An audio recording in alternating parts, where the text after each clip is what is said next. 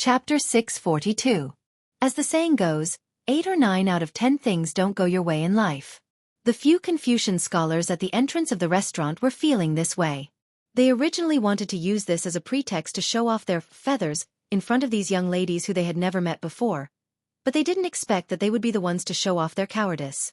Who would have thought that the young man in front of them would be so terrifying? He took out the riddles in his hand and said the answers one by one without getting a single one correct. These Confucian scholars were shocked, angry, and ashamed. Had all their years of living been in the belly of a dog? These riddles, which were extremely difficult in their eyes, were as easy as child's play to this young man. They were pitiful. After spending so much effort, they were only able to guess 2 riddles. Compared to the 2, they were simply beaten.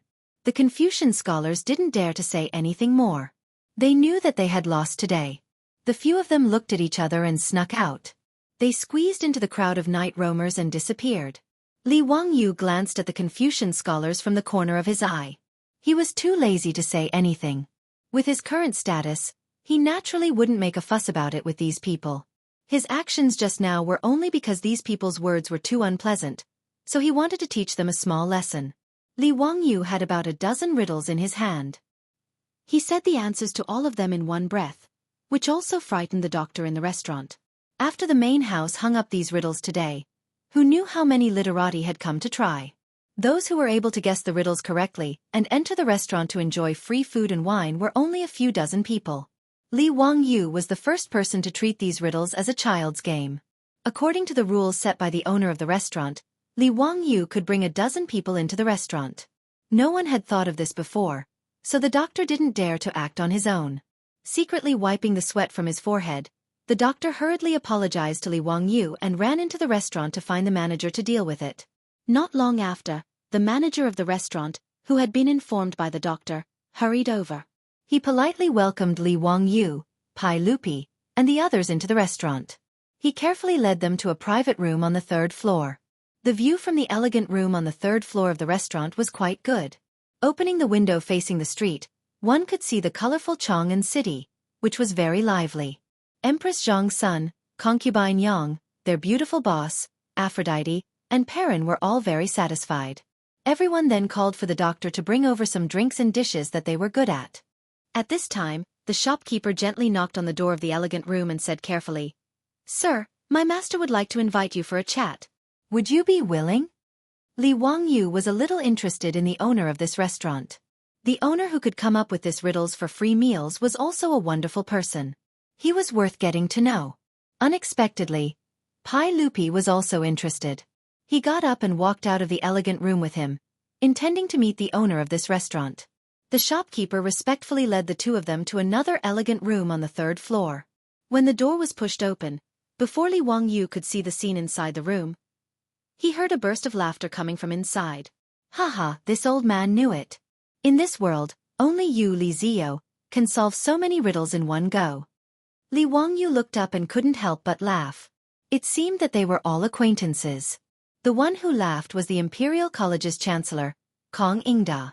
There were a few people beside him, including the Minister of Rights, Lu Quan, Li Wangyu's old friend, Yu Shernan, and an old man that Li Wangyu didn't recognize. Kong Ingda made fun of Li Wangyu before noticing Pai Lupi behind him. He hurriedly bowed. Pai Lupi smiled. "Sir, why are you so polite?" "Haha, I just ran into Zio downstairs. I didn't expect you to be in this restaurant." Speaking of which, they had actually just met a few hours ago in Taiji Palace. They didn't expect to run into each other again when they came out for a night tour of Chang'an. Kong Ingda smiled.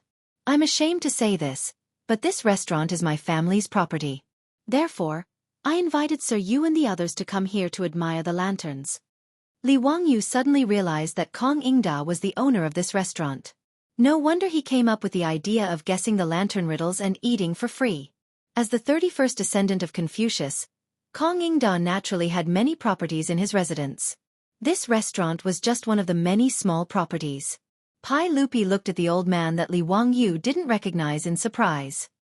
He respectfully bowed to the old man. "Teacher Wenji, you've finally returned to Chang'an. Shimin has been waiting for you for a long time. If we didn't run into Teacher Wenji today, I'm afraid that you wouldn't want to see Shimon, right? Is teacher still blaming Shimon? Pai Lupi's words shocked Li Wangyu. He couldn't figure out who this skinny old man was. How could he make Pai Lupi speak to him like a disciple? Your Majesty is too serious. Haha, old me is already old. I'm weak and sickly. I don't deserve such treatment from your Majesty. I came back to Chang'an to visit an old friend. As for the matter of becoming an official, your Majesty, please don't mention it again. I'm 82 this year. I'm really useless. The old man shook his head and smiled. Pai Lupi saw that the old man refused so firmly. He could only smile bitterly and shake his head. He planned to slowly persuade the old man. In short, since the old man had returned to Chang'an, he naturally didn't plan to let him go. Yu Shernan smiled and said, Brother Wenji, you're not in good health. Haha, you haven't been in Chang'an for a long time. I'm afraid you don't know this young man? His surname is Li and his name is Wang Yu. His courtesy name is Zio. His Majesty has granted him the title of County Count of the founding of the country. Li Zio was a miraculous doctor. Even the Crown Prince's intestinal abscess was cured by him, and old Taoist Sunday Master Zhao's lung disease was also cured by Zio. Your small ailments are nothing. Ha! Yu Shernan turned his head and smiled at Li Wangyu. He introduced, Zio, come and meet Master Li. Master Li's name is Gang and his courtesy name is Wenji. He's a great Confucian scholar. Li Wangyu's eyes involuntarily lit up when he heard that. So, this old man was Li Gang. No wonder Pai Lupi had such an attitude. Li Gang was a famous minister of the Sui and Tang dynasties. During the reign of Emperor Wan of Sui, he served as the Crown Prince's chamberlain and taught Crown Prince Yang Yong. After the Sui and Tang dynasties were established, Li Gang was appointed by Li Yuan as the Crown Prince's grand guardian and taught Crown Prince Li Jianqing. After the Xuanwu Gate incident and Li Jianqing's death, Li Gang resigned and returned to his hometown. In history, Li Gang returned in the 4th year of Zhengguan and was appointed by Pai Lupi as Crown Prince Li Chengqian's grand tutor. However, Li Gang was old and sickly. He passed away in the 5th year of Zhengguan. As a great Confucian scholar who taught 3 crown princes, Li Gang was unparalleled. Even retired Emperor Li Yuan, out of respect for Li Gang, never called him by his name. Pai Lupi, in front of this old man, could only greet him as a disciple and call him Shimon. Li Wangyu hurriedly bowed to Li Gang. So it's Teacher Wenji. Zio has long heard of Teacher's great name but has never seen Teacher's face. Today, I finally get to see Teacher. Li Gang twirled his beard and laughed. Haha, County Count Huxian is too polite. This old man has long heard of your great name. This old man loved your 3 kingdoms so much that I couldn't put it down. As for the poems you wrote, this old man was even more amazed. With such a young man in my Tang dynasty, there is no need to worry about prosperity. Teacher Wenji is too kind. Teacher should just call me Zio. Li Gang's expression suddenly became serious and a trace of anger appeared on his face. County Count Huxian, today you have embarrassed this old man. Tell me, how are you going to explain this to this old man? The old man's sudden change in expression stunned Li Wangyu. What was going on? Today was the first time he had seen this old man. How did he say that he had embarrassed him? Could it be that the few Confucian scholars downstairs were close to Li Gang? Chapter 643. Li Wangyu didn't know how to respond to Li Gang's words. Even Pai Lupi was confused. He didn't understand how his nephew had offended Li Gang. Even Yu Shernan, Kong Ingda, and Lu Quan were confused. They didn't understand why their old friend had suddenly turned hostile. Just as they were about to mediate, they saw Li Gang suddenly laugh like a naughty child. The mischievous expression on his face was like that of a child who had successfully pulled off a prank. Haha, Zio, don't panic. This old man was just joking with you. Today's lantern riddles in Brother Chong Yuan's restaurant were all this old man's proudest works. I didn't expect that Zio would treat it as a game. It's really annoying. Zio, tell me, how should you compensate this old man for his loss? Li Gang laughed very happily. There was no trace of embarrassment on his face. Li Wangyu didn't know whether to laugh or cry at this old man's words. Sure enough, old children were always like this. He didn't expect that such a great scholar like Li Gang would be so humorous. Pai Lupi also reacted. He shook his head and smiled wryly. Teacher Wenji still loves to joke. I thought this scoundrel had really done something to annoy Teacher Wenji. Li Gang clapped his hands and laughed. Zio, hurry up and tell me how you're going to compensate this old man. Otherwise, this old man will have Brother Chongyuan drive you out. Li Wangyu silently rolled his eyes. This old man was already 82 years old, but he still loved to joke around. He was really drunk. However, looking at Li Gang, who was laughing happily like a child, Li Wangyu's eyes turned and a mischievous idea popped into his head. Heh, since Teacher Wenji says so, then it's my fault. Since that's the case, how about I compensate teacher with a few lantern riddles? Li Wangyu laughed very mischievously. Li Gang shook his head repeatedly. No, this old man has nothing to do and likes to study lantern riddles. There really isn't anything new. This compensation won't do. That's not true. Teacher Wenji must have never heard of my lantern riddles and may not be able to guess them. Li Wangyu's smile became even more brilliant. Li Gang's interest was piqued. Ziyu, why are you so sure? This old man isn't afraid to tell you that this old man has been studying lantern riddles for more than 10 years. When I have nothing better to do, I like to study them as a game. You'd better think carefully. If I can answer your riddle, it won't count. Of course. If Teacher Wenji doesn't believe me, why don't we make a bet? I will give you 10 riddles. If you can guess 3 of them correctly, then you win. I wonder if Mr. has seen the portrait in Duke Yu's mansion? If I lose, I will draw a painting for you as an apology. What do you think? Hearing this, Li Gang's old eyes lit up. He had a good relationship with Yu Shernan. During Yu Shernan's birthday banquet, Li Wangyu had given him a sketch of Yu Shernan as a congratulatory gift. Naturally, he had seen it and liked it very much. Now that he heard that Li Wangyu actually wanted to bet with him, how could the old man not agree? Haha, Ziyu, you're really willing to go all out.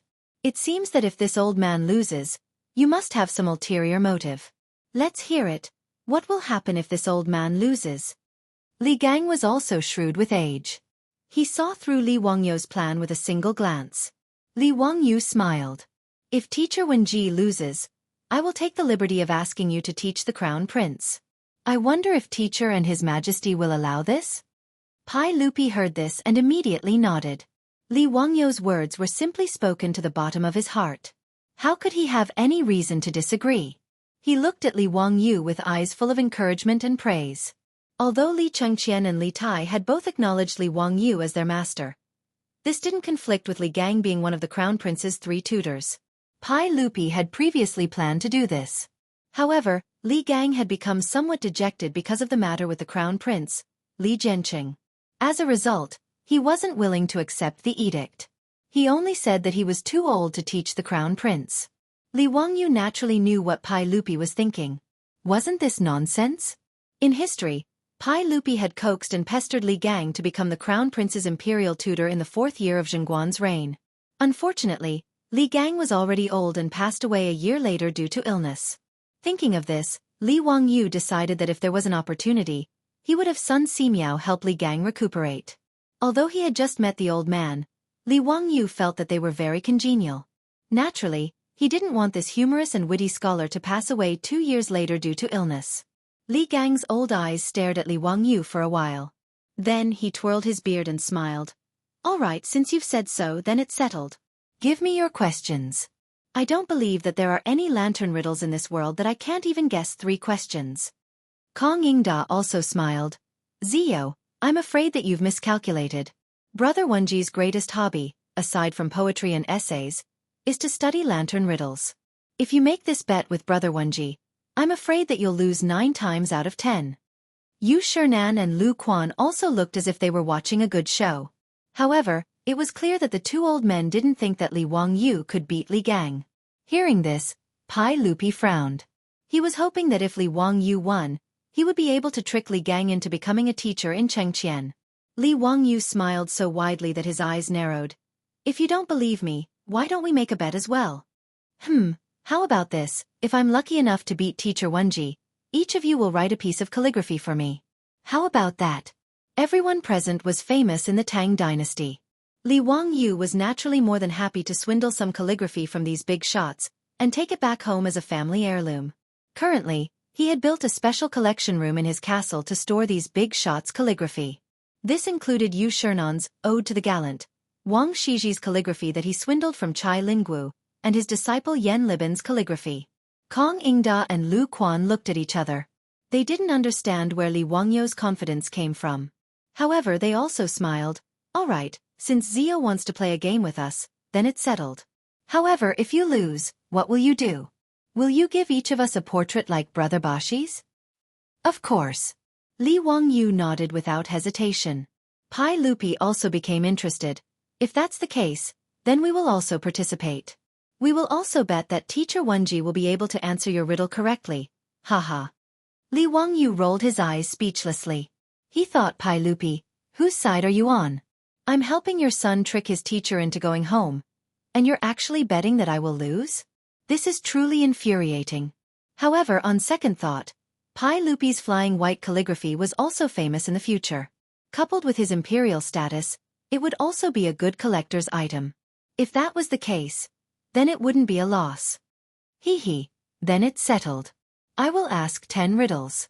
If Teacher Wenji can answer 3 correctly, then it will be my loss. If Uncle and you lose, you can't go back on your word. Of course. Just give me the question.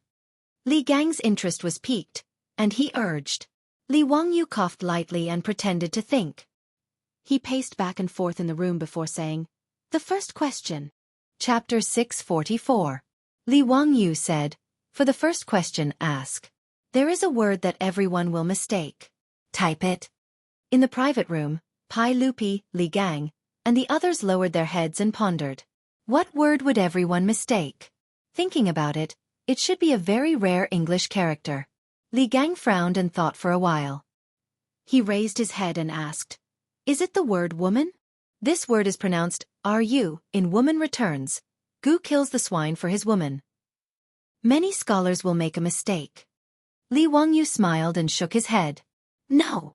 Kong Ingda wrote in the air with his hand as he said, Brother Wenji, there are many Tongfa words, but not everyone will make a mistake. In my opinion, it should be the word Yao. There is a wrong meaning. Zio, did I get it right? Li Wangyou still shook his head. No. Pai Lupi, Yu Shernan, and Lu Quan also frowned. They pondered for a while but could not come up with an answer. Zio, this is not right, that is not right. What word is it? Tell us. If we don't agree with the answer, it will not count. Li Gang stopped guessing and asked Li Wangyou for the answer. Li Wangyou said, Hee, Teacher Wenji, the answer is wrong. Look, isn't everyone making a mistake? His words instantly dumbfounded everyone. What? Was it this mistake? Mistake. Zio, why is it this mistake? Sure enough, everyone makes a mistake. Zio, you are really unexpected. I didn't think of such a simple answer. Li Gang slapped his head. So it was a word trap. It's my fault. I didn't think Zio would play such a trick. We lose this question. Zio, come up with another question. Li Wangyou laughed inwardly. What he thought of was the brain teaser of the future. The Tang people had never seen such a way of answering a question that required them to leave their original way of thinking and think from a different angle. A brain teaser naturally meant that the brain had to turn around to answer the question. However, this turn was not easy. In fact, this was where the fun of brain teasers lay. Every time he heard the answer, he would be enlightened, and then he would be annoyed that he couldn't think of such a simple answer. Since he dared to propose a bet with Li Gang and the others, he was naturally certain that they would not be able to guess the answer. Li Wangyou said, Okay, this is the second question. Ask in a year which month has 28 days. In the elegant room, everyone was very cautious. Li Gang pondered for a while before replying, February. There are only 28 days in February. Kong Ingda stopped him. Wait, Brother Wenji, that's not right. Haha, I know this brat is digging a hole for us again. There are 29 days in February of a leap year, so the answer should be that there are 28 days in February of a normal year. Pai Lupi and the others immediately clapped their hands and cheered. Haha, Confucius is indeed wise. Otherwise, we would have been tricked by this kid again. Li Wangyou was not the least bit disheartened. He only shook his head and said, No, you are wrong again. Kong Ingda was anxious. How can you be wrong? There are 29 days in February of a leap year, and 28 days in a normal year. What's wrong with that? Li Wangyu shrugged. Confucius, there are 28 days in every month. Ah, this is really true. There are 28 days in every month. We were tricked by Zio again. So it's this 28 days. This answer is so simple. Why didn't we think of it just now? Li Gang also wrung his hands and sighed, but some confidence returned to his face. Zio, I lost this question. You can continue with the questions. I already know what to do, so I definitely won't be tricked by you again. Pai Lupi and the others also nodded repeatedly. They felt that Li Wangyu's questions were not difficult. It was just a momentary surprise. Li Wangyu chuckled in his heart. This brain-twisting trick was not that simple. He coughed lightly and said, the third question is, what can teacher Wenji do? What can I do? What can all of you do? One person can do it, but two people cannot do it together. What is this? In the private room, everyone began to think hard. They felt like they were about to catch on to something, but after some thought, they felt that something was wrong. I know, Yu Shernan suddenly said. Going to the toilet is indecent. Naturally, it can't be done together. The others' eyes lit up. They felt that although this answer was indecent, it was the truth. Li Gang laughed loudly and clapped his hands. Haha, Zio's question is indeed indecent. But we should have answered it correctly, right? Of course. Zio, you have to accept your loss. Pai Lupi also laughed. Li Wangyu still shook his head. No. How is that possible? Could it be a bath? Zio, could it be that you did it on purpose? What's wrong with this answer? Li Wangyu said, Haha, I wouldn't dare to lie to uncle and all of you. If you don't believe me, I'll tell you the answer later. You can see if it's correct. Everyone could only think again. Now, they understood that Li Wangyu's questions were all unexpected. They needed to think about it from a different perspective. However, how could it be so easy to change one's habits of thought? After thinking about it for a while, no one had a clue. They could only admit defeat. After all, this was only the third question. There were still 7 questions, so there was no need to rush. Zio, tell us the answer. I admit defeat. I can't guess the answer. Li Wangyu smiled. Teacher Wenji, uncle, and all of you, it's a dream. Of course, everyone can have this dream, but it can't be done together. Yu Shernan was drinking from his wine cup. When he heard this answer, he couldn't help but spit out all the wine. Lu Quan, who was beside him, couldn't dodge in time and was sprayed with wine. Lu Quan didn't know whether to laugh or cry. He looked at Yu Shernan. Brother Bo Sure, how much do you have against me? Sorry. I couldn't help it. Zio's answer made me laugh. Yu Shernan hurriedly helped his old friend wipe the wine off and explained with a laugh. Li Gang was so annoyed that he kept hitting his head with his hand. Hi, why didn't I think of it? Dream, haha, isn't it just a dream? Pai Lupi was also annoyed that he didn't think of such a simple answer. Zio, continue. I don't believe I can't guess the answer. Li Gang said, rubbing his hands together. Kong Ingda and the others were also waiting for Li Wangyu to come up with a question. Everyone had forgotten that Li Wangyu had promised them that he would answer the question alone. Now, it was Pai Lupi and the others who were united in their determination to compete with Li Wangyu. Li Wangyu didn't care. He shrugged. Question 4. What's the middle of Chang'an? It's Vermilion Bird Avenue. No, this kid's trap can't be so simple. I know, the middle of Chang'an is the common people. No, uncle, everyone, the middle of Chang'an is naturally the word en. Ah, it's the middle of Chang'an? Is that even possible? Haha, this question deserves a toast. Zio, you're too evil. In the private room, everyone laughed again. Then they couldn't help but applaud. Zio, continue. I don't believe I can't get a single question wrong. Li Gang raised his head and drank a cup of wine, laughing loudly. This feeling of racking his brains and finally having the answer right in front of him was too torturous. Chapter 645. Seeing that the big shots were so excited, Li Wangyu could only shrug his shoulders and continue with the questions. Uncle, everyone, the 5th question is, iron and copper will rust if placed outside. What about gold? Everyone had become very cautious. Lu Quan asked, "Will this gold also rust?" "It shouldn't, right? When have I ever heard of gold rusting?" Pai Lupi laughed. "I know about this. There are many gold objects in the palace that need to be polished by craftsmen. I once asked out of curiosity and learned that gold will rust as well. Therefore, it needs to be polished frequently." Yu Shernan clapped his hands and applauded. "That's true. I also know that gold will rust." Li Gang was about to answer when he lowered his head and thought for a while.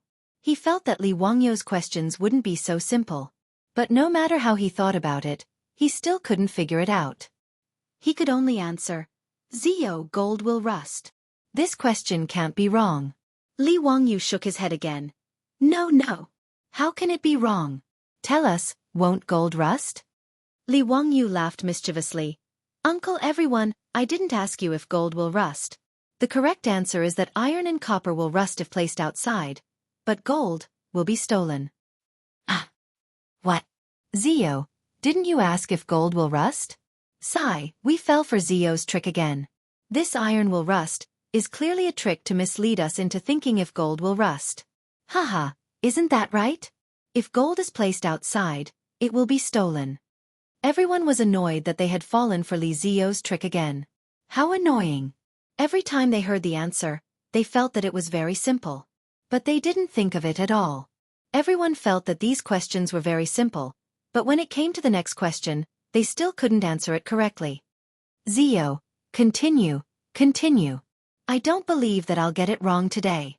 At this time, Pai Lupi, Li Gang, Yu Shernan, and the others didn't care about winning or losing. The most important thing was that they had to answer a question correctly to save their face. Otherwise, if he couldn't even answer a single question out of the 10, it would be too embarrassing. Question 6. What won't get wet after falling into water? Question 7. There is an item that you can use your left hand to hold, but not your right hand. What is it? Question 8. What is it that gets bigger and bigger when you cut it with scissors? Question 9. Ask. Question 10. There were a total of 10 riddles, but none of the people present could answer a single one. Li Gang, Pai Lupi, and the others looked at each other in dismay. The emperor of the Tang dynasty and several top scholars of the Tang dynasty were really hit hard by Li Wangyou's strange questions. Kong Yingda's face was flushed red.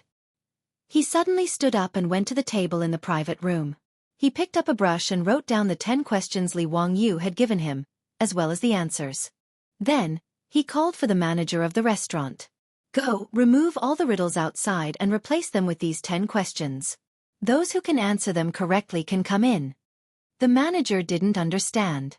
After looking down at the riddles and the answers on the paper, he couldn't help but have a very interesting expression. Yes. The manager didn't dare to ask more. He followed Kong Yingda's order and ordered the doctors in the restaurant. Li Gang, Yu Shernan, and Lu Quan pointed at Kong Yingda and laughed. "Haha, Chong Yuan, are you not going to entertain guests today? Some people could answer those riddles, but I don't believe anyone can answer Ziyu's 10 questions correctly." "Humph, what does that have to do with me?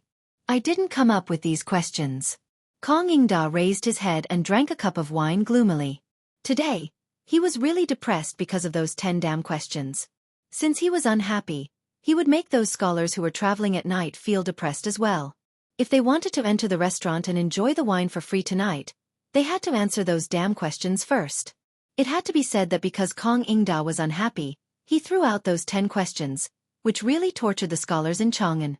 During the 3 days of the Lantern Festival, the restaurant of the Kong family almost didn't receive any guests after the 10 questions were put up. The more difficult it was for people to answer these 10 questions, the more competitive the countless scholars in Chang'an became.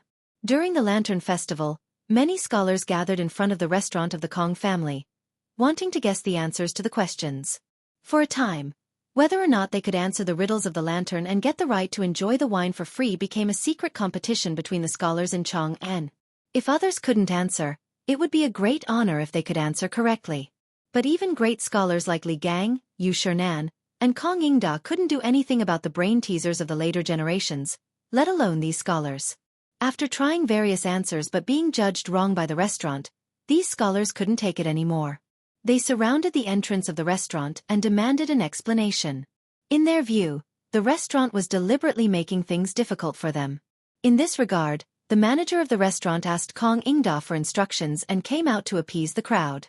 He said that after the Lantern Festival, the answers to the 10 riddles would be posted.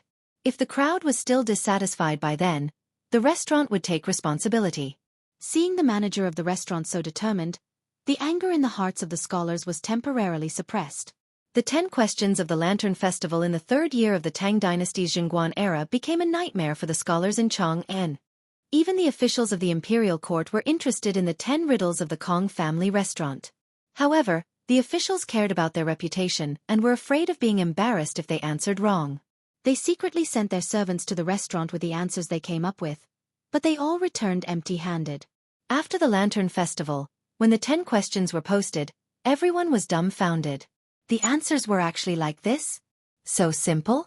What was even more wicked was that when the answers were posted, Kong Ingda specifically said that the 10 riddles were all written by Li Zio, the county count of Wuxia. This news immediately caused an uproar among the scholars in Chang'an. The scholars who were tormented by the riddles, in addition to admiration, couldn't help but gnash their teeth in hatred of Li Wangyu. How did this count of Wuxia, who was famous throughout Chang'an, come up with such a ridiculous question? There were even some busybodies who simply called Li Wangyu the Baize County Count. Baize was an ancient divine beast. It was said that it knew astronomy, geography, and trifles. Through it could see the future. Giving Li Wangyu such a nickname was not only to praise Li Wangyu's knowledge, but also to express their resentment. They also secretly cursed him for not being human and compared him to a divine beast. This elegant nickname was in line with the crowd's thoughts. It didn't take long for Li Wangyu to be called the Baize County Count, in private in Chang'an. When Li Wangyu learned of this, he didn't know whether to laugh or cry. However, he wasn't angry. Baize was Baize. In any case, it was still a divine beast. Moreover, Baize had a high status and was a symbol of auspiciousness. Baize County Count sounded much better than County Count of Wuxia. These were all things for later. At this time, in the elegant room of the Kong family restaurant, Li Wangyu looked at Pai Lupi and the other big shots very proudly. "Uncle, everyone, I've won now. If you're willing to bet, you must accept your loss. Please leave behind some calligraphy for me." He pointed at the several tables. Naturally, there were good brushes and ink in the elegant room. However, Li Gang shook his head. No. Chapter 646. Li Wangyu asked in astonishment, "Teacher Wenji, what's wrong with that? Don't tell me you intend to renege on your debt?" Li Gang twirled his beard and smiled. "Of course we won't renege on our debt, but we can't just write it casually. There has to be a method." Yu Shernan immediately understood Li Gang's meaning. He clapped his hands and smiled. "That's right, Brother Wenji is right. Since Zio wants us to write for you, we can't write for you for free. It just so happens that today is the Spring Lantern Festival. Why don't you write a poem using the Spring Lantern Festival as the theme? If you write a poem, we'll write some calligraphy for you. How about it?" Even Pai Lupi applauded Yu Shernan's suggestion. "Teacher Yu's suggestion is very good. Haha, Zio, if you want our calligraphy, then give us a poem in exchange."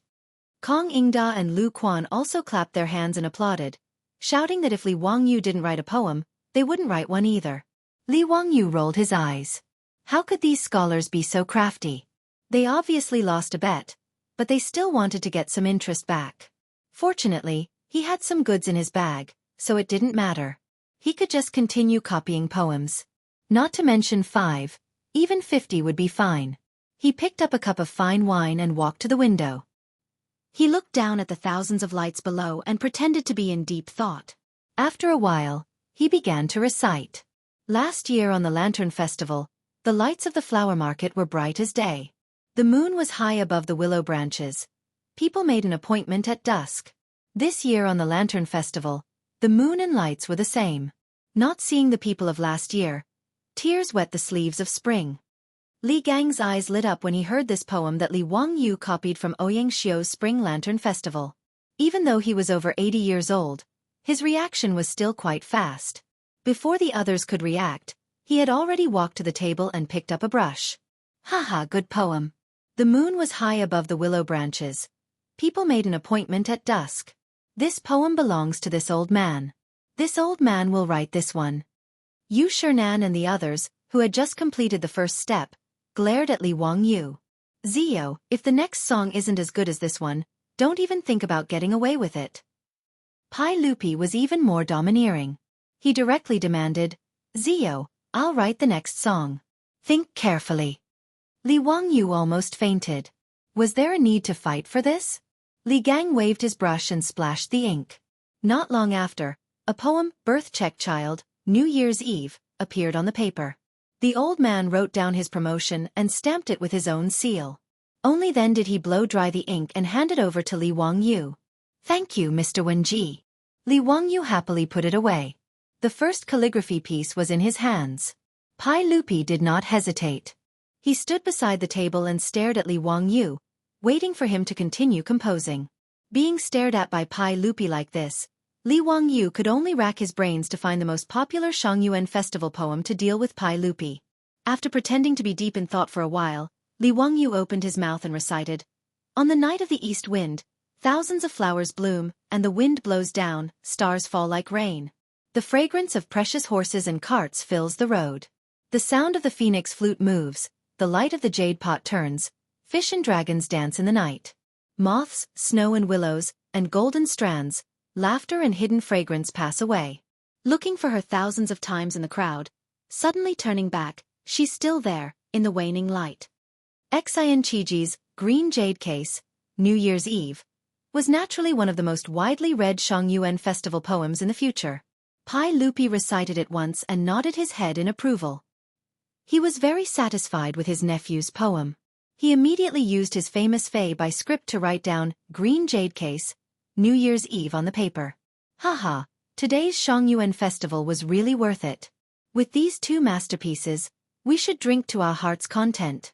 Come, Zio, let this old man toast you. In this old man's opinion, when it comes to poetry, no one in the world can compare to you. Yu Shernan was very excited. He actually personally poured a cup of wine for Li Wangyu. Li Wangyu hurriedly thanked him and repeatedly said that he didn't dare.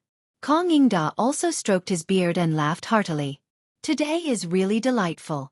Who knows how many young ladies in the world will fall for Zio's two poems. Haha, what a good looking for her thousands of times in the crowd. Suddenly turning back, she's still there in the waning light. Wonderful, truly wonderful. Come, your majesty, everyone, let's drink. Li Wangyu was puzzled. What's wrong? From what Kong Yingda and Yu Shernan said, he didn't need to write more poems? This actually wasn't strange. In the eyes of Yu Shernan and the others, poems weren't vegetables in the fields. How could they be wholesale? Just now, when they said that they wanted him to write 5 Shangyuan festival poems, only then would they each write one. That was just a joke. Now that Li Wangyu had written 2 masterpieces in a row, what else could they ask for? On the other hand, Li Wangyu couldn't help but feel excited after drinking a few cups of wine. Originally, in the future, when he was forced by his grandfather to memorize so many poems, he didn't feel much. But now that his soul had traveled to the Tang dynasty and personally witnessed the flourishing flowers of the Shangyuan festival, he had a deeper understanding of these masterpieces. Under the stimulation of alcohol, Li Wangyu couldn't help but want to recite the extremely beautiful poems in his mind. Fortunately, Li Wangyu didn't get too carried away and forcibly restrained his urge to recite poems. Low-key. A person must be low-key. It was enough that he had monopolized Xian Chiji and Ouyang Xiu's masterpieces. He should leave some leeway for his descendants. Otherwise, in the future Shangyuan festival, what would Su Shi, Li Shangyin, Li Qingzhao, Lu Yu, Wang Shouren and the others write? Seeing that Yu Shernan and the others no longer brought up the matter of composing poems, Li Wangyu stopped while he was ahead. After pulling Yu Shernan, Kong Yingda, and Lu Quan to leave him calligraphy, Li Wangyu finally stopped. At this time, Pai Lupi solemnly bowed to Li Gang again. Teacher Wenji, you must also accept your loss. Crown Prince Changqian will be in your care. Li Gang also helplessly shook his head. Hi, this old man is already 82 years old this year. I only want to enjoy the rest of my life and have children and grandchildren. Why bother, your majesty? Besides, the crown prince has Zio to teach him. There is no need for this old man to meddle. How could Pai Lupi let him go? Li Wangyu was naturally a good teacher, but as a parent, How could he dislike having too many great teachers teaching his children? This was a common problem for parents.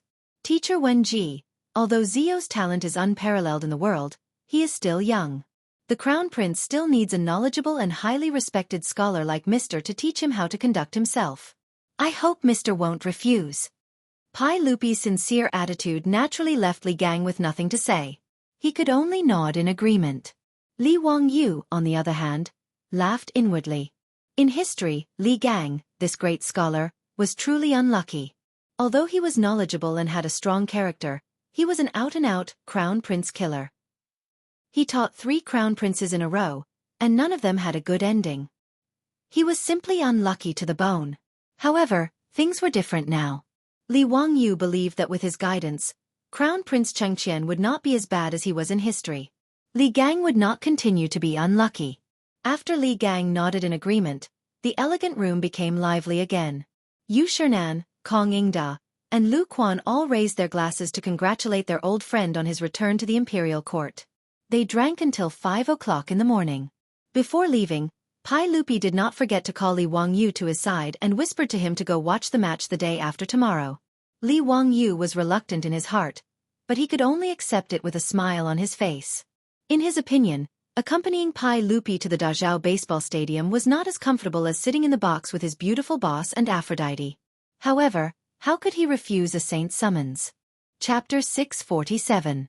After parting ways with Pai Lupi, Empress Zhang's son, and the others, Li Wangyu and his beautiful boss were not in a hurry to go home. Instead, they continued to tour Chang'an City at night, enjoying the rare scenery of the Spring Lantern Festival. Even though it was already 3 o'clock in the morning, there were still many people on the streets, be it the east or west markets. Obviously, no one was willing to waste the once-a-year curfew by going back to sleep. On the spacious Vermilion Bird Avenue, under the huge lanterns made by the imperial family, men and women were singing and dancing tirelessly.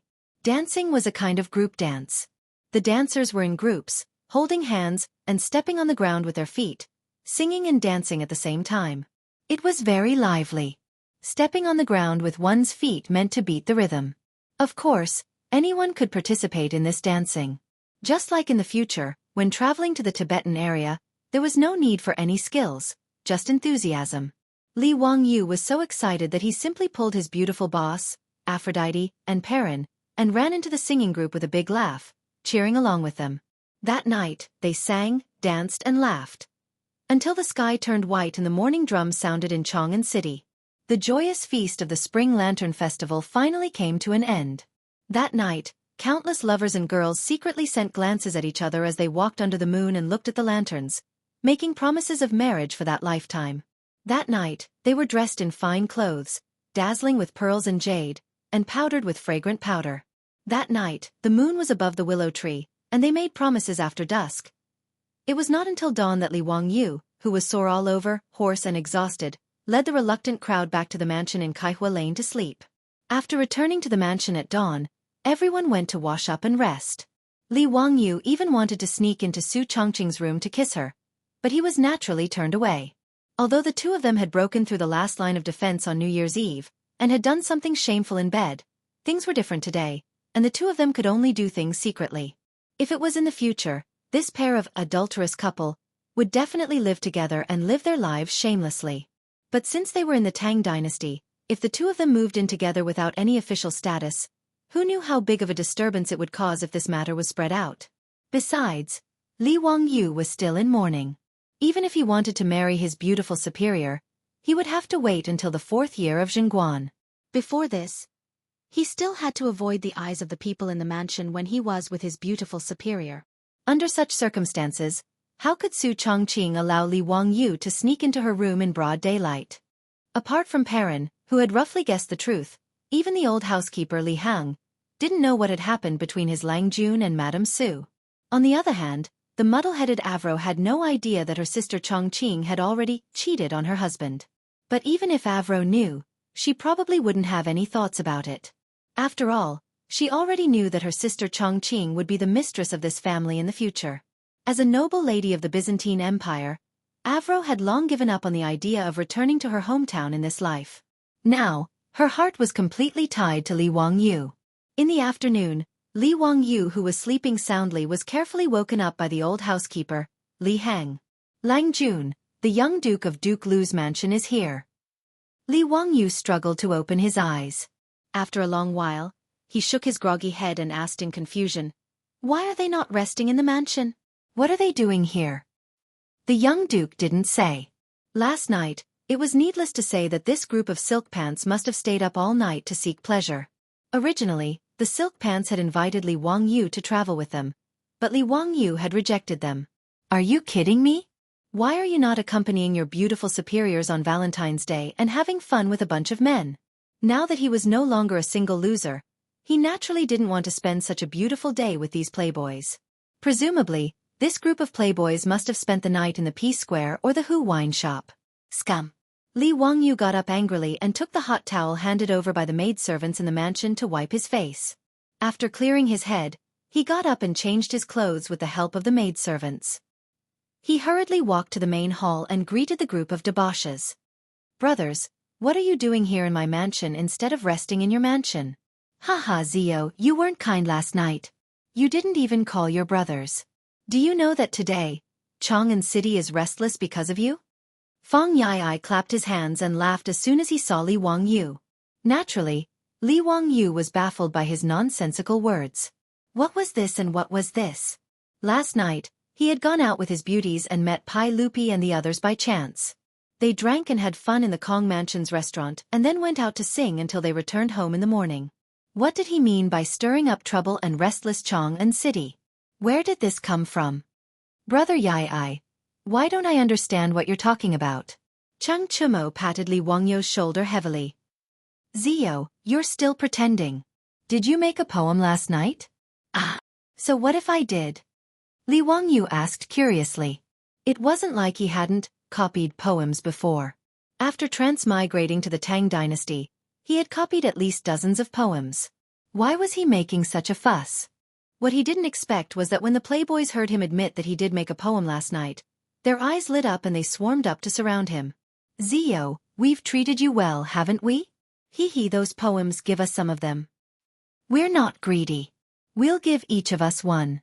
Li Wangyu was even more confused. Why did they ask him for a poem out of nowhere? "Brothers, if you have something to say it slowly. What are you trying to do? You've really confused me."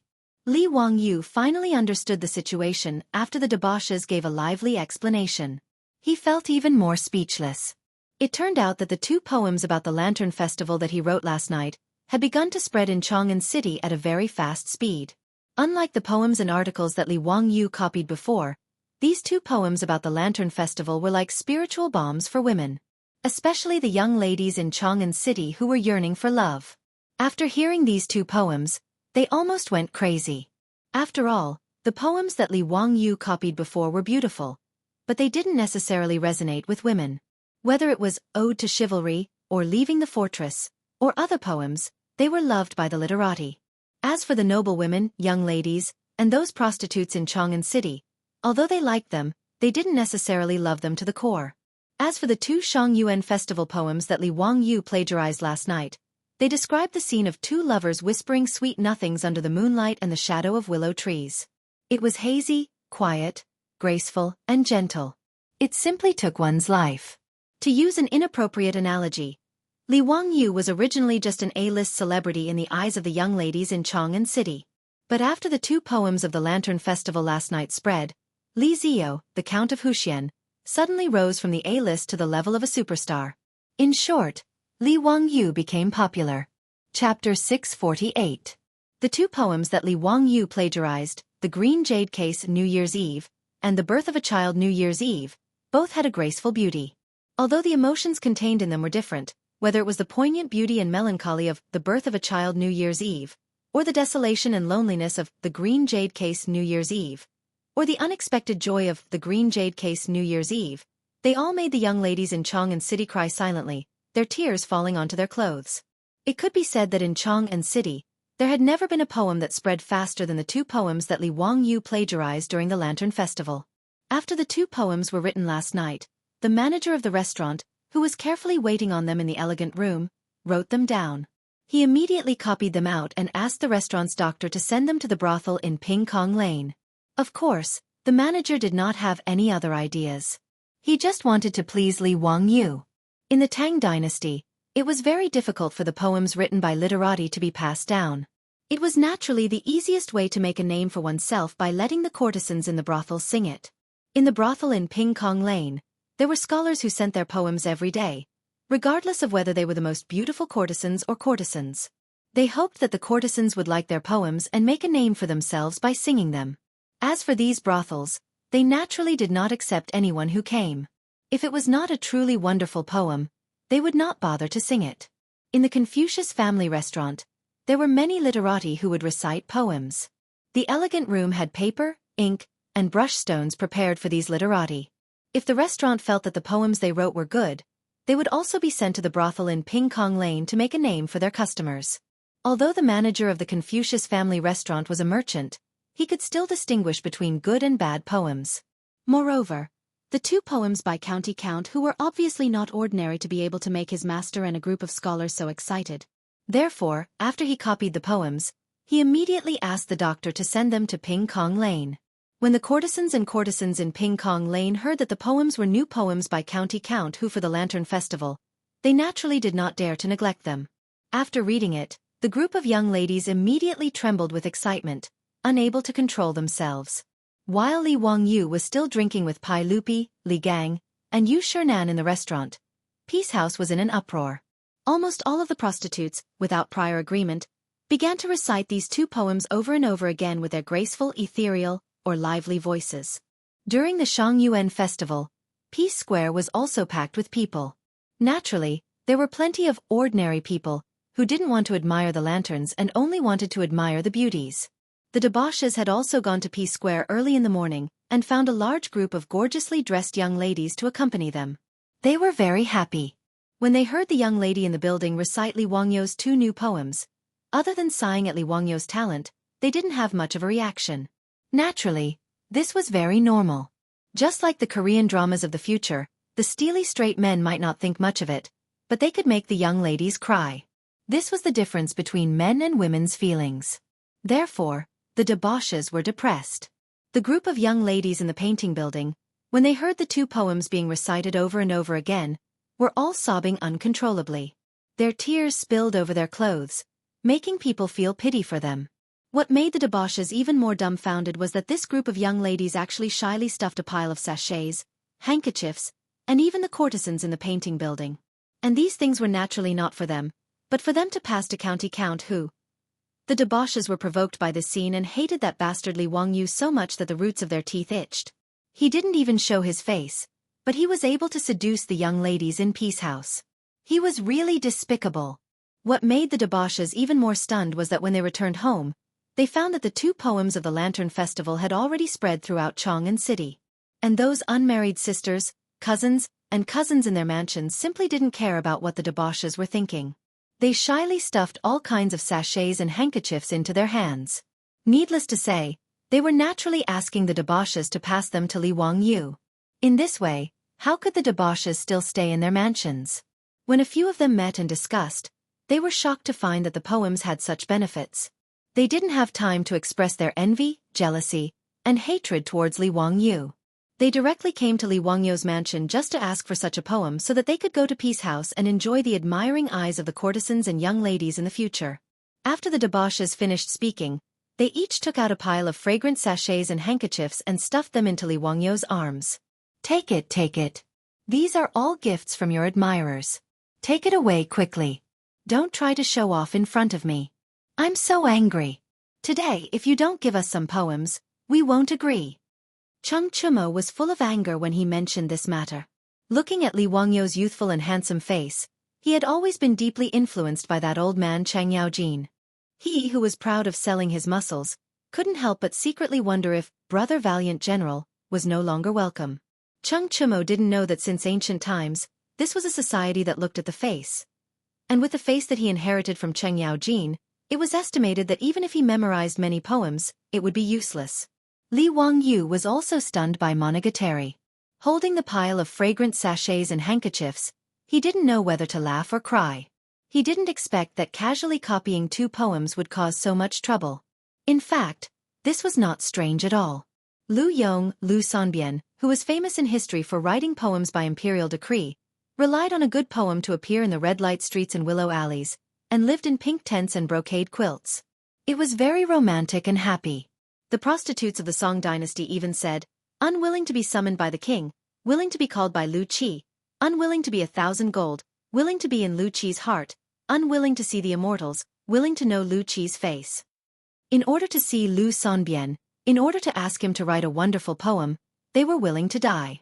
Lu Sanbian was like this, not to mention Li Wangyu, who was so handsome, Xiao Lang, Kuan. Which girl didn't love him? It had to be said that Li Wangyu's soul transmigrated to the Tang dynasty. The biggest advantage was that this body was really handsome. In the future, Li Wangyu was just a middle-aged man. But now, even if he took this body to the future, he could be hyped up to be a popular little fresh meat without any acting or singing skills. Even Li Wangyu secretly thought that his success in winning the heart of his beautiful boss might not have nothing to do with his good looks now. In short, he was handsome, and he was a member of the imperial court. Plus, he wrote good poems that women loved to the bone. How could Li Wangyu not be loved by the young ladies in Chang'an City? In this regard, Li Wangyu was 30% distressed and 70% secretly happy. While he was secretly laughing, he heard the cold voice of his beautiful boss behind him. Wangyu, what are you holding? No, nothing, haha, you see, Brother Chimo and the others are too polite. Just come, but bring so many gifts. It's really too polite. Li Wangyu casually put the pile of sachets and handkerchiefs on the table beside him and said perfunctorily. Unfortunately, his words were really not convincing. He couldn't even fool the little girl Perrin, let alone his beautiful boss. Chapter 649. How could the beautiful superior believe his words? Moreover, she had already heard the conversation between the wastrels earlier. She coldly snorted and gave Afro and Perrin a look. The 2 attendants of the beautiful superior immediately understood their older sister's meaning, and immediately stepped forward. One of them coldly snorted at Li Wangyu, reached out to pick up the fragrant sachets and handkerchiefs on the table, turned around and left. In this regard, Li Wangyu naturally broke out in a cold sweat. The beautiful superior was jealous, and the consequences were very serious. He was wronged, truly wronged. This was simply a person sitting at home, but the pot fell from the sky.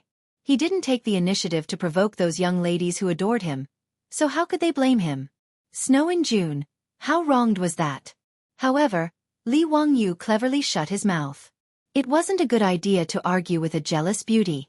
This was a bloody lesson for countless men in the future. Obviously, after the substantial change in their relationship, even a goddess like the beautiful superior couldn't help but develop in the direction of a jealous little girl. Even the group of wastrels could feel the low pressure brought by the beautiful superior. In the main room, everyone sat upright and still, and no one spoke. Only after the 3 women left did Feng Yai, I let out a long breath. Zio, you're too henpecked. You haven't even gotten married yet, but you're already like this. I'm afraid that in the future, you won't be able to uphold your wife's authority. Li Wangyu looked at him with disdain and scolded in his heart. It's fine if other people say it, but how can you have the face to say such things?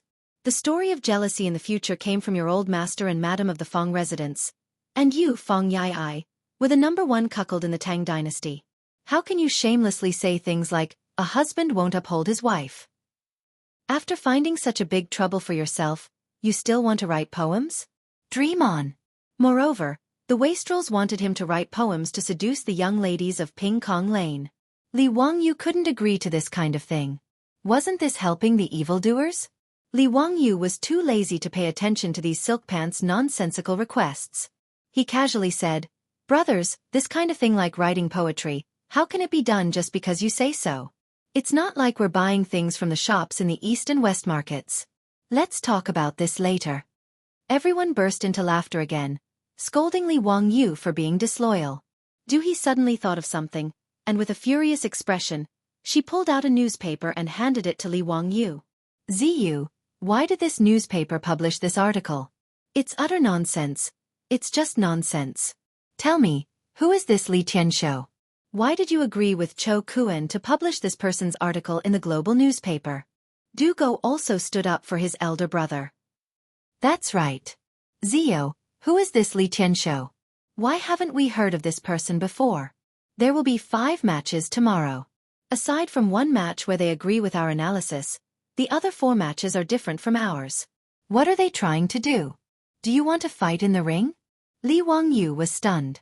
Then, the expression on his face became strange. Pai Lupi had changed his name to Li Tianshou and published an analysis of the team's strength in the global newspaper. Only he and Cho Kuan knew about this matter. They didn't expect that the Silk Pants would come over to denounce them because of this matter. This was interesting. He squinted his eyes and smiled. This Li Tianshou, is also someone who likes to hit the ball. I saw that this article was written quite well, so I let Cho Kuan publish it in the global newspaper. Brothers, don't be angry. Isn't this a good thing?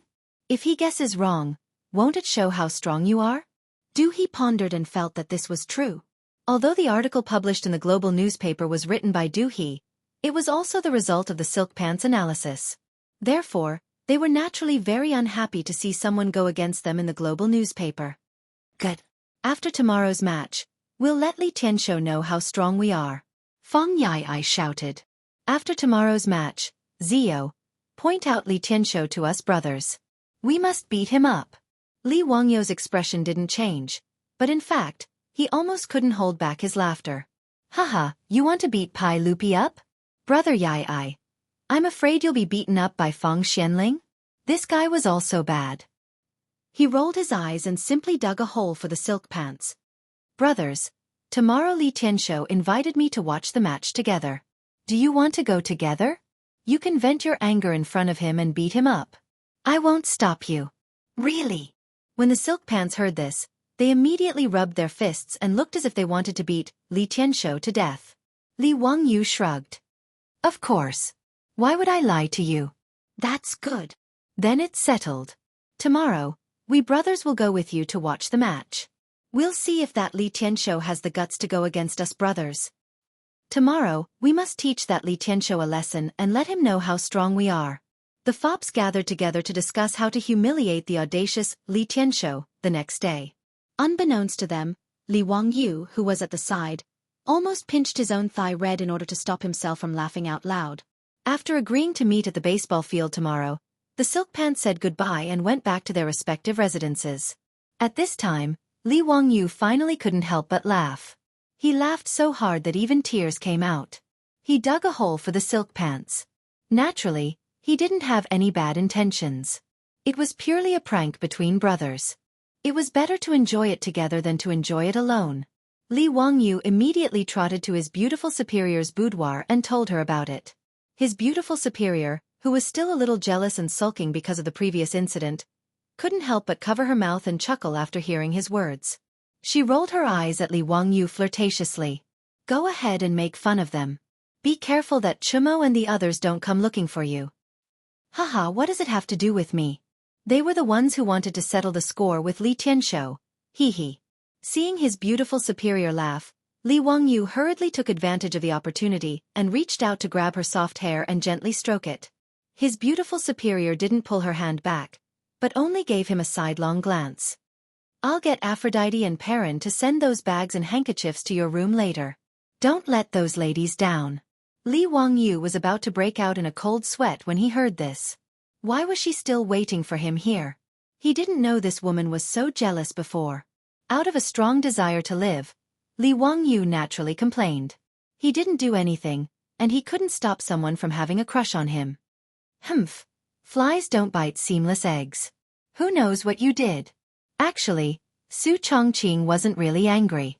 It was just a way for women to act coquettishly with men. Anyone who took it seriously would be a fool. Li Wangyu was naturally not an idiot.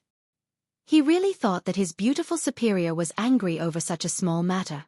He didn't continue the conversation and changed the topic. He casually talked about something trivial, but his hand was very mischievous as it climbed up the soft part of his beautiful superior's chest. Pah!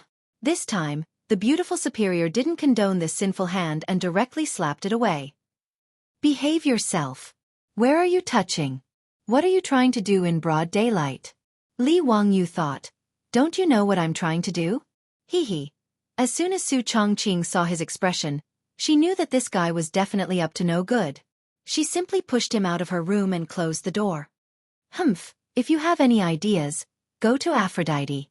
Li Wangyou's heart trembled when he heard his beautiful superior's words. He had naturally coveted the female version of Angelina Jolie for a long time, but he didn't dare to really have any thoughts. After all, what a woman said couldn't be taken seriously. Who knew if his beautiful superior was telling the truth or just testing him? What did his beautiful superior mean by this? Chapter 650. Li Wangyou was troubled by his beautiful superior's words for the entire night.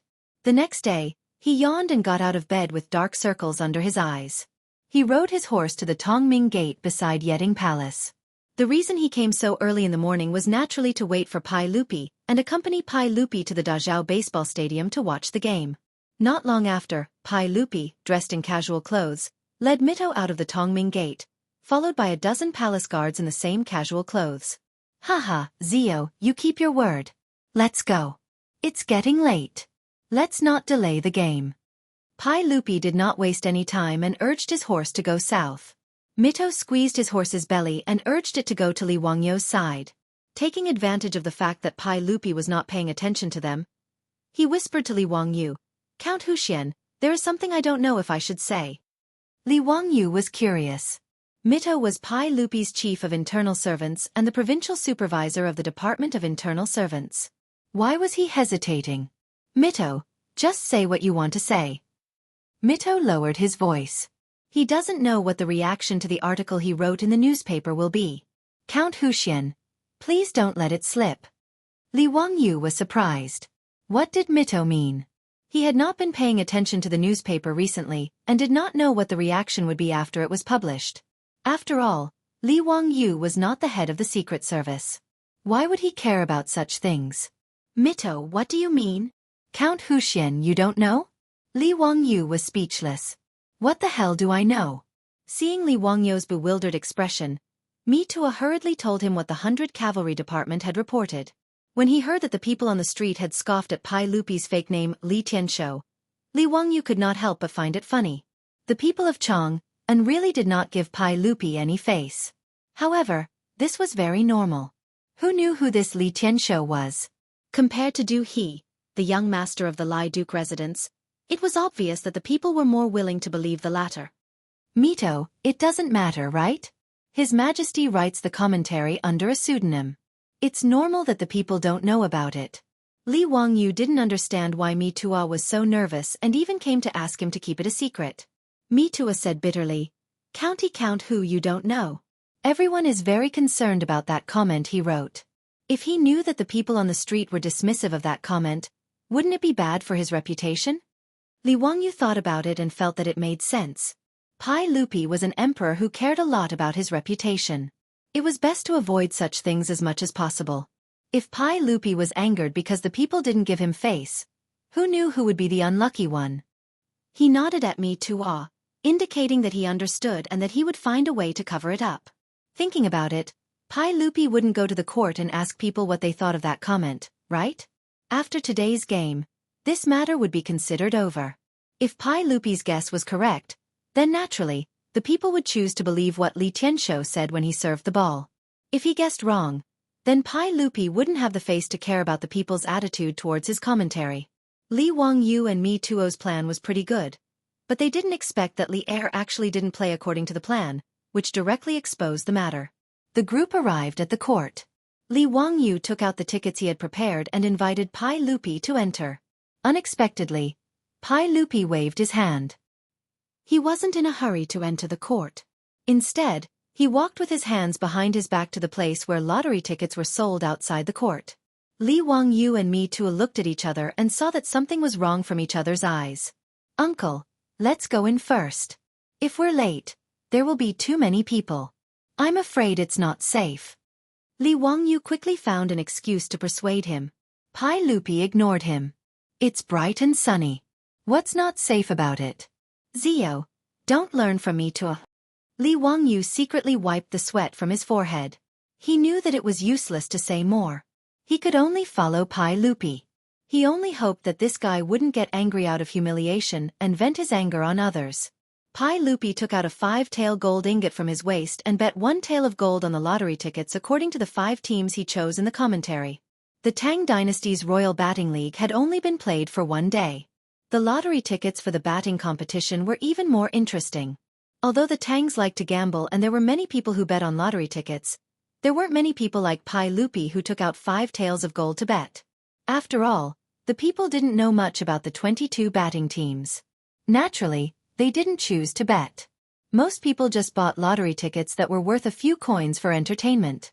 Pai Lupi's big gamble also attracted the attention of the people lining up to buy lottery tickets. 5 taels of gold was equivalent to 30 strings of copper coins, which meant that Pai Lupi bet 6 strings of copper coins for every game. Fortunately, Li Wangyu had already considered this situation. Now, in the second game, in addition to the 2 taels of gold, there were also lottery tickets that represented different amounts of money for sale. Finally, someone couldn't help but bow to Pai Lupi. "Lang Jun, please. May I ask why you dare to bet so much at one time to buy lottery tickets?" Pai Lupi was waiting for someone to ask this question. Naturally, he twirled his beard and laughed. "Haha, why wouldn't I dare?" On a certain newspaper, Li Tianshou's article was very reasonable. Based on his analysis, I bought the lottery ticket. "What? Did you all not see the newspaper?" His words caused the surrounding people to be stunned. Then they all shook their heads. "Lang Jun, that's not appropriate." There were 2 articles in the newspaper that analyzed today's game. Duke Li's Duke Duhe's views are different from Li Tianshou's. I think it's better to take Duke Du's analysis as a reference. That's right. Everyone knows that the Great Zhao Batting Field and the Royal Batting League are managed by Count Huxian. The 2 Duke Li's sons are good friends with Count Huxian. Naturally, his analysis is more trustworthy than Li Tianshou's article. That's right. I also plan to buy lottery tickets based on Duke Du's analysis.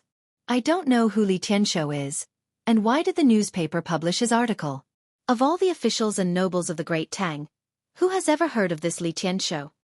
Lang Jun, I think your 5 taels of gold are going to be wasted. Who is this Li Tianshou? No one knows. Lang Jun, are you confused? How can you listen to this person's words? Everyone's words angered Pai Lupi so much that he almost went berserk. He never thought that the work he was so proud of would be looked down upon by the common people. Pai Lupi purposely came to buy the lottery ticket to listen to the flattery of the audience. He didn't expect to be slapped in the face, making him feel very embarrassed. He turned his head and glared at Mi Tuo, whose legs were already weak. Then, he cupped his hands towards the crowd. Haha, the winner and loser will be decided after today's game. However, I still believe Li Tianshou's words. Pai Lupi didn't want to say anything more. He turned around and walked towards the field. When he passed by Mi Tuo, he said, "I'll deal with you when we get back."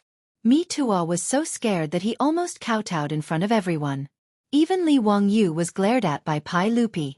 Seeing Pai Lupi walk angrily towards the field, Li Wangyu was speechless. What the hell is this? How innocent am I?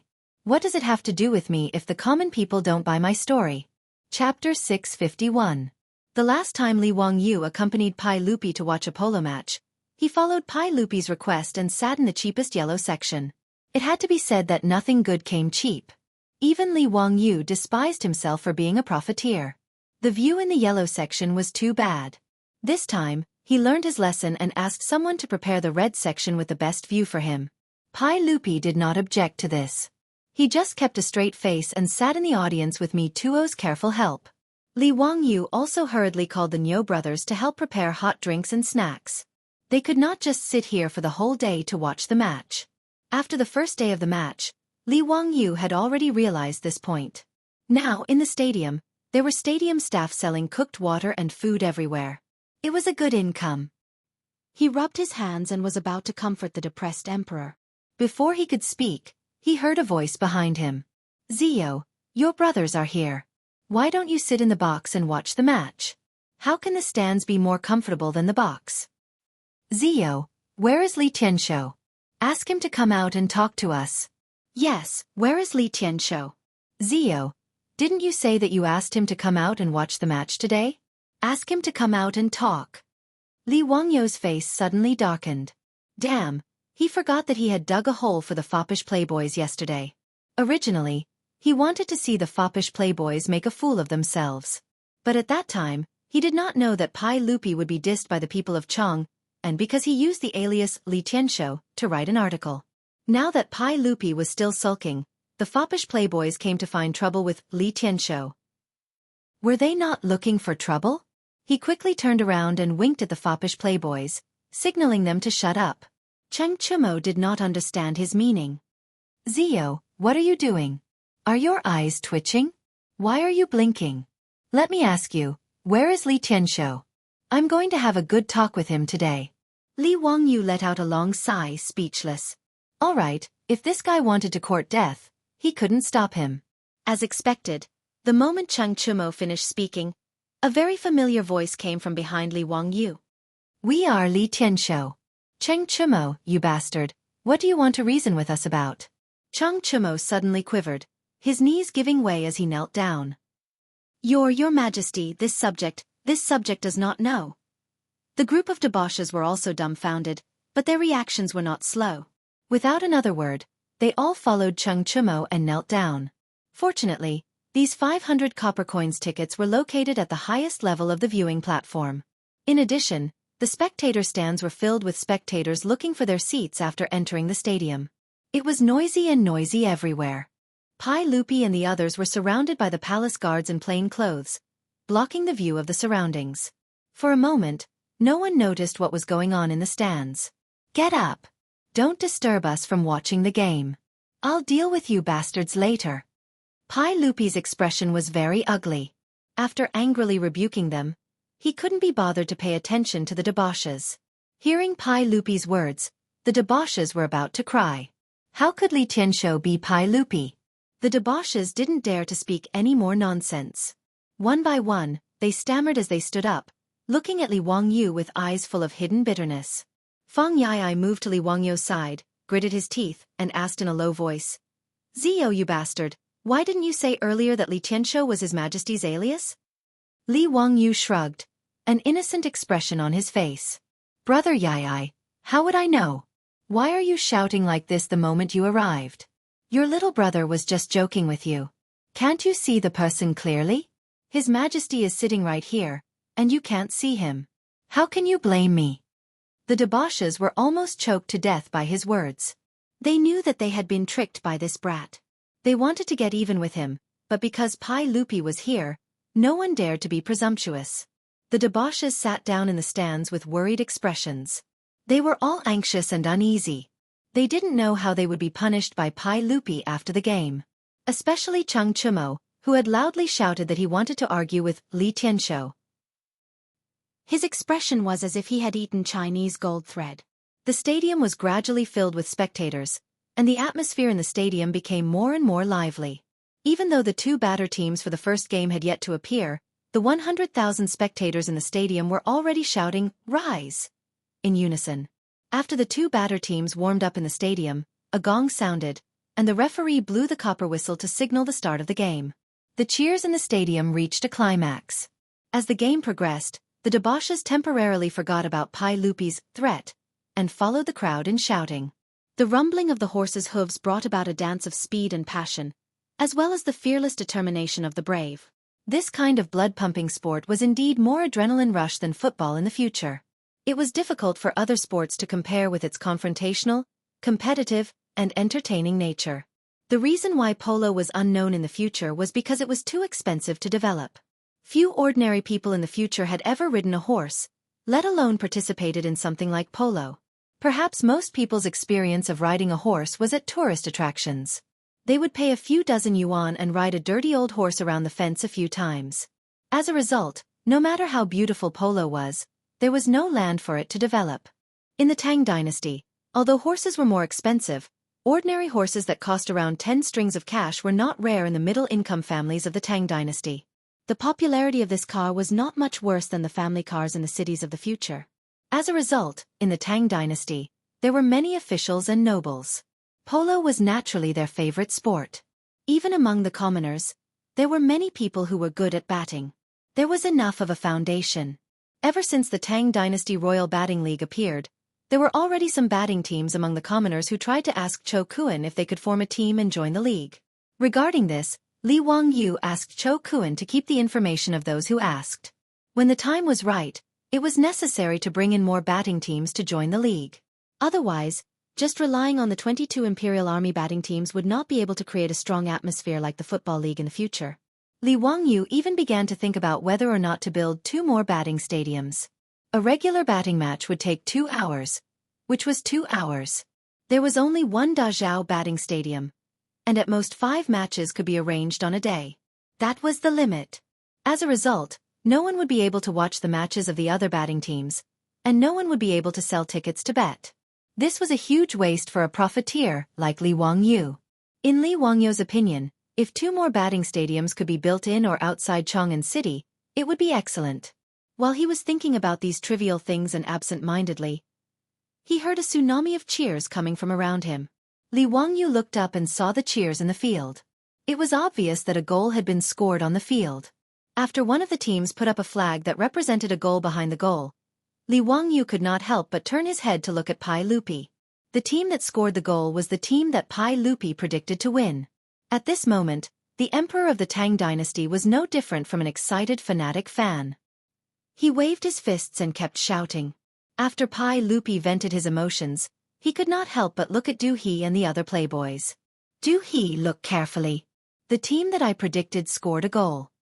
Yes, your majesty is wise. Du He's face was bitter. What else could he say at this time? He could only bow his head and admit his mistake. Even the playboys began to pray in their hearts that their predictions were wrong and that they would not win against Li Tianshou. Chapter 652. The playboys felt as if they were sitting on pins and needles as they watched the match. Every time they wrote an article predicting the winning team's goal, not only did the playboys not stand up and cheer, but they all looked as if they had lost their parents. On the other hand, when Pai Lupi predicted that the team would score, the group of playboys waved their fists and shouted excitedly as if they had guessed correctly. Pai Lupi naturally knew what the group of playboys were thinking, but he didn't point it out. He only cheered along with them. The good thing was that Pai Lupi was much more experienced than the playboys when it came to batting. In addition, Pai Lupi had watched the 22 Imperial Army batting teams countless times, so he was very familiar with the strength of these batting teams. Therefore, the article written by Pai Lupi using the alias Li Tianshou was naturally more accurate in predicting the results of today's 5 matches. Out of the 5 matches, there were 4 matches where the results were different from each other. And out of these 4 matches, Pai Lupi guessed 3 matches correctly, while the playboys only guessed 1 match correctly. As for the match where both sides predicted the same result, there were no surprises. They all guessed correctly.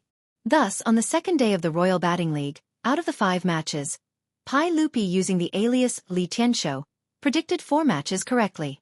The playboys, on the other hand, were a bit unsightly. They only guessed 2 matches correctly. This result made Pai Lupi very satisfied. He laughed and called me Tuo to return to the palace. All the silk pants quickly stood up and bowed their heads respectfully, preparing to send Li Er off. Unexpectedly, Pai Lupi stood in front of Chung Chumo and patted his shoulder. "You little bastard, you dare to call yourself lousy in front of me. Tell me, how should I punish you?" Chung Chumo didn't expect Pai Lupi to still remember this. He was so scared that his knees went soft and he knelt down. "Your Majesty, I deserve to die 10,000 times. I didn't know it was your Majesty. Please forgive me, your Majesty." Pai Lupi laughed. "Ha ha, you little bastard. You said you deserved to die 10,000 times, but now you want me to forgive you. This makes me feel very conflicted." Chung Chumo had a long face and didn't know what to say. Pai Lupi continued, "Okay, the ignorant are innocent. I won't bicker with you little bastards."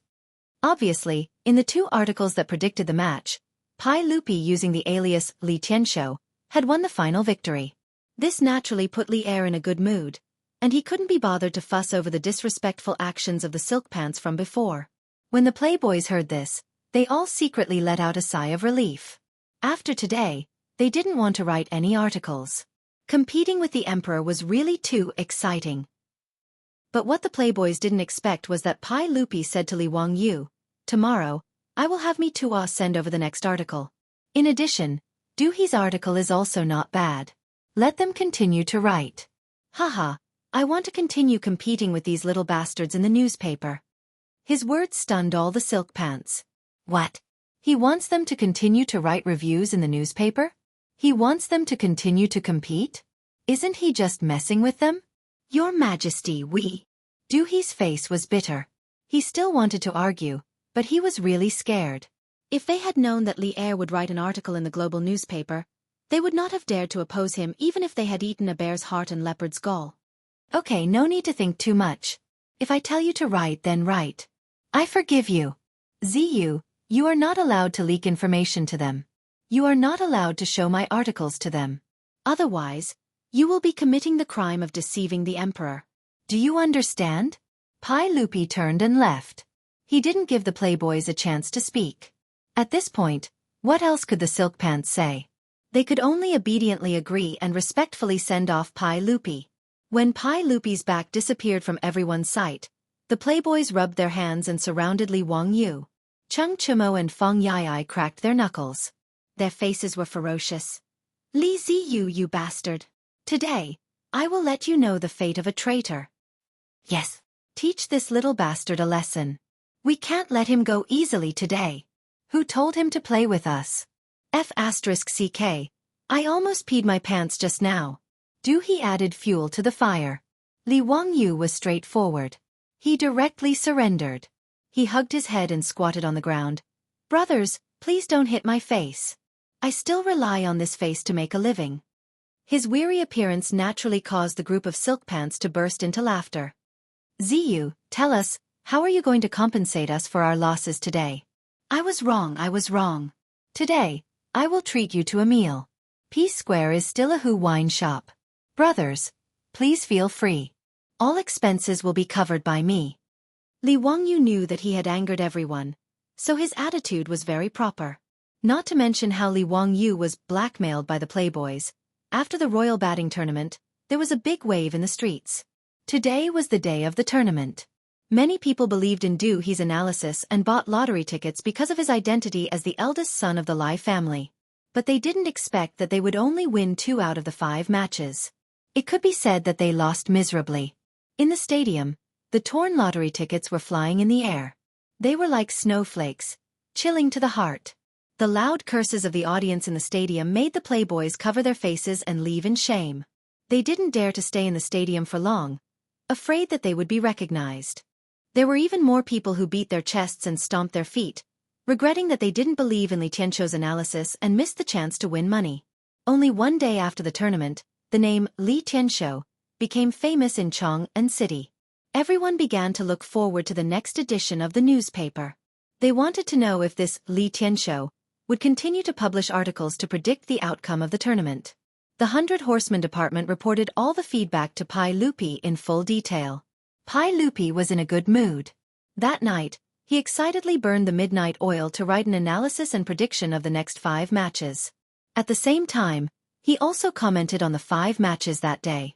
When Li Wangyu received the commentary from Mito and read it carefully, he couldn't help but be shocked by Pai Lupi. Could this guy also be a time traveler?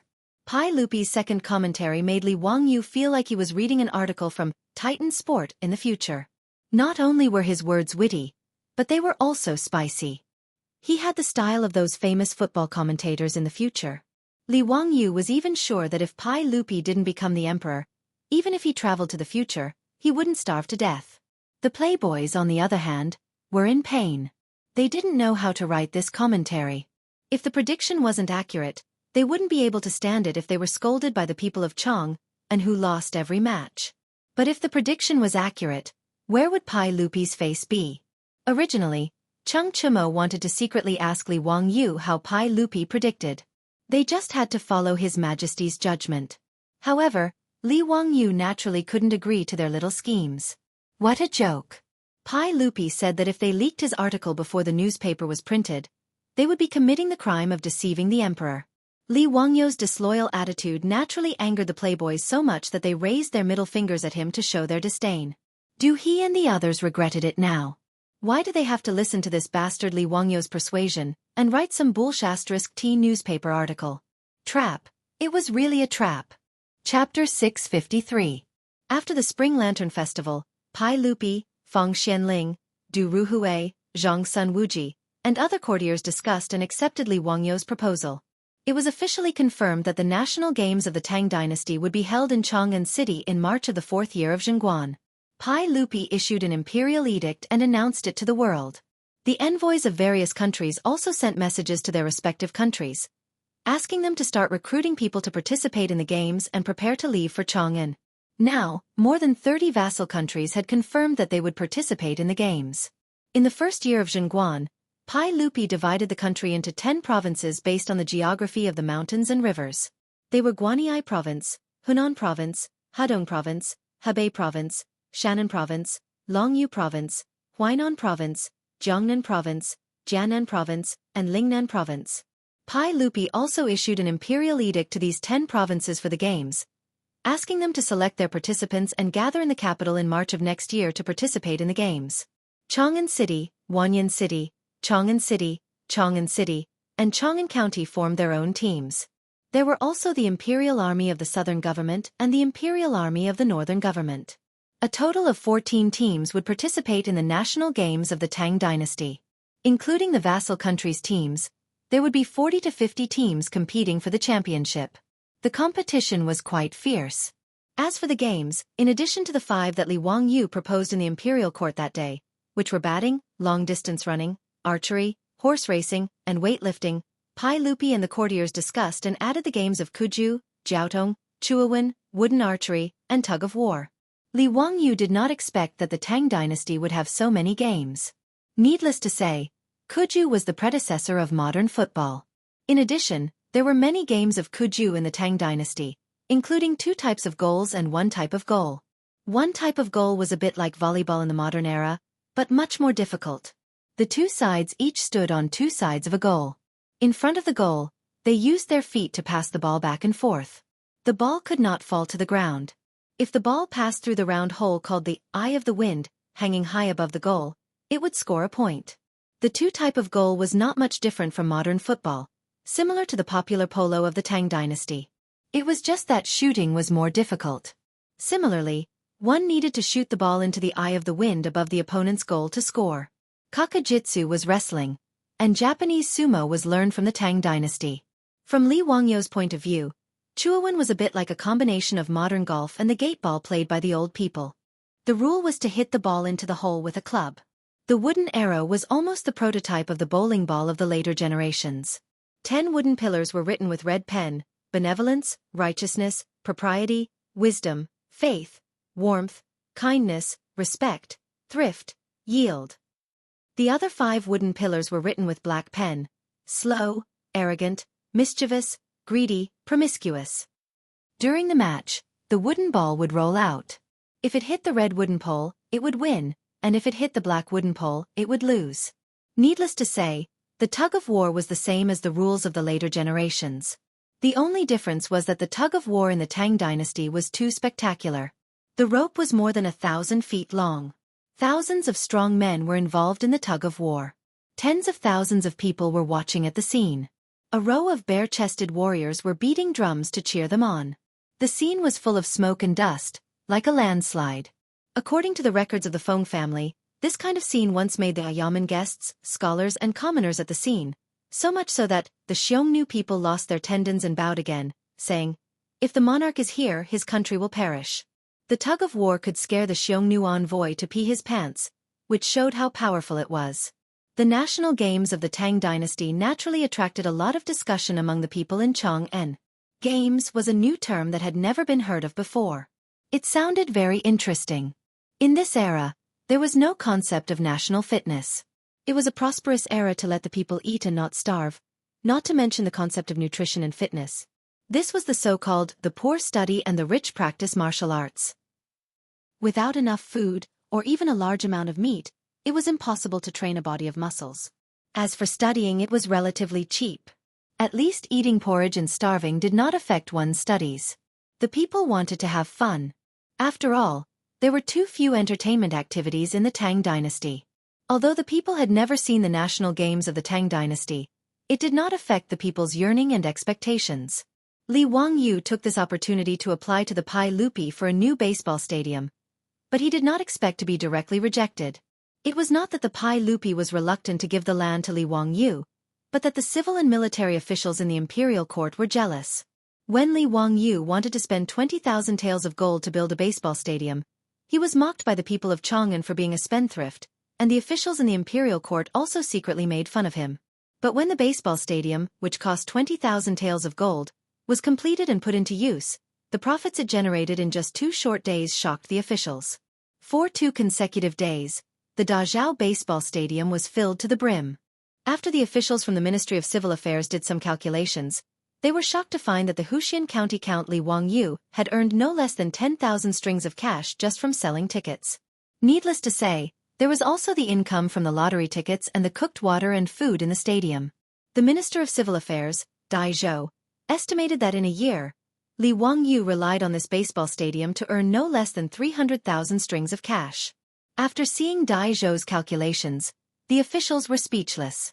Who the hell said that the Huxian County Count Li Wangyu was a spendthrift? Those officials who secretly laughed at Li Wangyu's spendthrift now felt a burning pain in their faces. Their faces were slapped by the numbers given by Minister Dai. After the embarrassment, they were full of jealousy. In front of such a huge profit, how could the officials in the imperial court sit still? Naturally, they wanted a share of the profits. Building a baseball stadium only cost 20,000 taels of gold and 120,000 strings of cash. It could be earned back in half a year. Only a fool would not do such a thing. In fact, Li Wangyu's Dazhao baseball stadium did not completely belong to him. Early in the construction of the baseball stadium, Li Wangyu was very tactful. He went to Empress Zhang's son and offered 40% of the shares with both hands. He also gave 20% of the shares to Chang Yaojin's residence. When building the baseball stadium, he borrowed a large amount of gold from Chang Yaojin. It would be unreasonable if he did not get some of the benefits. As for the tickets to the baseball stadium, Li Wangyu did not take that many. He had already asked Pai Lupi for permission. Half of the income from the tickets would be given to the 22 Imperial Army squads. In the end, the baseball stadium would also provide a large sum of money as a reward for the champion of the league tournament. However, Dai Zhou's prediction was not wrong. According to the calculations of Li Wangyu and his beautiful boss, even if half of the income from the tickets and the operating costs of the baseball stadium were deducted, the annual income would not be less than 200,000 strings of cash. In other words, every year, Pai Lupi and Li Wangyu, the uncle and nephew, would each receive no less than 80,000 strings of cash from the baseball stadium. Chang Yaojin would also receive 40,000 strings of cash as a bonus. Although Pai Lupi could earn a lot of money from it, he could not use this as a reason to stop Dai Zhou and the other's suggestion. After all, he was first and foremost the emperor of the Tang dynasty. He had to consider the imperial court and not just the income from the palace treasury. Therefore, Pai Lupi rejected Li Wangyu's suggestion to build another baseball stadium. Instead, the Ministry of Civil Affairs and the Ministry of Works began to look for a suitable square in Chang'an City to build a new baseball stadium. In this regard, Li Wangyu could only shrug his shoulders helplessly and express his regret. He did not particularly care about this matter. There were many ways to make money.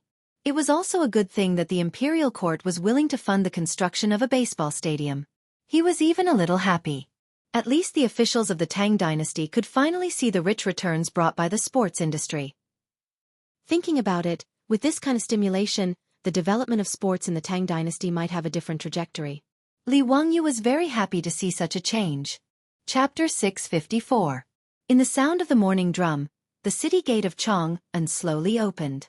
Bai Macho looked up at the dark city wall in front of him and exhaled a long breath. He had finally arrived at Chang'an. Bai Macho was a merchant from the Qiuzi kingdom. Every year, he would travel between Qiuzi and Chang'an to sell various goods. It was 748 kilometers east of Chang'an from the Qiuzi king's Yan city. It would take them nearly 3 months to reach their faraway destination. The caravan led by Bai Macho came in spring and went in summer. They would go back and forth once a year to sell goods. In this era, the long journey was definitely an unimaginably arduous journey. If it were not for the high profits that this Silk Road could bring him, he would not have been able to persist. Bai Macho was almost 30 years old. He had been running this trade route from Qiuzi to Chang'an for many years. The constant traveling made him look like he was in his 40s or 50s. His face was blown by the wind and sand, showing the vicissitudes of time. In fact, Bai Macho did not have to work so hard. In Chotzi, Bai was a national surname, just like Li in the Tang dynasty. In the Chotzi language, Bai was the transliteration of the Sanskrit Puspa, which meant flower for Buddha. Unfortunately, the Chotzi king was addicted to beauty and singing and ignored the state affairs. As a result, the Chotzi government had already fallen into the hands of Neli, the prime minister of Chotzi. Bai Macho and the other members of the royal family were suppressed by Prime Minister Neli, so their lives became difficult. As a last resort, Bai Macho, who was only 18 years old, was forced to follow a caravan from the western region and began to learn how to do business to support his family. The walnut powder, benzoin, and fine horses produced by Chotzi could be sold at a high price after being shipped to Chang'an. The silk and porcelain sold from Chang and were even more precious than gold. In the blink of an eye, Bai Macho had been running on this Silk Road for nearly 10 years. After many years of arduous business journey, he had accumulated a lot of property. Even in the Chotzi kingdom, Bai Macho was one of the top merchants. Originally, Bai Macho wanted to reach Chang'an before the Lantern Festival this year. He had spent several spring lantern festivals in Chang'an City, and he was fascinated by the bright night lights of tens of thousands of homes. It was a pity that a dozen of the camels in the caravan had some problems, which delayed the journey for a few days. They missed the chance to celebrate the Spring Lantern Festival in Chang'an again. Right now, Bai Mohu only wanted to enter the city as soon as possible. After unloading the goods at the warehouse in the Western Market, he would go to the Hu People's Tavern and have a good drink to relieve the pain of the 3 months of traveling. There were a lot of caravans waiting to enter the city. At the city gate, there were soldiers guarding the city to check the entry documents and conduct public inspection. The officials of various cities in Chang'an were checking and registering the caravan's goods. Therefore, the speed at which they were allowed to enter the city could not be considered too fast. Bai Mohu's caravan was not small. There were nearly 100 people and more than 300 camels. They carried goods worth no less than tens of thousands of strings of coins. He estimated that the caravan would not be able to enter Chang'an City without 2 to 4 hours. Thinking of this, Bai Mohu felt a little irritated. He really wanted to go to the Hu's tavern and drink a cup of good wine. Just as he was feeling annoyed, he saw a team of nearly 100 carriages coming from afar. They did not even line up and directly entered the city through the illustrious Virtue Gate. The soldiers guarding the gate did not stop them at all, as if they did not see them at all. What made Bai Mohu feel even more strange was that these carriages had 4 wheels. The size of the carriages was also much larger. There were also different colored handles on the carriages. He simply jumped off his horse and walked in front of a soldier guarding the gate. He placed his hand on his chest and saluted. "This soldier, may I ask why these carriages do not need to be inspected and can directly enter the city?" The soldier guarding the gate was an old soldier. He was quite polite to the caravan from the western regions. Hearing his question, he could not help but smile. "Manager, have you not been to Chang'an for a long time?" "Yes, I left Chang'an in the 4th month of the 2nd year of Zhengguan. I am a merchant from the Chotzi kingdom. It is not easy for me to go back and forth." Bai Mohu sighed. The old soldier nodded. "No wonder you don't know. These carriages are not for transporting goods. They are public carriages in Chang'an City. Therefore, there is no need to inspect them. May I ask what is the meaning of public carriages?" Bai Mohu asked hurriedly. The old soldier explained, "Haha, I think you also know that Chang'an City is big and it is not easy to live there. In such a big city like Chang'an, it is not easy to travel without a horse. These public carriages are the new toys created by County Earl Huxian. Everyone can take these public carriages. It costs 2 coins to send you to your destination. It is very convenient." Bai Mohu had heard of the County Earl Huxian mentioned by the old soldier. After all, when he left Chang'an City last year, Li Wangyu had just been conferred the title of County Earl Huxian by Pai Lupi. Bai Mohu thought that this County Earl Huxian should be a noble in Chang'an City. It had nothing to do with him, so he did not care about it. "Is there such a good thing? Then may I ask, what is the meaning of the different colored pickles on these carriages?" "Those are the public carriages routes. Public carriages of different colors take different routes in Chang'an City. Manager, you are going to the Western Market, right? Do you see the carriage with the green handles? Take the carriage and it will send you directly to the Western market. After Bai Mohu thanked the old soldier, he thought for a while and simply greeted the manager of the caravan. He was going to enter the city first and rest in the Western market's Hu Tavern. After leading the caravan into the city, he would go to the warehouse to meet the caravan. After telling the manager of the caravan, Bai Mohu took a servant and stopped a carriage with the green handles in front of the Mingda gate according to the old soldier's instructions. Hello, Lang Jun. I am going to the Western market. Can I take your carriage? Bai Mohu politely greeted the coachman of the carriage. Yes, come on up. 2 coins per person and put it directly into the box. Seeing his dressing, the coachman knew that it was his first time in a carriage. He smiled and introduced, Lang Jun, please take care of your monkey. Don't let it disturb the other guests later. The monkey that the coachman mentioned was the one that Bai Mohu kept. At this moment, it was squatting on his shoulder, squeaking and looking around. This monkey was not a pet that he kept. It was a guard in the caravan that was used as a lookout and a warning. The Silk Road from Chang'an to the Western region was not smooth sailing. In addition to the desert, mountains, grasslands and wilderness, these harsh tests of nature, the biggest enemy of the caravan was the bandits. The merchants on the Silk Road mostly carried silk, pearls, gems, and gold coins. They were precious and relatively light, which made them easy to transfer and sell. They were the most attractive, fat meat, in the eyes of the bandits. In order to protect themselves, the caravan traveling to the Western region was not small and had a certain amount of armed forces. Monkeys were smart and alert, and they had a lot of energy. Most of the caravan in the Western region would keep monkeys as a lookout at night to prevent wild beasts or bandits from attacking the caravan. Later archaeologists had unearthed many figurines with monkeys and camels on the Silk Road in the Western region for this reason. In The Journey to the West, written by Wu Qinzhen, the monkey that Sun Wukong was based on originated from the monkeys kept by the caravan on the Silk Road. Of course, Bai Mohu kept monkeys in his caravan. Because this monkey was quite clever, Bai Mohu liked it very much. Therefore, no matter where he went, he liked to bring this monkey with him. Haha, don't worry. This monkey is very obedient. It won't cause any trouble. That's good. The coachman nodded and did not say more. He waved the whip and the carriage moved forward slowly. Bai Mohu and the servants sat in the carriage and looked around curiously. They felt that everything was very novel. He did not expect that in just half a year away from Chang'an, there would be such a novel thing as a public carriage. The carriage moved forward. Soon, Bai Mohu found something new. Chapter 655. There was also a pile of paper printed with ink on the public carriage, but Bai Muchuan did not know what it was for. While Bai Mohu was puzzled, he saw the carriage slowly stop, and a passenger got on the carriage. The passenger was a young man dressed like a scholar.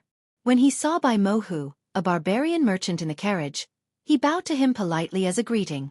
Coachman, today's newspaper is out? Great. I'll buy one. Including the fare, it's 3 coins. I've put it into the money box. The scholar threw out a copper coin and grabbed a newspaper. He sat down and began to read it with great interest, ignoring the bumpy carriage. Bai Mohu could not hold back his curiosity. He hesitated for a while but still could not help asking, Sir, may I know what you're buying? The scholar smiled and said, This is a newspaper. Oh, it's a report and analysis about the batting matches. Batting matches? Bai Mohu was a little confused. He certainly knew about batting matches. Polo was the favorite sport of the Western region. But it was hard for him to understand why there was a newspaper analysis about the batting matches. Seeing his confusion, the scholar explained, It's the Royal Batting League of the Tang Dynasty. It was created by the Earl of Hu County. There are 22 imperial batting teams in total. Every rest day, they will catch and kill each other. It's very exciting. And this newspaper is to report about these matches. The Earl of Hu County again? This was the second time Bai Mohu heard the Earl's name today. He made a mental note of the Earl's name. It seemed that the Earl of Hu County was also a great nobleman in Chang'an. After Bai Mohu thanked the scholar, he also put in a coin and bought a newspaper from the coachman. As a member of the royal family of Cheesy Country, he certainly knew Chinese characters. This was also a compulsory course for the nobles in the vassal states around the Tang dynasty. Many vassal states that did not have a native language even directly used the Central Plains language as their own language. This was not unusual. Bai Mohu flipped through the newspaper with great interest.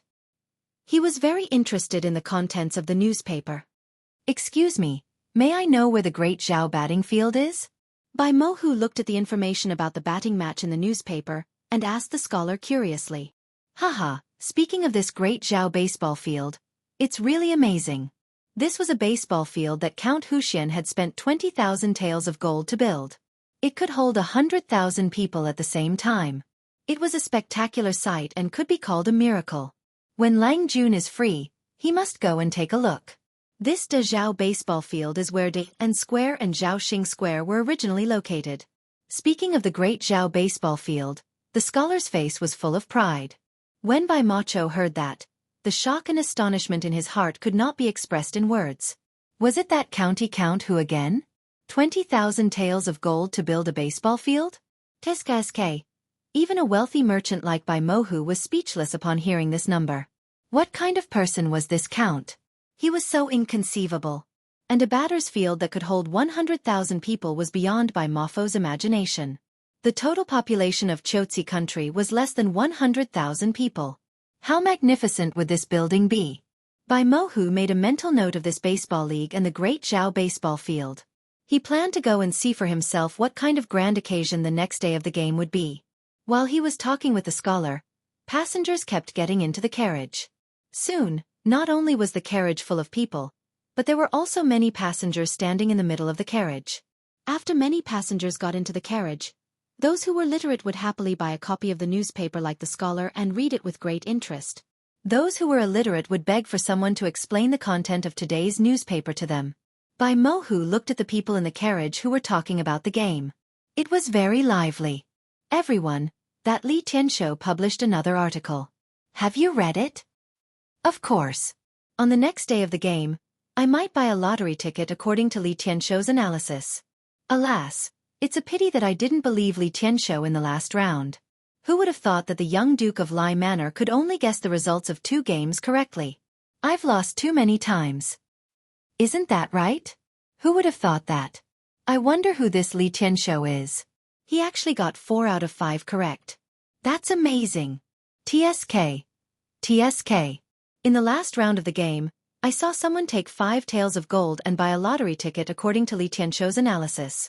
At that time, I persuaded him to come. Now it seems that he is a smart person. 5 taels of gold became 8 taels of gold. That's really amazing. Alas, why didn't I bet with that person that day? There was a sigh in the carriage.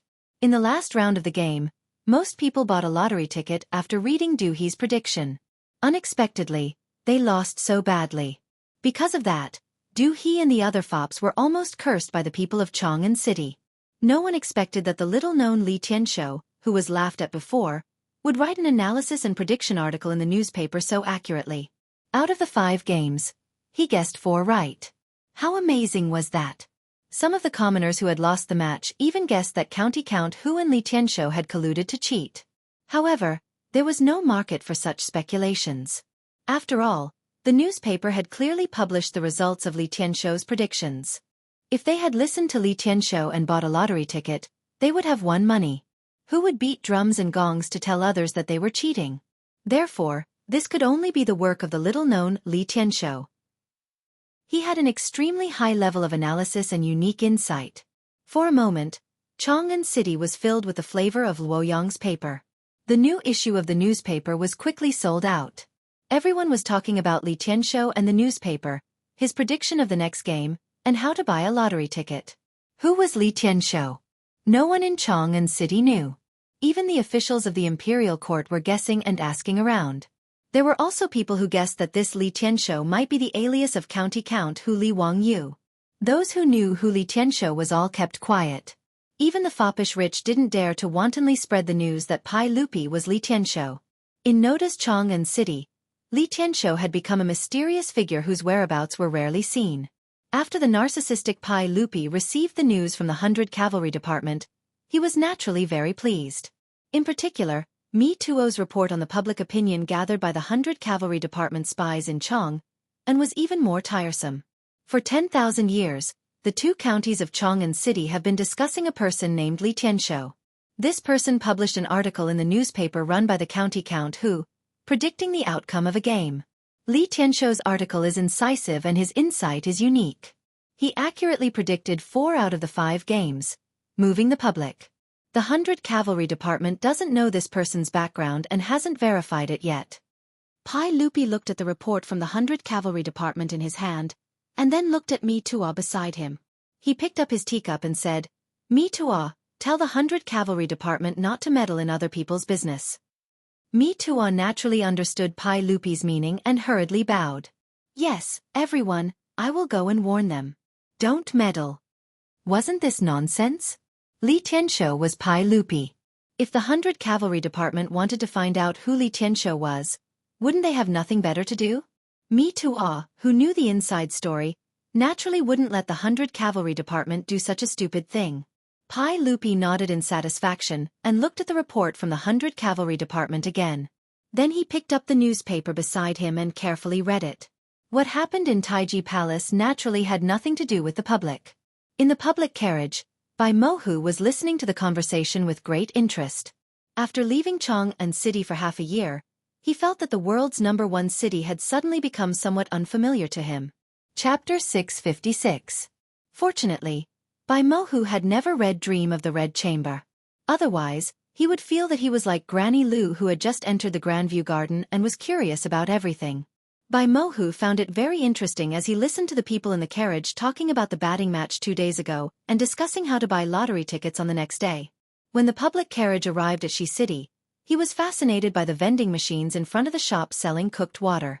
In Bai Mohu's eyes, this machine was like a fairy weapon. Once you put in a copper coin, the machine could automatically pour out warm cooked water. It was incredible. Bai Mohu even suspected that there was a waiter hiding in the wooden cabinet that sold cooked water. Otherwise, how could this inanimate object tell how many copper coins he put in? He could not understand why these shops would put such a precious treasure in front of their shops. Were they not afraid that it would be stolen? Bai Mohu even wanted to buy one of these vending machines and transport it back to the Chotzi country. He thought that it would cause a sensation. He asked the shopkeeper of the shop and found out that these magical mechanisms were made by the Earl of Wuxia. This was the 3rd time he heard the name of this earl today. Bai Mohu held the bamboo tube full of cooked water and thanked the shopkeeper. Then he strolled in Shi City with his monkey sitting on his shoulder and the servant following behind him. He had just taken a few steps when he saw someone playing gongs and drums in front of him. It was very lively. Bai Mohu squeezed into the crowd curiously and found that it was a shop with a sign saying, Tang Dynasty Lottery. Many people had gathered in front of it. He took a closer look, but he did not find any goods in the shop. As for what lottery tickets were, Bai Mohu was even more confused. Could it be something like colorful brocade? Excuse me, may I know what this shop sells? Bai Mohu asked the passerby curiously. This is a shop selling lottery tickets. Of course it sells lottery tickets. The passerby looked at him in confusion and then looked at his clothes. He suddenly realized something. You just arrived in Chang'an, Langjun? Hee, this lottery ticket is also a kind of gambling.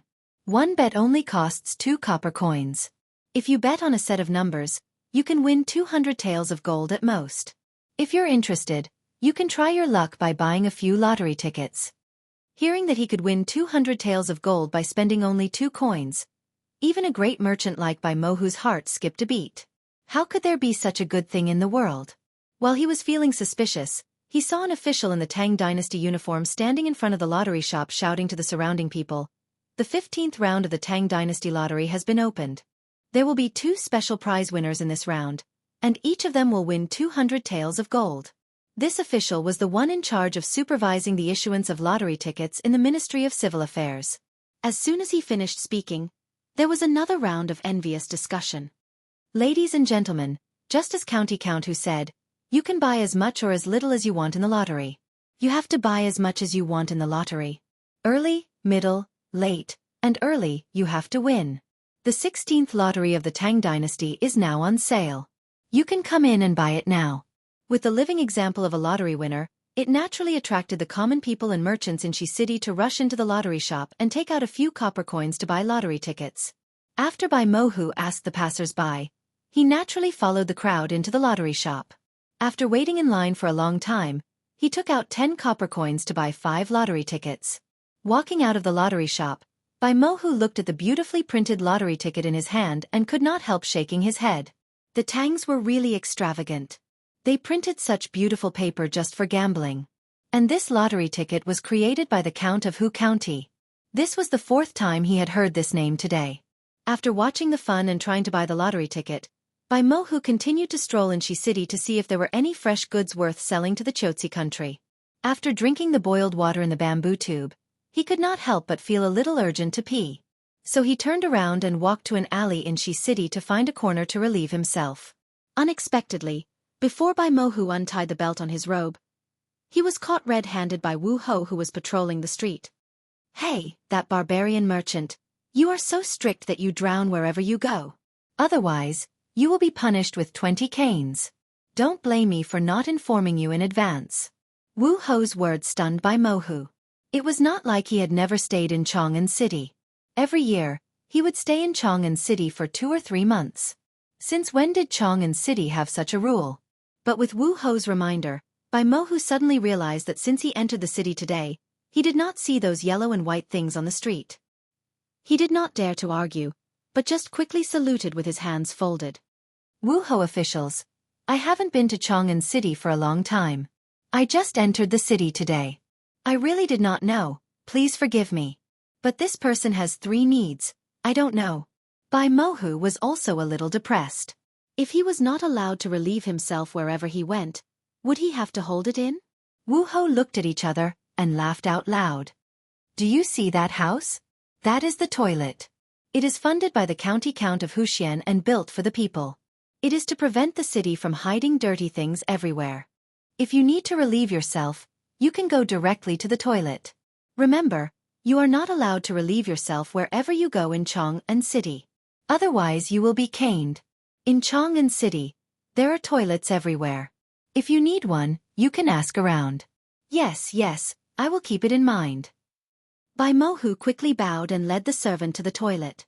After being relieved, Bai Mohu could not help shaking his head again. He almost lost his face today. If he was caught and caned because of relieving himself wherever he went, he would lose all his face. It was that Count of Wuxia again. Bai Mohu really did not know how to evaluate this count. He only felt that after entering Chang'an City today, all the things he heard seemed to be related to this count.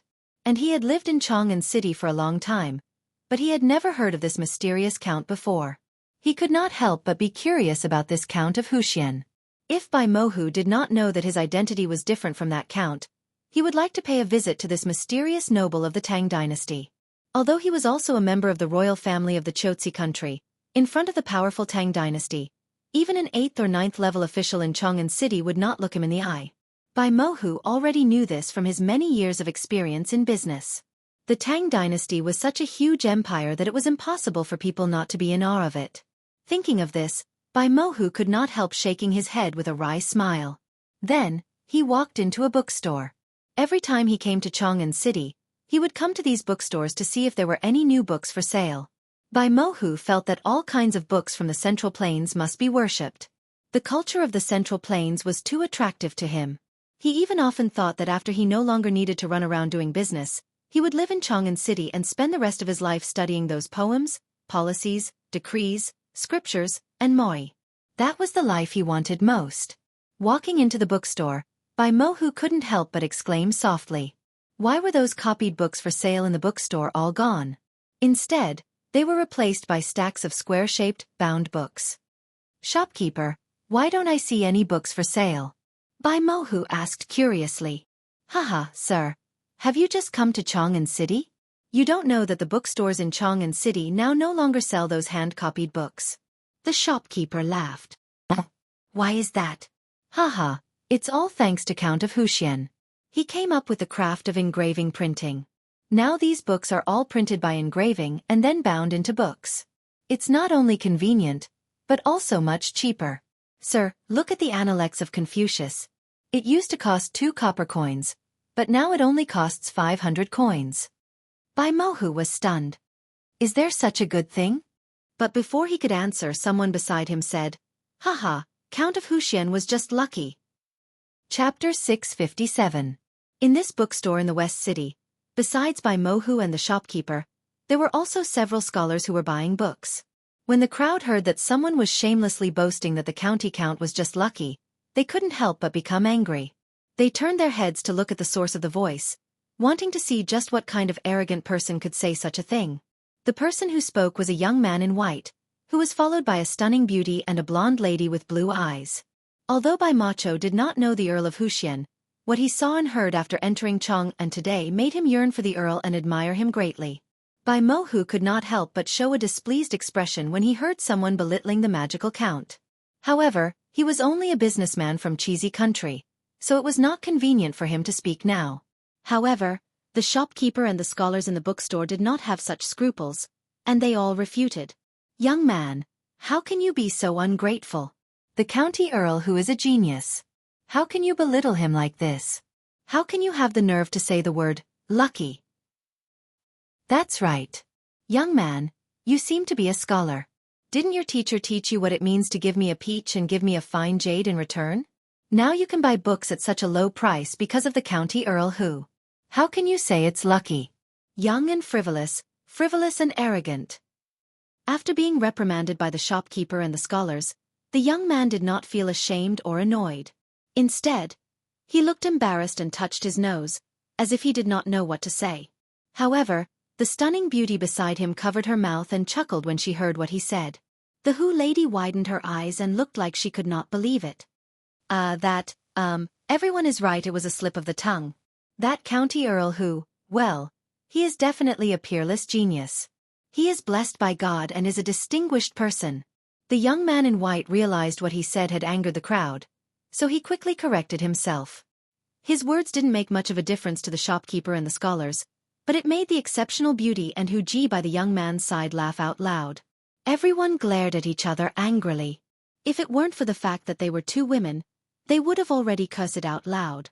The white-robed youth was naturally Li Wangyu, while the stunning beauty and Hu Ji beside him were his beautiful boss Su Chongqing and Aphrodite. Since he had nothing to do today, he invited beauties out for a stroll in Shi City.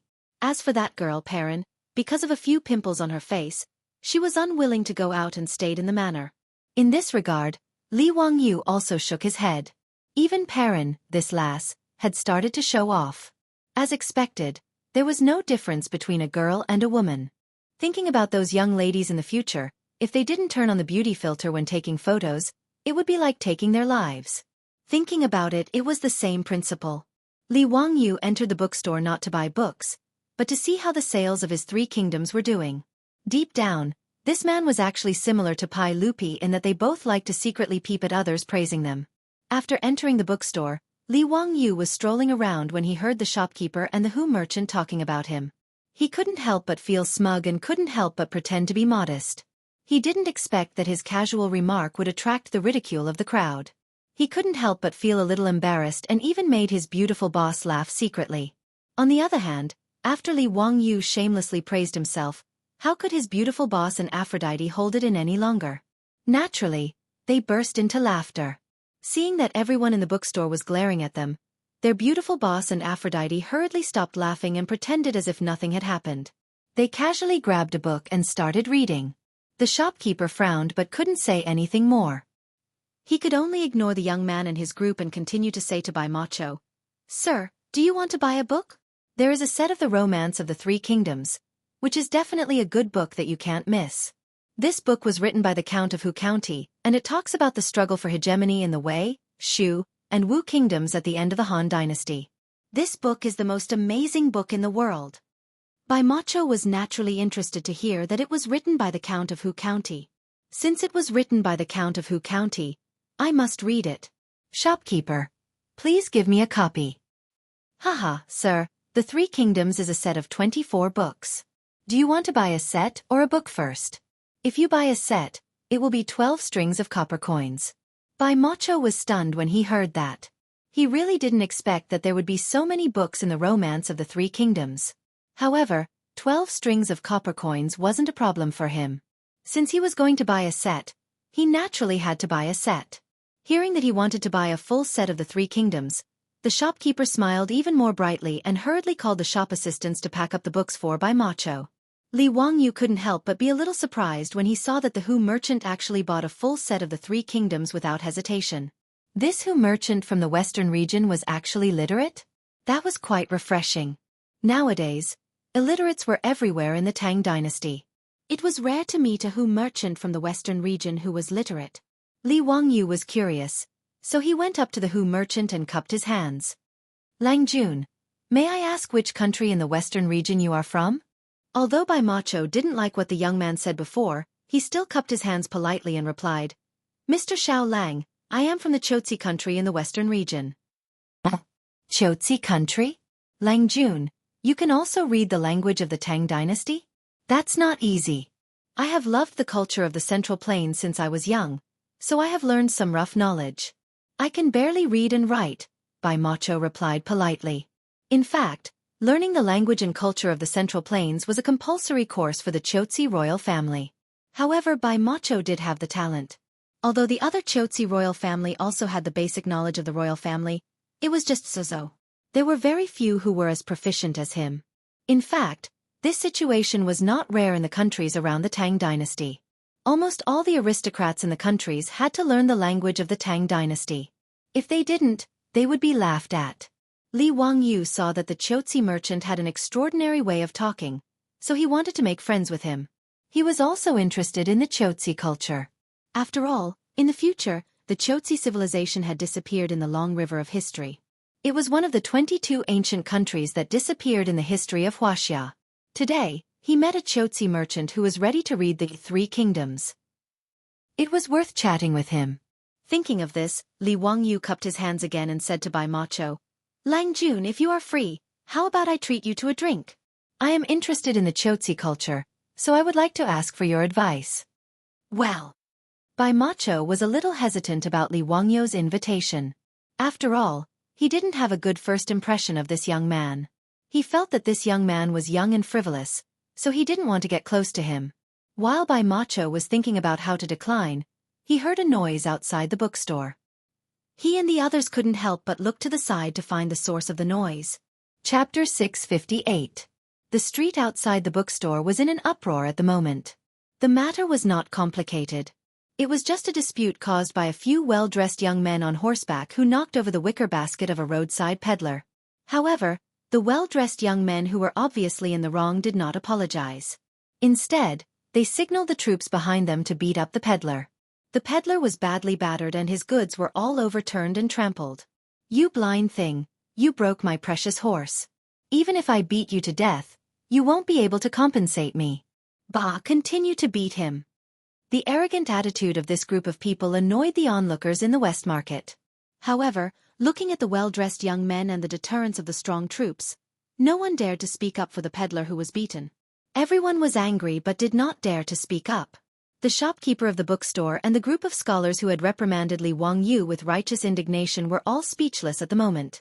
The crowd just shook their heads silently, but no one intended to stop them. After all, anyone with discerning eyes could see that this group of well-dressed young men were obviously the sons of the nobles in Chang'an City. Otherwise, they would not be followed by such a large group of troops.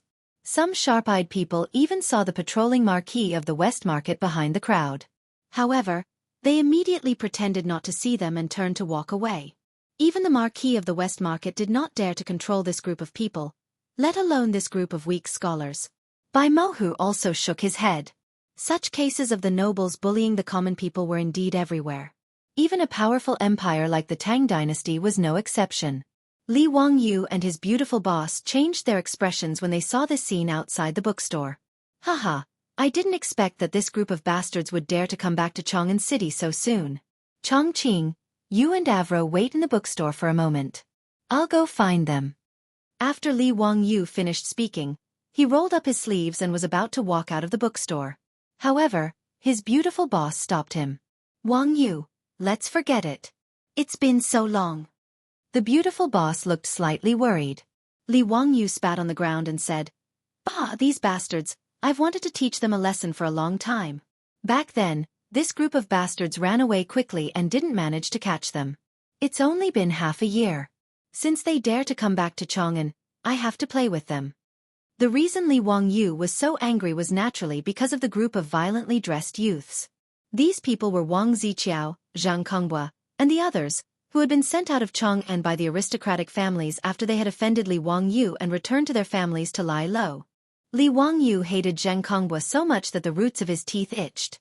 This bastard actually wanted to kidnap his beautiful superior for him to abuse. If it wasn't for the fact that his beautiful superior coincidentally met Empress Zhang's son, she might have forced Li Wangyu, who was still a virgin at that time, to use explosives to open a path and risk his life against Xingyang's Zhang. At that time, he was just a commoner. Although he had used Empress Zhangxuan's power to force Xingyang's Zhang to lower her head and admit her mistakes, he hadn't hurt her at all. To the Zhang family of Xingyang, the gold was not even worth mentioning. If Zhang Yuanshou hadn't been wrestling with Pai Lupi at that time and wanted to force Pai Lupi to confess his crimes, even Zhang Kongbua might not have been sent back to Xingyang. As for Wang Ziqiao and the others, they were sent back to Taiyuan and other places by their respective families because they had sent their subordinates to Sun's bookstore in the East City to commit murder and arson. However, it was obvious that this group of fops wasn't someone who could hold back. How could places like Xingyang and Taiyuan compare to the prosperity of Chang'an? Therefore, after half a year, this group of legitimate sons of aristocratic families rushed back to Chang'an before New Year's Eve. Li Wangyu didn't know anything about this at first, but he didn't expect to run into this group of fops bullying the common people when he was out strolling today. Seeing Li Wangyu's resolute attitude, his beautiful superior naturally couldn't say anything more. She could only silently tell him to be more careful before pulling Afro to the side. Since they were out strolling today, the Niu brothers and the troops naturally followed them. However, Li Wangyu disliked them for being too bright and only ordered them to follow him from a distance and not disturb his date with the two girls. Seeing Li Wangyu come out of the bookstore, Niu Yong, Niu Wu, and the others hurriedly followed him. The Niu brothers naturally recognized Zhang Kongbua, Wang Ziqiao, and the others. When they saw these fops taking advantage of their power to bully others, they were so angry that they couldn't wait to beat them up. However, since Li Wangyu didn't say anything, they naturally couldn't be nosy and cause trouble for Li Wangyu. Niu Yong, Niu Wu, it shouldn't be a problem to take care of those bastards, right? Li Wangyu waved at them and called the troops to his side. Don't worry, Lang Jun. My brother and I are enough to beat those bastards up. Niu Wu cracked his knuckles as he replied fiercely. That's good. You guys go and beat those bastards up. Li Wangyu pointed at Zhang Kongbua and the others. Niu Wu responded excitedly. Just as he was about to step forward, Niu Yong pulled him back. Lang Jun, what about the sons of the Zheng family, the Wang family, the Lu family, and the Cui family? Isn't that a little inappropriate? After all, Niu Yong was more mature and prudent. He was worried that he and the others would cause trouble for his Lang Jun by beating up those bastards. Li Wangyu looked around and picked up a brick from the corner of the street. He weighed it in his hand and said, You guys go and beat up all their lackeys. I'll take care of those good-for-nothings myself. He knew that Niu Yong was right. Zhang Kongbua and the others had different statuses. If his troops beat them up, it would be troublesome. Since that was the case, he would do it himself. At most, he would go to the Taiji Palace to fight a lawsuit with those aristocratic families. There was nothing for him to be afraid of. When Niu Yong saw this, he could only smile bitterly. He ordered the troops behind him, You guys protect Lang Jun. Don't let him get hurt. The troops of the Li family were all old soldiers recruited from the Jin Wu guards. Although they didn't know what conflict their Lang Jun had with those bastards, they weren't afraid. Anyway, they just needed to listen to their Longjuan's orders. With their Longjuan's close relationship with the sage, beating up those bastards wasn't a big deal to them. Just like what Li Wangyu said when he recruited them, his uncle is a sage. In this world, other than those princes, was there anyone who was more dandy than their Lang Jun? Even the crown prince and the king of Yu had to respectfully greet their Lang Jun as teacher when they saw him. Therefore, this group of troops did not feel that there was anything wrong at all. They all let out a strange cry and rushed out with Niu Wu. They directly surrounded Zhang Kongbua and Wang Ziqiao's troops and gave them a round of beating. The troops of the Zhang and Wang families didn't expect that there would be someone in Chang, and who dared to meddle in their business. Originally, their strength was not as good as the Niu brothers and the old soldiers recruited by Li Wangyu. In addition, they were caught off guard. This group of troops of the Zhang and Wang families who were brazenly beating up the peddlers were immediately beaten to the ground by the Niu brothers and the others. They were all beaten up until they cried out in pain. Zhang Kongbua, Wang Ziqiao, and the others were also stunned. Then they flew into a rage and said, "Who are you? How dare you beat up the troops of the Zhang and Wang families? Do you want to die?" Before they finished their words, they saw Li Wangyu holding a brick. He separated the crowd and walked over. "Child Zheng, Child Wang, Child Lu, Child Chui, long time no see. I miss you very much." Chapter 659. Li Wangyu's appearance caused Wang Ziqiao, Cui Daogu, Lu Xiang, and Cui Hong to stare blankly for a moment before quickly reacting. "Li Wangyu, did you order the prefectural troops to commit murder? What do you want to do? Do you want to become enemies with the 5 families and 7 hopes? Surnamed Li, you've got guts. Do you really think that you can do whatever you want just because you're a county earl? Hurry up and tell your prefectural troops to stop. Do you really want to shed all pretense of cordiality with us?" Li Wangyu couldn't help but laugh at the clamoring of the nobles.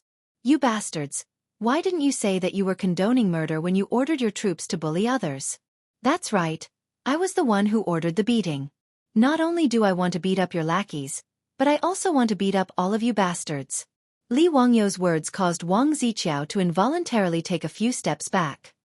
He forced himself to remain calm and shouted sternly, "Li Wangyu, what do you want to do? Could it be that you're condoning your subordinates to attack us in broad daylight? Do you really think that the 5 families and 7 hopes are made of mud?" Cui Daogu was much calmer than Wang Ziqiao. He said with disdain, "What's there to be afraid of?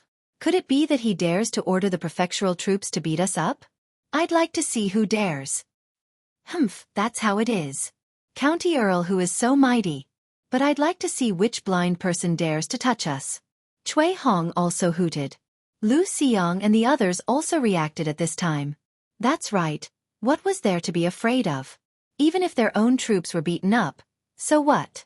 Could it be that the Li family's troops dared to touch them, the nobles? As long as Li Wangyu didn't lose his mind, he wouldn't order his troops to attack.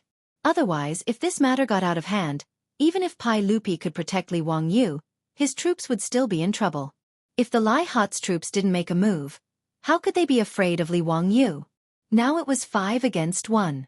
Not only did they have more people, but they were also older than Li Wangyu. Why should they be afraid of this young man? Wang Ziqiao and the others' words made Zhang Kongbua glare fiercely at Li Wangyu. Li Wangyu recognized Zhang Kongbua, but it was Zhang Kongbua's first time seeing Li Wangyu. Back then, Li Wangyu only hid in the dark and dug a hole for Zhang Kongbua. The two of them didn't meet face to face. However, Zhang Kongbua was not a stranger to Li Wangyu, who had cheated the Zheng family of Xingyang several times. Hearing this person's name, Zhang Kongbua was almost sick of it. "This bastard Tian Shenu is Li Wangyu?" Zhang Kongbua pointed at Li Wangyu and asked the young masters beside him. Wang Ziqiao and the others immediately nodded and didn't forget to add fuel to the fire. "Yes, it's him. Brother Kongbua, I'm afraid you don't know that you were forced to leave Chong and because of this person. The young lady in the carriage is one of Lai Hot's people." Hearing this, Zhang Kongbua's eyes suddenly turned red. "So your Tian Shenu is Li Wangyu? That stinky woman that day is one of your people? Was the gambling house of the Zheng family cheated by your Tian Shenu? I'll kill you today." After he finished speaking, he ignored everything else and pounced on Li Wangyu. He raised his fist and punched Li Wangyu's face. Zhang Kongbua was originally a reckless person, and he had always been unscrupulous. He didn't care whether Li Wangyu had a noble title or whether he was Pai Lupi's nephew or the crown prince's teacher. Right now, all he could think of was how to beat Li Wangyu up to vent his anger. This guy had a good idea, but he neglected 2 things. First, Zhang Kongbua's body had been hollowed out by wine and women. Although he was much older than Li Wangyu, he was very weak. That seemingly ferocious fist appeared to be weak and powerless in the eyes of the bystanders. Second, he completely ignored the deterrent power of the brick in Li Wangyu's hand. Therefore, Zhang Kongbua suffered a tragedy. Li Wangyu leaned to one side to avoid Zhang Kongbua's fist. Then, without hesitation, he raised the brick in his hand and slammed it on Zhang Kongbua's face. "If I don't beat his face until it blossoms, he won't know why the flowers are so red." Li Wangyu succeeded in one hit, and he was very happy. He couldn't help but think of the classic line of Sun Wukong in the lotus lamp. When Wang Ziqiao and the rest saw that Li Wangyu really dared to hit Zhang Konghua, and with one hit, he made Zhang Konghua's nose and mouth spurt out blood, they were scared out of their wits and screamed. Zhang Konghua was hit by Li Wangyu's brick, and almost fainted. He only felt his vision go black, and then came the sharp pain. His head was buzzing, and he saw stars. His body went soft and fell to the ground. He was stunned for a while, and then he screamed like a pig being slaughtered. Li Wangyu still felt that it wasn't enough. When he thought that his beautiful boss was almost harmed by this scum in front of him, his heart was burning with anger. Li Wangyu didn't care about Zhang Konghua's continuous screams, and directly raised his leg to kick him, making him roll on the ground like a rubber ball. Wang Ziqiao and the others were all intimidated by Li Wangyu's ferocious and fierce actions. Not only did they not dare to stop him, but they also retreated. Their bodies were shaking like sieves, and they covered their mouths with their hands. They didn't even dare to breathe. The two brothers Niu Yong and Niu Wu were afraid that Li Wangyu would kick Zhang Konghua to death and cause a lot of trouble, so they hurried over to hold the furious Li Wangyu. "Lang Jun, don't hit him, don't hit him," Niu Yong whispered in Li Wangyu's ear. Li Wangyu was happy to hit him, and he also vented the anger in his heart. When he heard Niu Yong's words, he calmed down. He spat at Zhang Konghua, who was howling on the ground, and then turned his head to glare at Wang Ziqiao and the rest. Count who, what do you want to do? This is Chang'an City, there are laws. Don't mess around. Wang Ziqiao was so scared that he couldn't speak clearly. Zhang Konghua, the eldest son of the Zhang family in Xinjiang, and the son of Zhang Yuanshou, was beaten by Li Wangyu until his face was covered in blood and he couldn't get up. How could they not be afraid? Wang Ziqiao, Cui Daogu, and the rest didn't expect that Li Wangyu, this young man, would be so fierce and so ruthless. Even though they used to fight with Cheng Chumo and his group of playboys, they had never seen someone like Li Wangyu, who directly hit his face with a brick. Li Wangyu threw the brick in his hand to the ground, and patted the dust off his hands. "Pay up." Pay what money? Wang Ziqiao and the rest were dumbfounded. Li Wangyu beat up his own troops, beat Zhang Konghua until his face was covered in blood, and still asked them to pay up. Was there any law? Li Wangyu pointed at the peddler who was being helped up by his troops. You beat him up and kicked over his goods, so you naturally have to pay up. What? But if you don't want to pay up, do you want me to argue with you? Seeing that he was about to pick up the brick on the ground, which was still covered in Zhang Konghua's blood, Wang Ziqiao and the rest immediately screamed, Pay, we will pay. After saying that, Wang Ziqiao hurriedly took out 5 taels of gold from his waist, and signaled his troops who had struggled to get up to give it to the beaten peddler. The peddler was a little submissive. He waved his hands and didn't dare to accept. I don't want so much, I don't want it. These things are not worth so much money. Li Wangyu glared at him. I told you to take it, so take it. Why are you talking so much nonsense? I'll take the extra money for your medicine. Hearing Li Wangyu's words, the merchant who was beaten received the gold ingot gratefully and bowed to Li Wangyu. He didn't even bother to pick up the goods on the ground. Instead, he turned around and dived into the crowd of onlookers, disappearing without a trace. Li Wangyu wasn't angry. This kind of commoner didn't dare to cause trouble. They were afraid of the revenge of the noble families. This was common sense. He didn't bother to pay attention to Wang Ziqiao and the rest. He patted the dust off his clothes and walked back to the bookstore. He smiled at the barbarian merchant. This gentleman, how about it? Do you have time to let me treat you to a drink?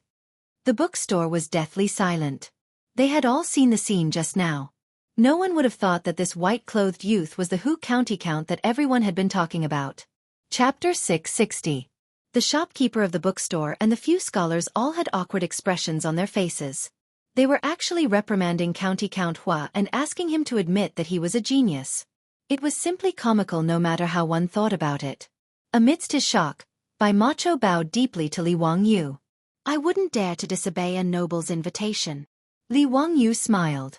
In that case, please. I know of a Hu tavern in Shi City that's rather peaceful. Just as he finished speaking, he suddenly felt that something was amiss. He seemed to have said something wrong. Sure enough, the look from his beautiful boss made him feel uneasy. Li Wangyu hurriedly turned to explain to his beautiful boss. Heh, actually, I've only been there once. It was Chung Chimo and the other bastards who insisted on dragging me there. You can ask Afro if you don't believe me. I only went to the Hu Tavern that time to save her. As he spoke, he kept shooting glances at Afro, hoping that she would defend him. However, Afro covered her mouth and snickered. Sister Chongqing, Lang Jun did save me from that Hu Tavern, but I don't know if he went there again after that. Li Wangyu almost vomited blood and died after hearing Afro's words. This lass was really going to get beaten up. He glared hatefully at Afro's round buttocks. If it weren't for the time and place, Li Wangyu would definitely let her know the consequences of slandering Lang Jun. His beautiful boss cast him aside. All right, I didn't say anything. What are you feeling guilty about? I've never been to a Hu Tavern before. You don't mind Afro and I taking a look, do you? Haha, of course not, of course not. Li Wangyu chuckled awkwardly while cursing himself for being such a busybody. Why did he have to bring up some Hu Tavern of all places? He really had nothing better to do. Outside the bookstore, Wang Ziqiao and the others were long gone. Li Wangyu couldn't be bothered with them either. He gestured to Bai Macho and led the way to the Hu Tavern not far away. They were headed to the Hu Tavern where they had rescued Afro. The Hu Tavern owner naturally remembered Li Wangyu, and Afro, who was behind him, was still fresh in his mind. Although the Hu shopkeeper did not know Li Wangyu's true identity, he knew that he was a noble and quickly came out to welcome him. Noble lady, please come in. Are you not traveling with the young duke and the others today? Prepare an elegant room for me. Pick some good wine and dishes and send them up. Also, arrange for a few Hu girls to sing and dance to liven things up. Li Wangyu nodded slightly and instructed the Hu shopkeeper, prepare a table of wine for my subordinates. The Hu shopkeeper acknowledged and personally led Li Wangyu's group of 4 into an elegant room. Then, he immediately went to arrange for a banquet and Hu concubines to serve them. This was the first time Su Chongqing had come to a Hu wine shop. He didn't find this place repulsive, only curious. Aphrodite, on the other hand, couldn't help but feel a little dejected. After all, she hadn't had a great time in this Hu wine shop back then. If Li Wangyu hadn't rescued her from the Sea of Fire, she really couldn't imagine what would have happened to her. This was especially so when the Hu girls appeared. Even in such a cold season, they were still wearing revealing clothes and twisting their bodies to the music to entertain the guests. This made Aphrodite even more upset. Su Chongqing, on the other hand, could tell what was on Aphrodite's mind. He instinctively took pity on her and hugged her affectionately, consoling this pitiful girl. She then glared at Li Wangyu as if blaming him for bringing Aphrodite to this Hu wine shop. Li Wangyu only smiled and didn't explain anything. In fact, it wasn't a slip of the tongue when he said that this was a Hu wine shop. Deep down, Li Wangyu also wanted his beautiful boss to know more about Aphrodite's past life, and see how pitiful the Hu girls in this Hu wine shop were.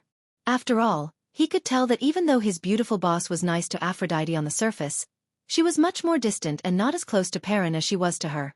Of course, this wasn't Su Chongqing's fault. After all, no woman would be too close to a mistress. It was only because they were now in the Tang dynasty that his beautiful boss was so tolerant of Li Wangyu and acquiesced to Aphrodite's existence. On the other hand, the scumbag was thinking about how to have 2 women on each side, so he naturally had to put in a lot of effort to build a good relationship with the women in his residence. The reason he brought the 2 girls to the Hu wine shop was naturally to prove to his beautiful boss that he really wanted to save the poor girl Aphrodite from the Sea of Fire, and that he wasn't impulsive when he saw the young version of Angelina Jolie. Li Wangyu didn't care what his beautiful boss was whispering to Aphrodite and Aphrodite. He simply smiled at Bai Macho and said, "May I know your name, Lang Jun? My surname is Bai and my name is Bai Macho. You can just call me by my name." Bai Macho hurriedly bowed. "Bai. Hee, you're much older than me. Why don't I just call you Old Bai?" Li Wangyu couldn't help but grin, but he was thinking about Old Bai Zhantong, who was good at the sunflower acupuncture technique in the TV series Wulin Chronicles. Old Bai. Bai Macho was a little stunned. What kind of address was that? Neither the Tangs nor the Cusis had the habit of addressing people like that. However, since this honorable count was willing to call him Old Bai, then so be it. Bai Macho didn't have any objections. After all, it was just a form of address. Li Wangyu said, "Old Bai, as far as I know, the king of your Chotzi kingdom is also surnamed Bai, right?" The surname Bai is the national surname in your Chotzi kingdom. Old Bai, are you also a member of the Chotzi kingdom's royal family? He had heard about this by chance when someone talked about the Chotzi kingdom, so he had some impression of it. Bai Macho looked bitter. You're right, Count Huxian. I am a member of the Chotzi kingdom's royal family. However, the Chotzi kingdom's politics are now controlled by Minister Nali. My royal family's lives are also difficult, so I can only go to Chang'an to make a living as a traveling merchant. Li Wangyu was a little stunned. There was such a thing in the Chotzi kingdom? It seemed that the Chotzi king was really a good-for-nothing. He was actually usurped by the minister, and even the royal family's lives were difficult. It was really hard to understand. Old Bai, you speak the Han language so well. Do you come to Chang'an often? Yes. Every year, I lead the caravan on this Silk Road and return from spring to summer. It has been more than 10 years since then, Bai Macho replied respectfully. Li Wangyu picked a topic that interested him and asked Bai Macho about the Chotzi kingdom's customs and people. It was an eye-opener for him. He suddenly thought of something and asked, "All right, Old Bai, what kind of goods do your caravan mainly sell from Chang'an back to Chotzi?" Mainly silk, brocade, porcelain, and bronzeware. Hearing this, Li Wangyu couldn't help but smile. I have something good to recommend to you. If you sell it to the western regions, you'll definitely make a lot of money. Old Bai, are you interested? Naturally, Bai Macho nodded repeatedly. Please enlighten me, Count Huxian. Do you have any burning knives in the tavern? Li Wangyu asked Hu Ji, who was serving him in the elegant room. Hu Ji nodded quickly. Of course, we have a distinguished guest. Then bring me a jar. Li Wangyu ordered. Hu Ji immediately trotted to fetch a jar of burning knives wine. What Li Wangyu wanted to introduce to Bai Macho was this highly concentrated liquor. Since the burning knives wine was listed on the market, it had always been in short supply. There was no need to worry about selling it. However, the wineries in the Qinling Mountains were getting bigger and bigger. Li Wangyu thought that with the harvest at the end of autumn this year, the output of the wine would definitely reach a higher level. With so much wine, it was natural that they should export it to the western regions through the Silk Road and earn more gold for the Tang dynasty. After Hu Ji brought the wine, Bai Macho quickly got up and took the jar. He respectfully poured wine for Li Wangyu and filled a bowl for himself. Count Huxian, what kind of wine is this? I've never smelled such a strong wine aroma. It's good wine. Bai Macho sniffed the wine in the bowl and praised. Old Bai, come, have a taste. Li Wangyu smiled mischievously and looked at Bai Macho expectantly. Chapter 661. It was also one of Li Wangyu's vile interests to see people who had never drunk hard liquor before in their first attempt at drinking hard liquor. And Bai Mohu satisfied his vile interests very well. He habitually raised his head and poured the whole bowl of wine into his mouth. Then, he coughed violently and uncontrollably. Bai Mohu's face turned red and he kept coughing. Apparently, it was his first time tasting such a strong wine. He was caught off guard and almost spat out the wine in his mouth. After a long while, Bai Mohu exhaled a breath that smelled of wine. What a strong wine, good wine. It's my first time tasting such a strong wine. May I ask you, what's the name of this wine? Why haven't I tasted it since I came to Chang'an? Haha, the name of this wine is Burning Knife. It means that when you drink it, it feels like a hot knife scraping through your throat. It's the strongest wine. Old Bai, it's normal that you haven't tasted it. It's only been half a year since this wine was sold in Chang'an. How about it? Do you think it'll be popular if it's sold in the western region? Li Wangyu clapped his hands and laughed. Bai Mohu's eyes lit up. Of course. You don't know that the western region's winter is the coldest. If there's such a strong wine, it'll be crazily fought over. If it's sold to the western region, it'll be at least 100 times more profitable. But where can I buy this wine and how much is it? Li Wangyu smiled and pointed at himself. In the whole Tang dynasty, I'm the only one who has burning knife wine. This is the wine I made. Old Bai, if you want to sell this wine, you'll have to come to me. Ha! In fact, since the burning knife wine was sold in Chang'an, there were already some insightful merchants who started to sell it to the western region. It was just that they didn't sell it in large quantities. If the production of this wine didn't increase, it would be difficult to satisfy the drunkards in Chang'an, let alone export it to the outside world. Li Wangyu was preparing for a rainy day. Considering that the production of burning knife wine would increase greatly, he naturally had to find a market in advance. Moreover, he did not intend to simply sell these drinks to the Hu merchants in Chang'an. That kind of profit would not satisfy Li Wangyu. Today, he met Bai Mohu by chance and invited him to drink. Firstly, he felt that this person was interesting and had an affinity with him. Secondly, he wanted to see if his new idea was feasible. County Count Hu, I would like to buy some Shaodao wine and sell it to the western region. Is that possible? Bai Mohu asked. There's no rush. Let me ask you something first. Li Wangyu dipped his finger into the wine and drew a diagram on the table. Lao Bai, look, if this place is Chang'an, then from here to the west, all the way to Dunhuang County, Shazhou of the Tang Dynasty's Longyu Circuit, there are official roads passing through, right? Bai Mohu didn't quite understand what Li Wangyu meant. He just nodded to show his approval. Your caravans from the western regions usually rest and reorganize in Dunhuang County before entering the desert. Then they are divided into 3 directions: the North Road, the Middle Road, and the South Road, respectively, heading to different countries in the western regions. Is that right? Exactly. Bai Mohu continued to nod. Li Wangyu smiled and said, it's a long journey from Chang'an to Dunhuang County. It's about 4,000 miles. Lao Bai, let me ask you. If you can buy enough goods in Dunhuang County, but the price is 5 or 6 times higher than in Chang'an, would you be willing? Of course, you can also sell the goods from the western regions in Dunhuang County. The price will satisfy you. His words immediately made Bai Mohu so excited that his eyes widened. County Count Hu, how is that possible? Is this true? If so, of course we're willing. Even if the profits will be a little lower if we trade in Dunhuang County, the journey will be shortened by half. If so, we can only go back and forth once a year, but we can go back and forth twice from Dunhuang County. The profit will be increased a lot. Li Wangyu nodded. I think so too. I still need to report to the sage to see if this is feasible. But in my opinion, this is beneficial to the imperial court and the merchants. It can also promote trade. Why not? County Count Hu, if this can be done, we merchants will be very grateful. Bai Mohu stood up and bowed to Li Wangyu respectfully. Li Wangyu just smiled and waved his hand.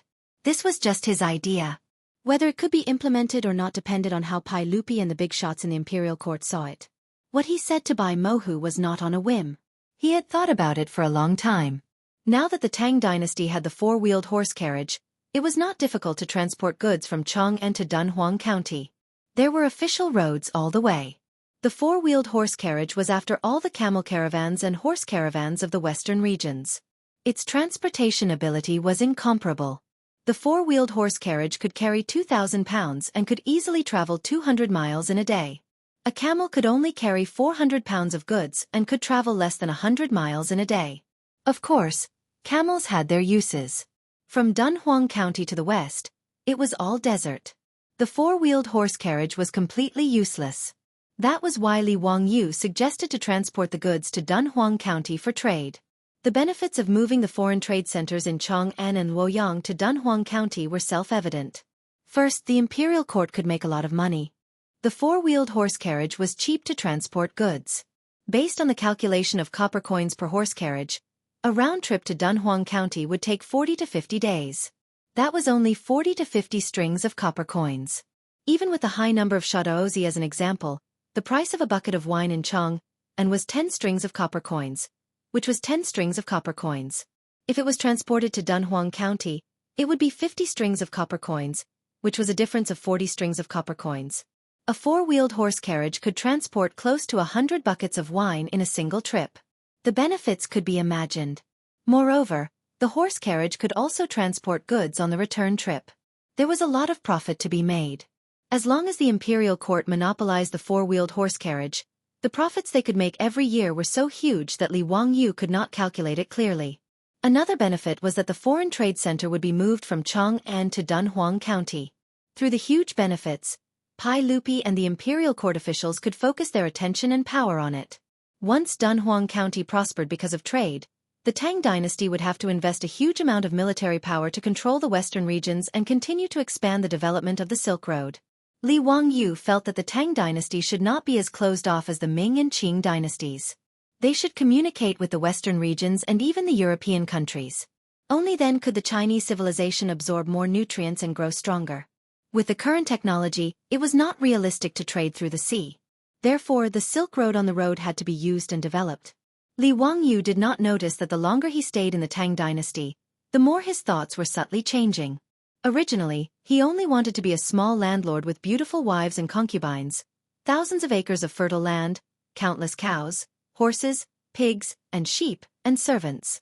Now he began to unconsciously think about how to benefit the Tang dynasty and the people. After asking Bai Mohu's attitude on this matter, Li Wangyu was more confident that he could persuade Pai Lupi. He and Bai Mohu drank and chatted happily until the evening drum sounded. Li Wangyu left Bai Mohu's contact information and then went their separate ways. It was late. Li Wangyu and his beautiful boss were too lazy to go back to Zhou village. They still stayed in the mansion in Huifeng. However, early the next morning, there was a knock on the door of Lai Hot's mansion. The eunuch from the palace came to inform him that the sage summoned the county count to the Taiji palace. He was impeached again. Chapter 662. Li Wangyu was not surprised that he would be impeached. After all, in Shi City yesterday, he had given Zhang Kongbua a good beating, and it had been quite a miserable beating. It would be strange if the Zhang family of Xingyang did not retaliate against him. If the Zheng family of Xingyang wanted to retaliate against him, what else could they do except impeach him in the imperial court and complain to Pai Lupi? Could they let their own troops kill him? As for the censorate to impeach him, it was a reasonable thing. In this regard, Li Wangyu was not worried at all. Since he dared to fight yesterday, he naturally knew what the result would be. At most, Pai Lupi would reprimand him and then fine him with copper coins. Spending some copper coins to beat up Zhang Kongbua, Li Wangyu naturally felt that it was quite worth it. Following the eunuch, Li Wangyu entered Taiji Palace and respectfully bowed to Pai Lupi.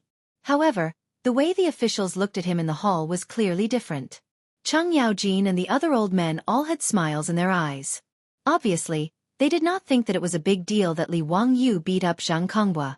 Instead, they all gloated and looked at him as if they were watching a good show. Feng Xianling and the others also had smiles in their eyes. It seemed that they did not think it was troublesome. Young men were full of youthful vigor. Fighting with others was no big deal. If it were not for the Zheng family of Xingyang and the 5 families, this kind of thing would be very shameful in Taiji Palace. As for the officials from the aristocratic families, they naturally looked at Li Wangyu with extreme displeasure. Especially the Zheng family of Xingyang, they stared at Li Wangyu with eyes that could not wait to immediately crush his bones and scatter his ashes to relieve the hatred in their hearts. It should be known that for the aristocratic families, in Shi City yesterday, Li Wangyu did not beat up Zhang Kongbua, the legitimate son of the Zheng family, but the face of the aristocratic families. It could be said that from the founding of the Great Tang until the 3rd year of Zhenguan, only Li Wangyu had dared to viciously slap the faces of the great clans. Li Wangyu, yesterday in Shi City, did you have a conflict with Zhang Kongbua, the legitimate son of the Zheng family of Xingyang? Pai Lupi directly asked, but his words made Zhang Yuanshou and the others frown. What did he mean by a conflict? Didn't that mean that both sides were responsible? The one who was beaten yesterday was his eldest son, and he was beaten quite miserably. Because of this matter, Zhang Yuanshou's wife, Zhang Lushi, who was from the Lu family of Fanyang, when she saw her son, whose face was covered in blood. Had it not been for Zhang Yuanshou's intervention, Madame Zenglushi, who loved her son dearly, would have led the Zheng estate's troops to fight Li Wangyu to the death. Although Zhang Yuanshou was not as impulsive as his wife, he naturally could not tolerate this. Therefore, it was reasonable for him to impeach Li Wangyu today. Of course, this matter could not be hidden from Pai Lupi. Yesterday, after Li Wangyu beat up Zhang Kongbua in Shi City, a secret agent of the 100 Cavalry Department reported this matter to the palace. Pai Lupi's attitude towards this matter was only to laugh and scold, and then he ignored it. It was not a big deal anyway.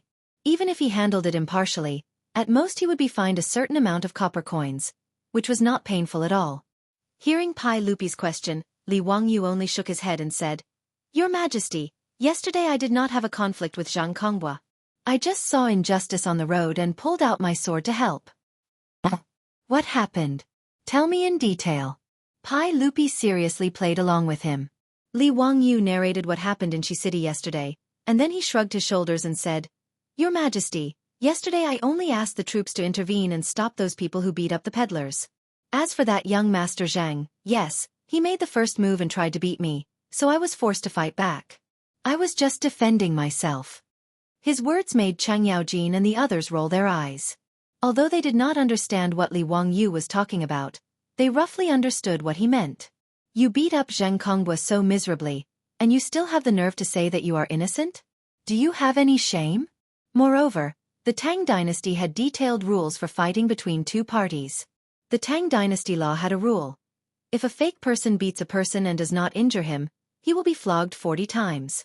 If a person does not offend a person and is beaten innocently, he will be flogged 20 times. In other words, even if Li Wangyu did not make the first move and resisted the beating, according to the Tang dynasty law, he would still be flogged 20 times. Of course, he had a noble title, so he only needed to pay a fine of copper coins.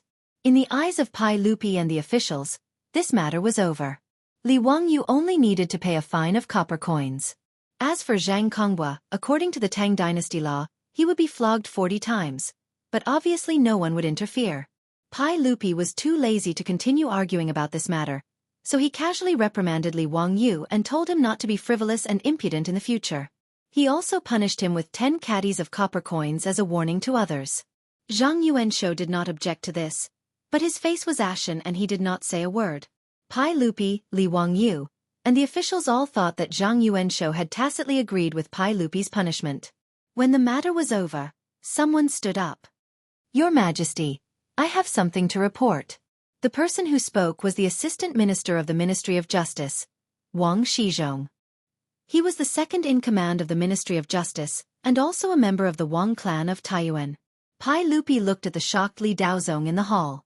Obviously, his cousin did not know why Assistant Minister Wang had stood up. Report. Pai Lupi's face darkened, and he felt that something was wrong, but he still let Wang Shizhong continue.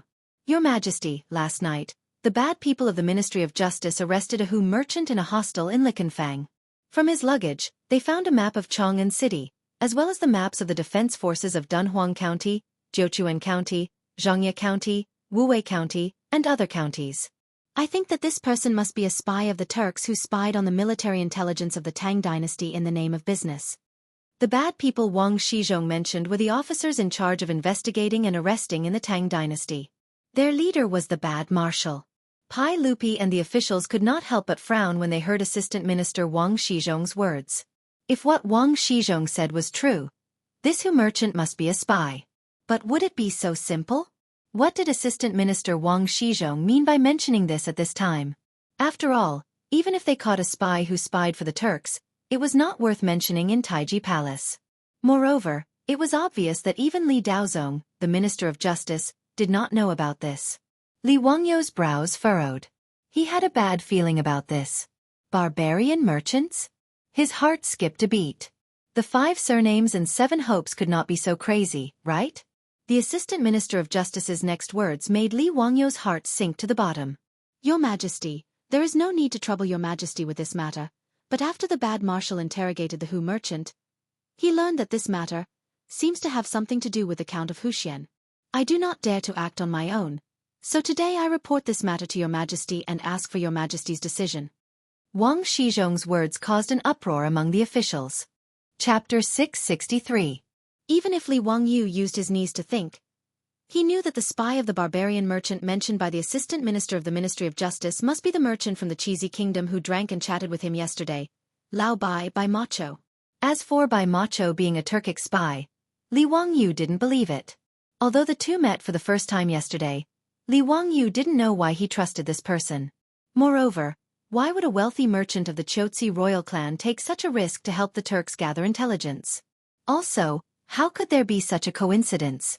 Yesterday, he had beaten Zhang Kongbua half to death, and today, he was impeached. When he entered the main hall, he immediately revealed that he had caught a Hu merchant spy last night. Li Wangyu didn't believe that this was a coincidence at all. Moreover, the Assistant Minister of the Ministry of Justice said that this matter had something to do with him. This was clearly a conspiracy of the aristocratic families. Li Wangyu raised his eyebrows. "May I ask what this matter has to do with me, Assistant Minister Wang? Please speak frankly. Assistant Minister Wang. The Assistant Minister of the Ministry of Justice, Wang Shizhong, looked at Li Wangyu with a fake smile and said, "Don't be anxious, County Count Hu. Perhaps that Hu merchant couldn't endure the punishment and made false accusations. It might not have anything to do with County Count Hu." He then bowed to Pai Lupi.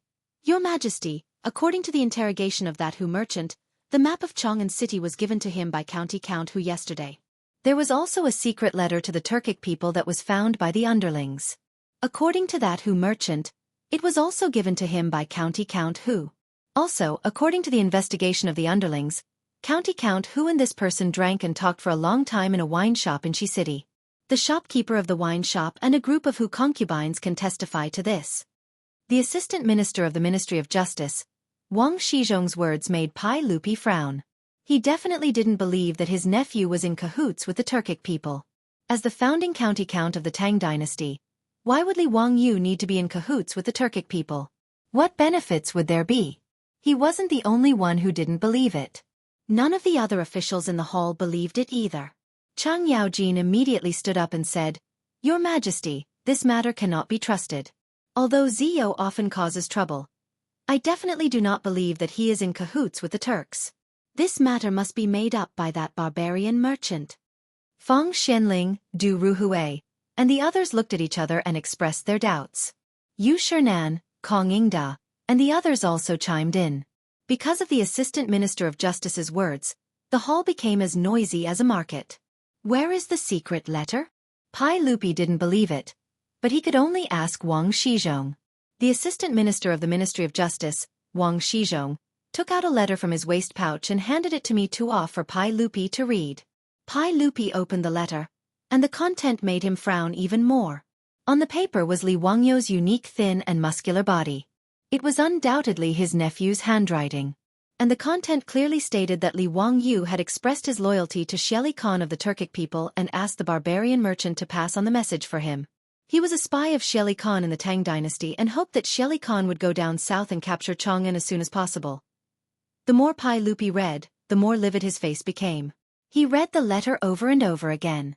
It was undoubtedly Li Wangyu's handwriting. "Li Wangyu, how do you explain this secret letter?" Pai Lupi's voice also became cold. The truth was right in front of him. Although he doubted it, he had to believe it. "Your Majesty, I don't know what the secret letter is, and it is impossible for me to be in cahoots with the Turkic people." Of course, Li Wangyu would not admit it. This was clearly a so-called secret letter, forged by the aristocratic families to take revenge on him. Mi Tuo, show this letter to Li Wangyu and the other officials. Let him see if he wrote it himself. Pai Lupi directly threw the letter to Mi Tuo. Mi Tuo also had a bitter face. He bent down to pick up the letter from the ground, trotted down the royal stairs, and handed it to Li Wangyu. Mi Tuo would not believe that Li Wangyu was a spy of the Turkic people even if he was beaten to death. Moreover, there was obviously something fishy about this matter. The barbarian merchant was a spy, and Li Wangyu was colluding with the Turkic people. Even the 100 Cavalry Department did not find any clues about this matter. How could he be caught by the Ministry of Justice? In the hall, Mi Tuo did not dare to say anything. He could only give Li Wangyu a "be careful" look when he handed the letter to him. Mi Tuo was grateful to Li Wangyu. In the Taiji Palace, if Li Wangyu had not discovered the truth and pried open the palace maids' mouths, if something had happened to Prince Li Zhizhen, Mi Tuo, as the provincial supervisor of the Internal Servants Department, would not have had enough heads to chop off by Pai Lupi. Moreover, he had known Li Wangyu for a long time. This young noble did not treat him like a eunuch and treat him with special eyes. Therefore, Mi Tuo was naturally willing to get close to Li Wangyu. Just now, he had been serving Pai Lupi. Naturally, Mi Tuo had seen the contents of the letter. He could not help but feel frightened. Even in Mi Tuo's eyes, this letter was undoubtedly written by Li Wangyu. After all, Li Wangyu's thin and muscular body was famous in Chang'an. There were many people who learned from him. However, the handwriting was definitely Li Wangyu's. Taking the letter from Mi Tuo with both hands, Li Wangyu skimmed through it. His heart could not help but skip a beat. Could it be that in just one night, Zhang Yuanshou and the other aristocratic families had prepared so thoroughly? Not only did they capture Bai Macho, the Hu merchant, and force him to confess, They even forged such a flawless secret letter. If Li Wangyu was not sure that he had never written this, he would have thought that the secret letter in front of him was real. This handwriting was as if he had written it himself. Your Majesty, this letter is forged. It is not written by me. Li Wangyu shook his head and denied. Pai Lupi stared at him for a while with a straight face. Then he said, "Me too, pass the letter to everyone to see if it was really written by Li Wangyu." Although Pai Lupi did not believe that Li Wangyu would collude with the Turks, there was a reason written in the letter. It made Pai Lupi wonder if Li Wangyu was really one person in front of others and another behind their backs. The secret letter written to Sheli Khan clearly pointed out the reason why Li Wangyu wanted to seek refuge with Sheli Khan. That was to avenge his father's death. Although Li Zhou had died of illness, the reason was that after the Xuanwu Gate, he had a conflict with Pai Lupi. As a result, he was demoted. This made Li Zhou anxious, angry, ashamed, and annoyed. He fell ill and passed away. In the secret letter, Li Wangyu attributed his father's death to Pai Lupi killing his brother and imprisoning his father. He was rebellious and scolded and chased away loyal people. This led to his father's death. Therefore, he and Pai Lupi were enemies who killed his father. Now, he was willing to serve his enemy in order to take revenge one day. He wanted to lead Sheli Khan into Chang'an City to avenge his father. These words could not help but make Pai Lupi suspicious. He suspected that Li Wangyu was really like what the letter said. Because of Li Zhou's death, he hated him and had bad intentions. After the secret letter was passed to Feng Xianling, Du Ruhui, Zhang Sun Wuji, Yu Shernan, Kong Yingda, and other big shots to read, everyone was silent. They did not know what to say. This letter, this handwriting, it really was Li Wangyu's. Chapter 664. The so-called secret letter was passed around in everyone's hands, and the hall quieted down. Even Chang Yaojin and the other generals and dukes who had always supported Li Wangyu looked at each other after reading the secret letter, not knowing how to defend themselves. Pai Lupi even ordered me to go to the legislative hall and bring out the poems and essays that Li Wangyu had written so that the officials could compare the handwriting. With this comparison, the officials were even more speechless. Even Ma Zhou and Yan Liban had to admit that the handwriting on this so-called secret letter was truly that of their teacher, Li Wangyu. Li Wangyu could only silently shake his head and sigh. It seemed that the great clans had truly gone to great lengths to deal with him. It was clear that only an expert could create a handwriting imitation that not even he could recognize, and it was certainly not something that could be done in a short amount of time. And it had only been half a day since he had beaten up Zhang Kongbua in Shi City. It was clear that the great clans could not have prepared such a flawless letter in such a short amount of time. When he thought of this, Li Wangyu felt a chill run down his spine. He had been too careless, believing that with the protection of Pai Lupi, he could look down on the great clans. He had not expected that the other party had already begun to plan how to deal with him. This meticulously prepared secret letter was proof of this. Although the officials from the great clans said nothing, they couldn't help but rejoice. It was clear that these officials from the great clans wanted to see Li Wangyu run out of luck.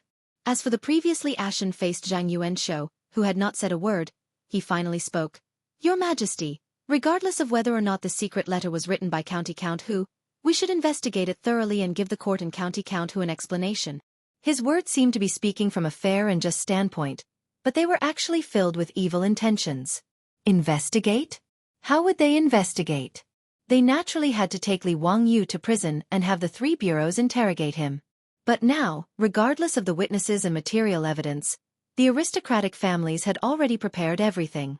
As long as Li Wangyu was imprisoned, they wouldn't need to worry about not getting the results they wanted. Pai Lupi's expression was also very conflicted. On one hand, he did not want and did not believe that his outstanding nephew would hate him for Li Zhou's death and collude with the Turks. But on the other hand, as an emperor, his paranoia made him wonder if Li Wangyu really didn't hate him because of Li Zhou's death. He had asked Li Wangyu this question when they were in the Li family's old mansion. At that time, he was very satisfied with Li Wangyu's answer. But what if it was Li Wangyu acting? For a moment, Pai Lupi was at a loss. In the main hall, Li Wangyu was still quite calm at this moment. After seeing this forged so-called secret letter, he immediately began to think about how he could break out of this situation and clear his name. He could naturally tell that this letter was forged by someone else. But the key was how he could prove to Pai Lupi that the letter was forged. Although there were records in ancient books, as early as the Three Kingdoms period, the governor Gua Yuan used handwriting comparison to find the person who anonymously slandered Cao Cao. But that was only a comparison of similar handwriting, and thus recognized that it was written by the same person, not that the handwriting was forged. And in the water margin, the literature star sacred-handed scholar Xiao Rang even forged the Grand Tutor Kai Jing's handwriting to write a letter to his son Kai Jiao. At that time, even Kai Jing's own son could not tell whether it was real or fake. From the Three Kingdoms to the Qing dynasty, Wuxia's ancient handwriting investigation and identification basically relied on the hazy senses to judge.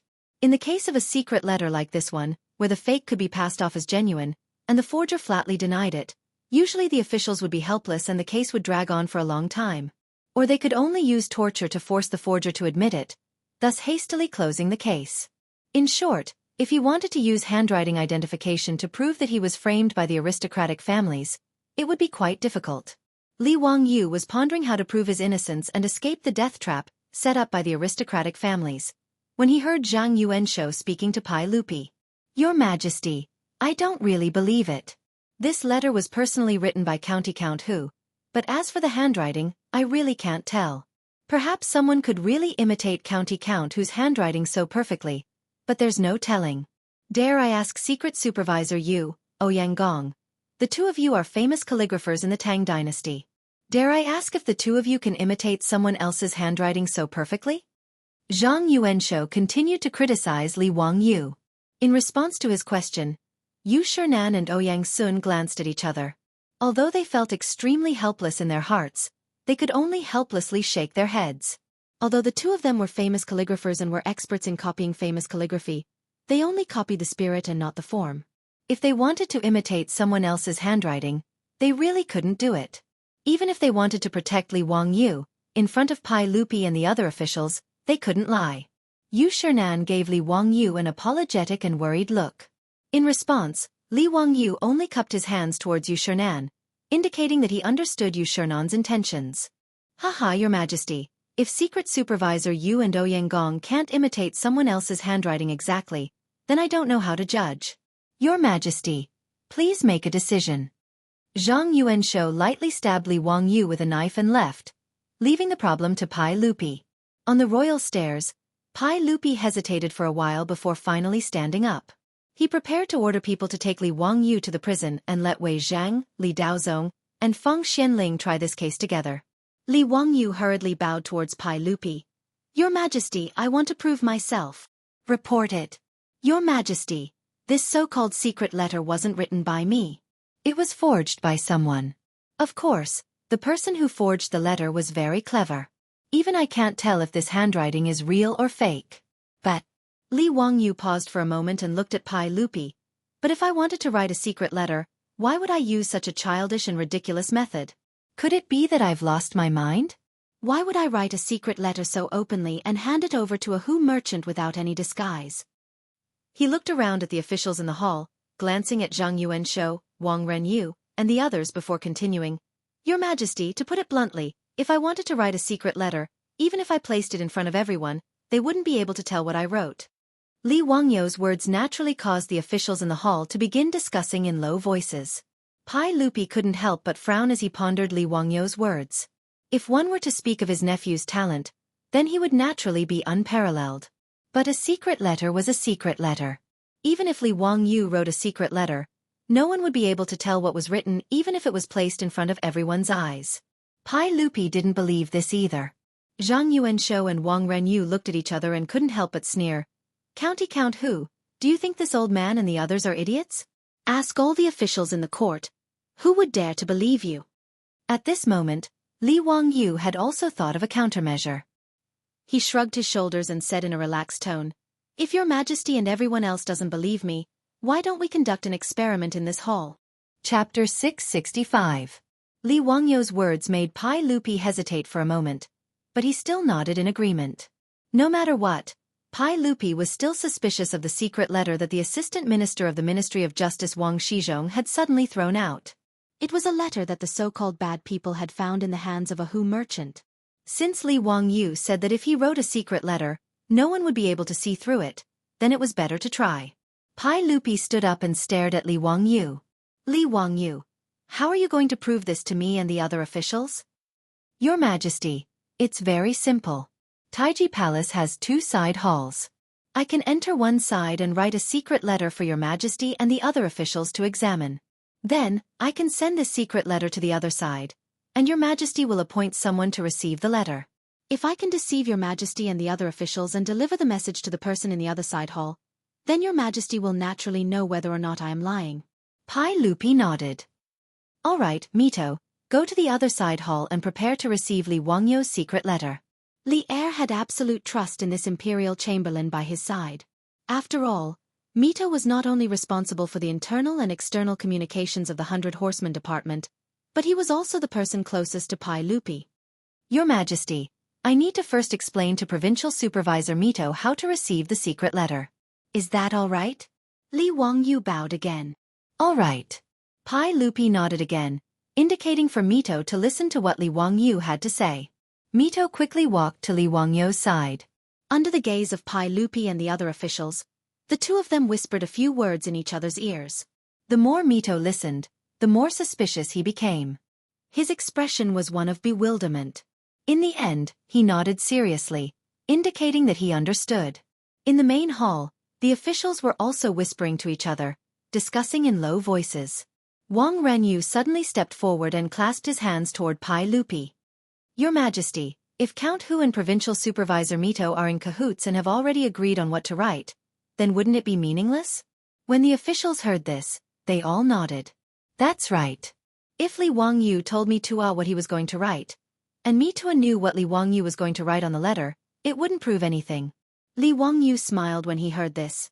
Your Majesty, this matter is simple. After Provincial Supervisor Mito and I enter the left and right side halls, I ask Your Majesty to write the letter. Then, I will send it to Provincial Supervisor Mito in the other side hall. If I can deceive Your Majesty and the other officials and pass the information to the Provincial Supervisor, it will be enough to prove the truth of what I said just now. Pai Lupi thought about it for a moment, and it made sense. If Li Wangyu really was a spy, then he naturally had to choose the most secretive way to send the message. If he could really pass the message to Mitua without him and the civil and military officials, then this so-called secret letter was worth discussing. Seeing Li Wangyu so certain, Wang Renyu and Zhang Yuanshou looked at each other. They all saw a trace of worry in each other's eyes. But now that things had gotten to this point, there was no point in saying anything more. They could only wait and see. Moreover, Wang Renyu, Zhang Yuanshou, and the others didn't believe Li Wangyu's words at all. To be able to send the message in front of all the officials without anyone knowing, this matter was too legendary. After Li Wangyu and Mito finished talking, they had the eunuchs in the hall prepare some things for the two of them and put them in the side hall. Everything was ready. Your Majesty, I and Mito are ready. We can start. Li Wangyu said. Pai Lupi nodded. Good. Li Wangyu, you go to the left side hall. Mito, you go to the right side hall. Li Wangyu and Mito immediately nodded and went to the left and right side halls. After the two of them entered, the doors of the 2 side halls were tightly shut. At the same time, there were palace guards arranged by Pai Lupi to guard in front of the hall to prevent someone from secretly sending messages for them. After everything was ready, Pai Lupi picked up a pen and paper. After thinking for a while, he wrote a paragraph. After folding the paper, he signaled the eunuchs to send it to Li Wangyu in the left side hall. After a short while, the door of the left side hall opened. The eunuch sent a letter and handed it to Pai Lupi. Pai Lupi curiously opened the letter, but couldn't help but be stunned. He was holding a piece of white paper in his hand. There was no writing on it. Did you take out the wrong letter? Why is it a piece of white paper? Pai Lupi glared at the eunuch in charge of delivering the letter. In Pai Lupi's opinion, the eunuchs must have made a mistake and accidentally sent out a piece of white paper. The eunuch quickly knelt. In reply to everyone, I definitely did not make a mistake. This letter was personally given to me by County Count, who to be delivered to the Mito Provincial Supervisor. Hearing this, Pai Lupi became even more curious. He repeatedly read the letter in his hand and carefully examined it against the light. In the end, he could only confirm that it was a normal piece of white paper. Seeing that he couldn't see any problems, he could only signal for the eunuchs to take the secret letter to the officials in the hall. Wang Renyu, Zhang Yuanshou, and the others rushed to take the secret letter. They also repeatedly read it, but they couldn't see any problems. A piece of white paper without any writing was passed around in the hands of everyone. No one could see anything wrong with it. Haha, Your Majesty, it can't be a piece of white paper, right? That county count whose so-called secret letter is just purposely mystifying. Zhang Yuanshou laughed coldly. Wang Renyu also twirled his beard and smiled. I think that county count who and the Mito provincial supervisor didn't use this piece of white paper to send messages, right? Your Majesty, please search the eunuch just now. I think that the real secret letter should be hidden on him. This piece of white paper is just a smokescreen. Pai Lupi felt that Wang Renyu's words made sense. He immediately waved his hand at the palace guards, indicating for them to search the eunuch in charge of delivering the message. The eunuch didn't dare to argue. With a long face, he was searched from head to toe by the palace guards. Even his hair wasn't spared. However, it was clear that they didn't find anything hidden. Zhang Yuanshou was still worried and said to Pai Lupi, Your Majesty, why don't you give this paper to me and let me personally deliver it to the Mito provincial supervisor? Okay. Pai Lupi naturally nodded his head in agreement. Under the gaze of Pai Lupi and the officials, Zhang Yuanshou took the piece of white paper and walked to the right side hall. He knocked on the tightly shut door and handed the piece of white paper to Mito. The door of the hall closed and opened again very quickly. Mito walked out from the middle and walked to the front of the imperial stairs with a sad face. He knelt down in front of Li Er and said, Everyone, this servant is not a spy. When Pai Lupi heard this, he suddenly stood up from the throne. Mito, what did you say? What was the content of my handwritten letter? Did Li Wangyu really write a secret letter to you? Mito nodded. The secret letter that County Count who wrote to me was, There is a spy in the palace and it has been found to be Mito. Everyone, I'm not a spy. When Pai Lupi heard this, he became a Spartan. What Mito said was the words that he had casually written on the paper and sent to the left side hall. But how did these words get to Mito? Chapter 666. This result was not only unexpected by Pai Lupi, but also by all the civil and military officials in the hall. Li Wangyu walked out of the side hall and took out the piece of paper that Pai Lupi had personally written. He displayed it for everyone to see, and it was exactly as Mito had said. How is this possible? Could it be that the Count of Wuxia really has such supernatural abilities? Yes. This old man looked at the paper that was sent to the side hall very carefully. It was a blank piece of paper. There is no mistake about this. But it was a blank piece of paper. This old man even used light to look at it, but I did not see any trace of it. But how did Provincial Supervisor Me know the contents of Your Majesty's letter? Could it be that someone sent him a secret message? There is definitely something fishy about this. In this old man's view, someone must have done something in secret. If you say that the blank piece of paper was a secret letter, this old man would definitely not believe it. The hundreds of officials discussed among themselves, whispering into each other's ears.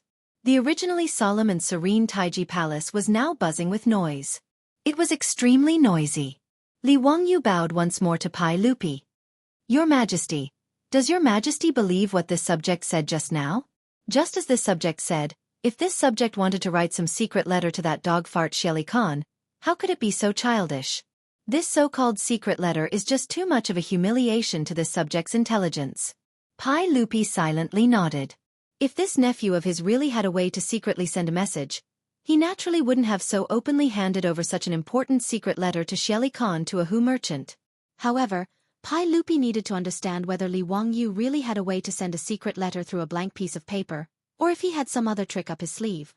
Li Wangyu, tell me, how did you send a message to me through a blank piece of paper?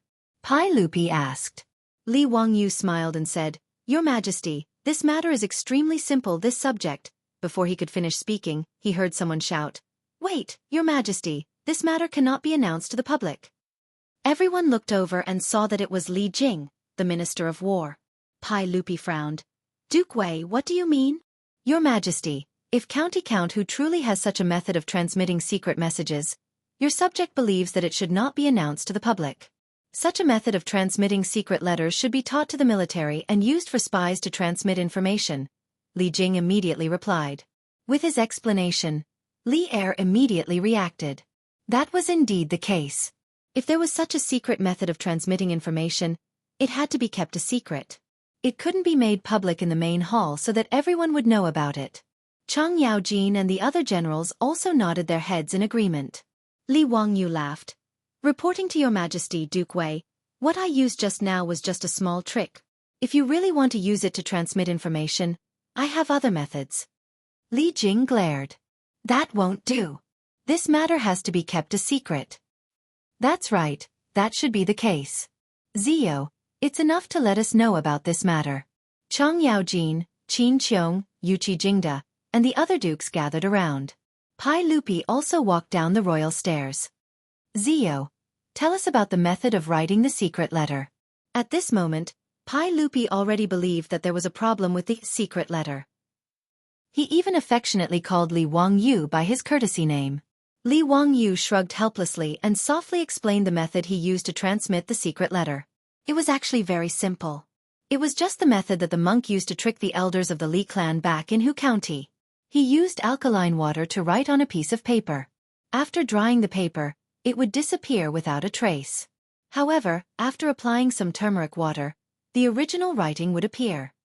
Other than alkaline water, you can also use rice vinegar to write a message on a piece of white paper. After drying it, it still won't show a trace.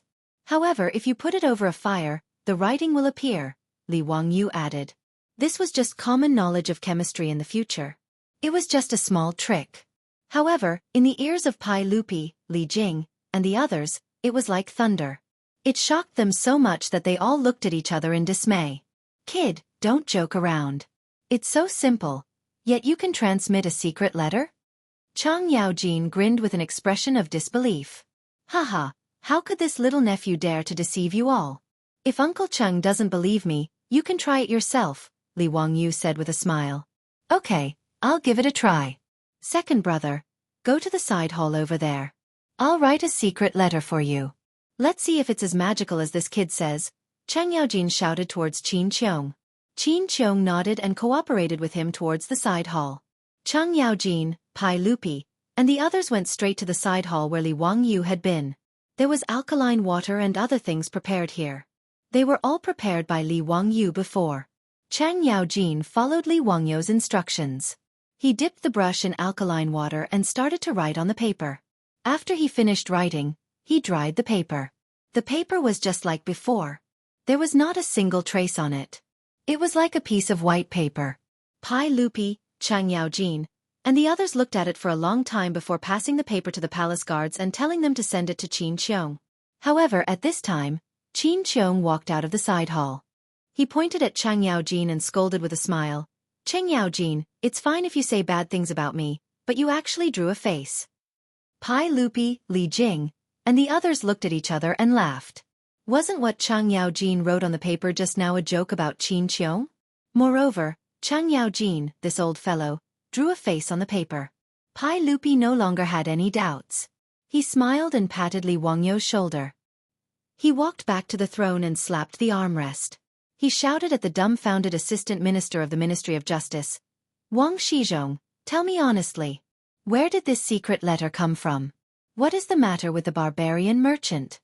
Cold sweat dripped down Wang Shizhong's back.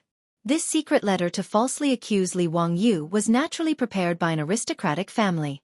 To be more precise, it was prepared by the Zhang family of Xingyang. Yesterday, after Zhang Kongbo was beaten up by Li Wangyu, Zhang Yuanshou immediately found the heads of the aristocratic families. After some discussion, they decided on today's matter. The Zheng family of Xingyang had actually prepared the secret letter to slander Li Wangyu for colluding with the Turks for a period of time. They were waiting for the right time to throw it out and sow discord between Li Wangyu and Pai Lupi. After all, Li Wangyu had made the aristocratic families of the 5 surnames and 7 Wangs suffer and ruined their plans several times. This included the aristocratic family's careful planning. They spent a lot of energy to create the replacement of the crown prince with a leopard cat. It was also because of Li Wangyu's interference that their plans failed. How could the aristocratic families not be afraid of Li Wangyu? They all wanted to get rid of him quickly. According to the original plan, this secret letter would be brought to the border by someone, and then accidentally discovered it and sent to Li Heir's imperial desk in Chong'an. But yesterday, His eldest son was beaten up so miserably by Li Wangyu. This made Zhang Yuanshou, the old fox, angry and planned to use this secret letter. The person who imitated Li Wangyou's handwriting was a scholar raised by the Zhang family in Xinjiang. This person was especially good at imitating people's handwriting and had the ability to pass off the fake as the real one. The Zhang family of Xinjiang collected all kinds of Li Wangyou's handwriting in Chong and sent it to Xinjiang for people to imitate. It took more than a month to create such a secret letter that was almost impossible to distinguish between the real one and the fake one. In the eyes of Zhang Yuanshou, Wang Renyu and other heads of aristocratic families, even if Li Wangyu had a lot of mouths, he would not be able to explain clearly what was going on with this secret letter. Even if Pai Lupi had doubts, he had to believe it in the face of the ironclad facts. Even if Li Wangyu would not be punished, he would at least have to suffer a little. And Pai Lupi would have a thorn in his heart. But neither Zhang Yuanshou nor Wang Renyu had expected Li Wangyu to use this method to clear himself of suspicion. In the face of Pai Lupi's criticism, Wang Shizhong opened his mouth and could only push the blame to the bad person. Your Majesty, I was probably deceived by that bad commander. I was guilty. I was careless and was deceived by that bad commander. I almost hurt County Count Hu. Please forgive me, Your Majesty. Pai Lupi naturally did not believe Wang Shizhong's explanation. Humph, what a good excuse of being deceived. Men, go and summon that bad marshal to the palace. Today, we want to know who instigated this matter. Who dares to frame a trusted official like County Count Hu? Pai Lupi's words made Zhang Yuanshou, Wang Renyu, and Assistant Minister of Justice Wang Shizhong's faces turn even paler. Chapter 667. Pai Lupi was furious. Naturally, a palace eunuch trotted out of the hall, ready to summon the bad commander to the hall and face Pai Lupi's interrogation. No one noticed that Zhang Yuanshou's eyes inadvertently looked at a small eunuch standing in the corner of Taiji Palace. After the two of them made eye contact, Zhang Yuanshou's fingers moved silently a few times. The young eunuch nodded his head imperceptibly. Soon, his figure disappeared from the hall. Wang Renyu and Zhang Yuanshou looked at each other again and nodded slightly. Then they stopped talking and waited calmly. Li Wangyu thought of Bai Macho at this time and said to Pai Lupi quickly, Your Majesty, that barbarian merchant did drink with me in the barbarian wine shop in the West Market yesterday, but I believe that he is not a spy of the Turks. His surname is Bai and his name is Macho. He is a member of the royal family of Chotzi country and runs a caravan between Chong'an and Chotzi all year round. Bai Macho just entered Chong'an yesterday and met me in the West Market. I thought he was interesting, so I invited him to the wine shop to drink. I thought that Bai Macho must have been tortured and forced to confess. Your Majesty, please summon him to the hall and interrogate him face to face. Pai Lupi nodded. Okay. Wang Shizhong, where is that barbarian merchant now? Wang Shizhong hesitated for a moment and answered honestly, Your Majesty, he should be locked up in the prison of the Ministry of Justice. Immediately send that barbarian merchant to Taiji Palace. I want to interrogate him personally. Yes. Wang Shizhong naturally did not dare to say no. He could only nod and turn around to send the order. It was already past the usual hour of the morning court, but none of the officials in Taiji Palace was in a hurry. It was rare to see such a lively day. How could these top gossipers of the Tang dynasty be willing to miss the following exciting events? Many people had already guessed some of the inside story. They looked at Wang Shizhong, Zhang Yuanshou, Wang Renyu and the others with a playful look. If one were to say that there was nothing fishy about today's matter and that it was just the doing of some bad person or bad commander, then that would be an insult to the intelligence of the officials. Let's not talk about whether the bad guys had the guts to frame Li Wangyu, the county magistrate who founded the country. The almost flawless secret letter was not something that a bad guy could come up with. Many of the officials felt that the aristocratic families were going to be in trouble today. At the very least, this assistant minister of the Ministry of Justice would definitely not be able to escape. As long as delinquent Marshal confronted His Highness, the truth would naturally come to light. Even if Wang Renyu and Zhang Yuanshou were spared, it was hard to say what would happen to Wang Shizhong, the assistant minister of the Ministry of Justice. As a level 4 big shot of Taiyuan Wang clan in the imperial court, if he were to fail like this, then Taiyuan Wang clan would really suffer a great loss. Many of the officials who came from aristocratic families also had worried looks on their faces. They clearly felt that their aristocratic families were going to suffer a great loss after today's matter. While everyone was waiting for the successor of the chamberlain, Li Jing turned to Li Wangyu and asked, "County Magistrate Hu, just now, you said that the previous method was not suitable for delivering a secret letter. Why is that? Does County Magistrate Hu have any other methods?"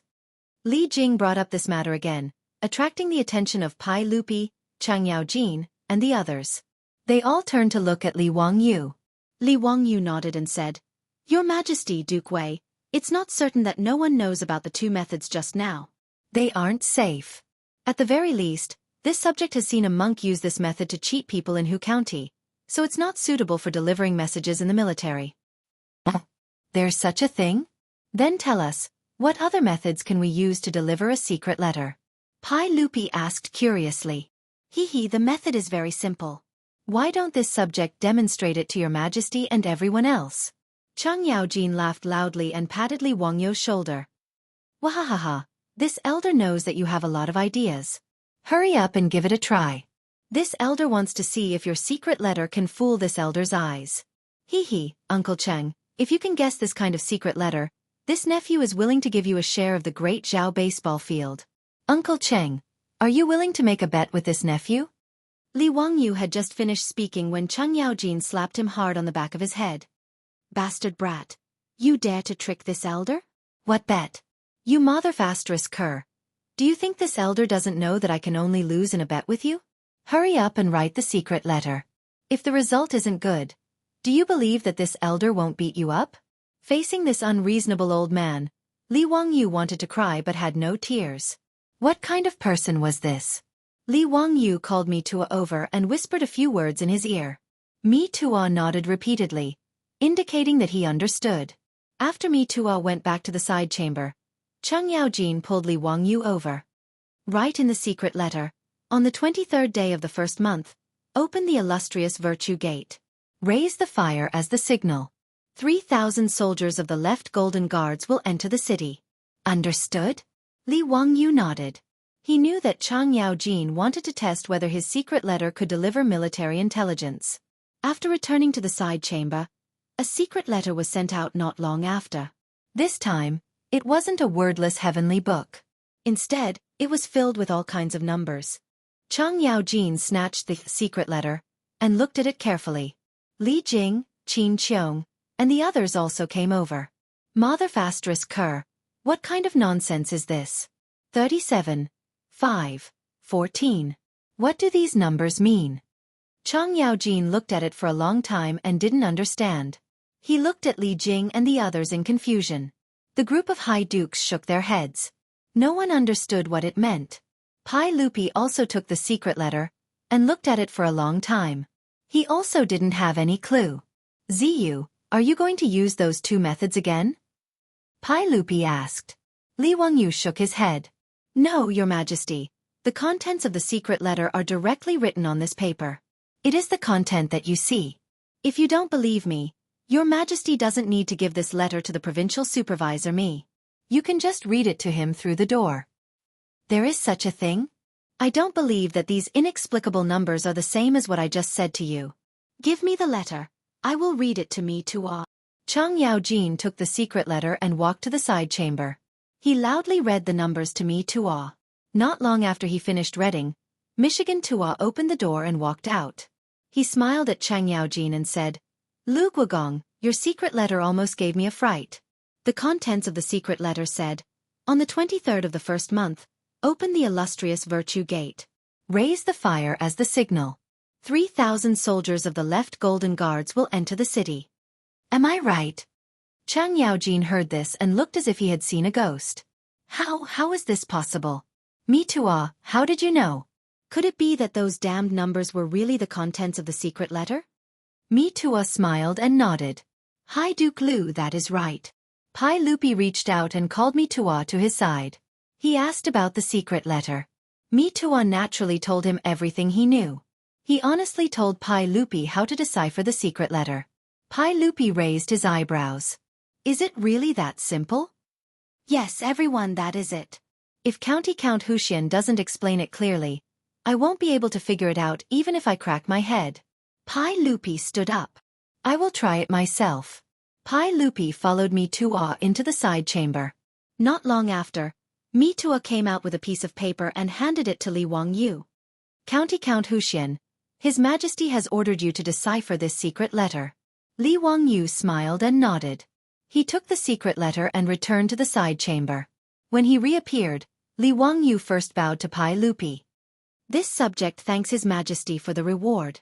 Haha, this secret letter is indeed very interesting. Not bad. Zio. I am very satisfied. Pai Lupi laughed. The secret letter he had written to Li Wangyu was deciphered to say, I reward you with 1,000 taels of gold. Chapter 668. Actually, Li Wangyu's secret letter wasn't worth a single cent if you put it bluntly. It was a set of codes that couldn't be any simpler. He and Mito had agreed to use a certain book as the code. The numbers on the paper represented the number of pages, lines, and words of the book. When deciphering the code, all they had to do was follow the order of the numbers and find the words from the book that they had agreed on. This could be said to be the most basic code, but it was also extremely secretive. If one didn't know which book the two sides agreed on, even if they knew the trick, it would be useless and they wouldn't be able to decipher the contents of the code. It was such a simple code, but in the eyes of Pai Lupi, Cheng Yaojin, Li Jing, and the others, it was an incredible invention. This was very normal.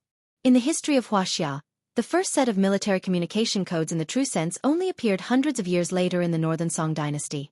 Even the military codes that appeared in the Northern Song dynasty were much simpler and cruder than Li Wangyu's code. The Northern Song dynasty's military code had a total of 40 phrases that were commonly used in the military. Then, the 40 phrases were numbered. Then, they would agree on a 5-character poem as the key to decipher the code. When it was necessary to use the secret letter, he would write the poem. How many secret words needed to be expressed, and which character in the poem would be stamped with a seal, using that as a mark. The military codes of the Northern Song dynasty hundreds of years later were still this crude.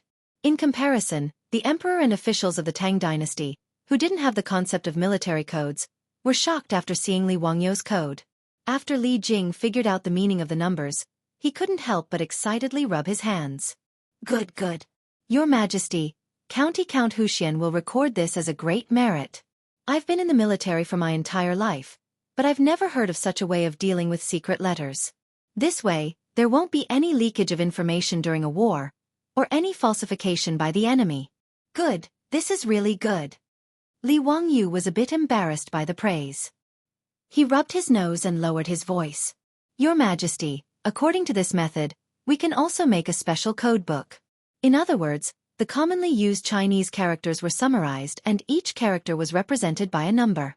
These numbers could be unrelated. In this way, unless someone has the same code book, no one will be able to decipher the contents of these numbers. His words made the eyes of Pai Lupi, Li Jing, Cheng Yaojin, and the others even brighter. Everyone, including Pai Lupi, knew how important it was for the military to be able to transmit information in complete secrecy. Pai Lupi was so excited that he slapped Li Wangyu's head. Zio, you bastard! If it weren't for this matter today, would you still be hiding it and not be willing to hand it over? Cheng Yaojin also grinned and said, Your Majesty, if I had known earlier, I would have framed this kid a few times earlier. Let's see if he still dares to hide anything. Li Wangyu didn't know whether to laugh or cry at these two people. What the hell was this? Why did it seem like he was the one in the wrong? Hee, uncle, I just didn't think of it for a moment, Li Wangyu said with an embarrassed smile. He was just a white-collar worker in the future. How could he have thought of a code book?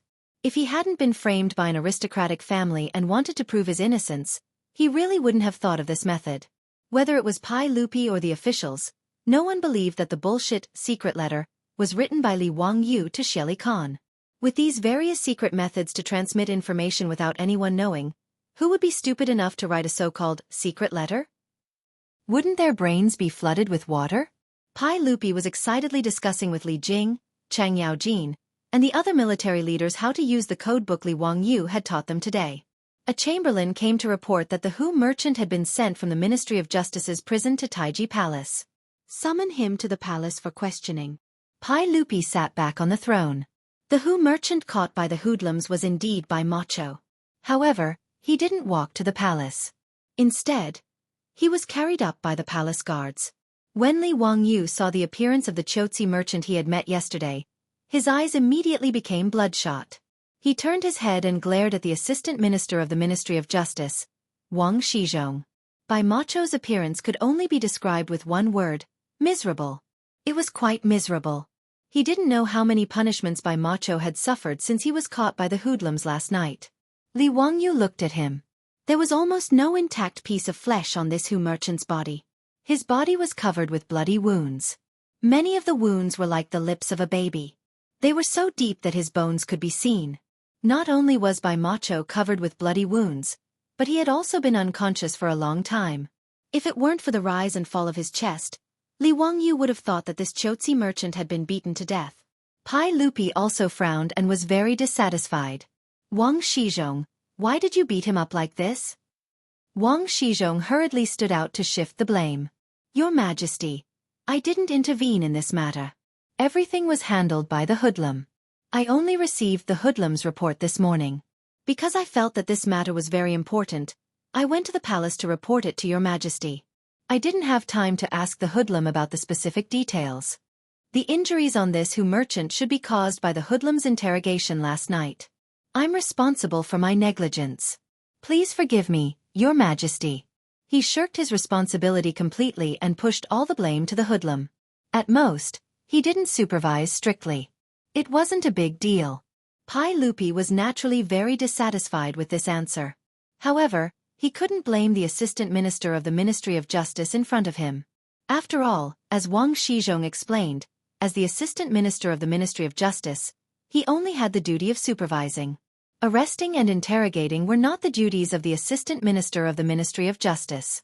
As for the hoodlum who was in charge of arresting, Pai Lupi thought that he would know who ordered him to frame his nephew when he was brought to the main hall later. Pai Lupi didn't believe that an insignificant hoodlum would dare to lie in Taiji Palace. Li Wangyu's face was anxious. Your Majesty, Bai Macho is now seriously injured. Please summon Lu Fangyu of the Shangyao Bureau to treat him first. With Bai Macho's current condition, I can't ask him anything. Pai Lupi nodded in agreement. He signaled the chamberlain to lift the Hu merchant again and send him to the Shangyao Bureau to be treated by Lu Shenwei. After he woke up, he could ask him again. Looking at Bai Macho being carried away by the chamberlain, Li Wangyu gritted his teeth. Based on his judgment, Lao Bai was purely implicated by him. If he didn't beat up Zhang Kongboi yesterday, the aristocratic families wouldn't be so ruthless as to take revenge on him. They directly captured Bai Macho and forced him to confess, accusing him of being a Turkic spy. If he didn't take revenge, he wouldn't be worthy of being a transmigrator. Li Wangyu was already secretly planning how he should take revenge on these aristocratic families. Originally, he thought that the aristocratic families were just like flies. They were annoying but couldn't hurt him. However, today's incident made Li Wangyu realize that the aristocratic families were not only annoying flies, but also vicious dogs that would bite people. Even if a person didn't want to hurt a tiger, the tiger wanted to hurt a person. Although Li Wangyu was just a harmless white-collar worker in his previous life, if he was forced into a corner, he also had the power to fight back. Just as he was thinking about how to take revenge, he saw another chamberlain rushing into the main hall. He whispered a few words into Mi Tuo's ear. When Mi Tuo heard this, his expression changed drastically. Pai Lupi naturally saw it too. He couldn't help but frown and ask, Mi Tuo, what happened? Mi Tuo hesitated for a moment and knelt down to answer. Just now, the chamberlain who went to Chang'an City to inform the hoodlum couldn't find him. Then, he went to his house to deliver the order. But when the chamberlain rushed there, the hoodlum's house was already on fire. Chapter 669. Mi Tuo paused and continued. Everyone, the Wu Marquis of the Vice-Marshal's inner square found 13 corpses in his mansion after putting out the fire. After a rough identification, we can confirm that the Vice-Marshal and his 7 or 8 subordinates were all killed. The rest of the corpses belong to the Vice-Marshal's family. Right now, the Chang'an County bailiffs, the Ministry of Justice, and the 100 Cavalry Department have all rushed over and are investigating the murder scene. Mi Tuo's words made Pai Lupi's face turn ugly. Of course he understood what this meant. Not only did Pai Lupi understand, but all the officials including Li Wangyu also understood. Killing to silence. Li Wangyu could not help but look at Zhang Yuanshou, Wang Renyu, and the other big shots of the aristocratic families. What a ruthless method! As soon as they saw that things were not going well, they immediately cut off all possible connections with them. As expected, the aristocratic families were quite vicious. But the key point was that it was almost noon. It had not even been 2 hours since Pai Lupi ordered people to summon the vice-marshal. In such a short time, not only did the aristocratic families spread the news from the Taiji Palace, they were also able to kill people in broad daylight. Thinking of this, Li Wangyu felt a chill run down his spine. These aristocratic families were like icebergs hidden under the surface of the sea. It was unknown how terrifying and huge they were. Li Er, who was sitting on the throne, also thought of this point. That was why his expression became so ugly. Pai Lupi did not care about the death of the vice-marshal and the vice-marshal. What he cared about was the power hidden in the dark by the aristocratic families. As the emperor of the Tang dynasty, Pai Lupi would never allow such a thing to happen under his watch. After the vice-marshal was killed, today's matter could only come to an end. Even if everyone in the palace knew the whole story, there was no evidence. Pai Lupi could not even arrest the vice-marshal of the Ministry of Justice, Wang Shizhong. This made the emperor of the Tang dynasty very angry. As for digging out the mastermind, Pai Lupi did not have any hope at all. Since the aristocratic families dared to kill people, they would definitely clean up the mess. Even in the Taiji Palace, when Prince Li Ji had been replaced, the 100 Cavalry Department had not found any clues that pointed to the aristocratic families, let alone silencing an insignificant and unremarkable vice-marshal. Pai Lupi's face was livid. He snorted coldly. Today's matter ends here. The vice-marshal of the Ministry of Justice, Wang Shizhong, was negligent in supervision. Li Daozong, Chui, the Ministry of Justice and Chong and County. I want an explanation for this matter. Li Daozong and Chong and County's Chui Zhua, Chui, but they could only to receive the order. Even Chui Zhua knew that tracking down the culprit was a hot potato. Court is dismissed. After Li Er finished speaking, he ignored the courtiers' greetings and turned to leave. Wang Li. Hun. Wang, he li, he's, he. County Count Hu, His Majesty summons you to the Yin and Yang Palace. Inside the Yin and Yang Palace, not only Li Wangyu, but also Pai Lupi's trusted aides, Fang Xianling, Du Ruhui, and Zhang Sun Wuji, were summoned. Pai Lupi fiercely pulled out his sword and slashed the table in front of him in half. Tian Shilang dared to bully His Majesty. I hate that I cannot immediately order people to behead those old dogs with my sword. Li Wangyu and the other big shots exchanged glances. Naturally, they all knew who the old dog Li Er was talking about was. They also understood where Li Er's anger came from. Uncle, calm down. It's not worth it to hurt your body because of these people. Although Li Wangyu also hated the aristocratic families, he could only comfort the furious Pai Lupi. Pai Lupi slashed a good table into pieces and vented his anger. He then ordered me to let the 100 Cavalry Department investigate. I don't believe that so many people were killed in broad daylight without any clues. Also, investigate how the news got out in the Yin and Yang Palace. Yes, His Majesty. Me too didn't dare to say more. He lowered his head and left the Yin and Yang Palace. Li Wangyu also felt that the Ministry of Justice, Chong and County, and the 100 Cavalry Department would investigate together. It was impossible that there wouldn't be any clues. After all, the aristocratic families had planned to frame him. They definitely didn't expect to be turned around. If they ordered people to kill the delinquent and the delinquent commander in a hurry, they would definitely be exposed. Now, it was up to the aristocratic families to see if this fire could spread to them. However, even if the aristocratic families hid it well, it didn't matter. Li Wangyu now had a plan in mind. He planned to go back and discuss it with his beautiful boss. This time, he was really angry.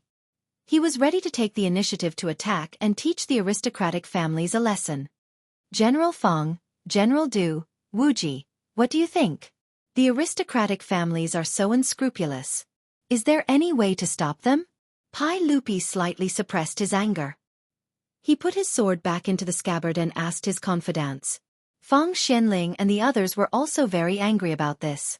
However, the aristocratic families were now very powerful. It was not easy to stop them. Your Majesty, the aristocratic families can only be dealt with slowly.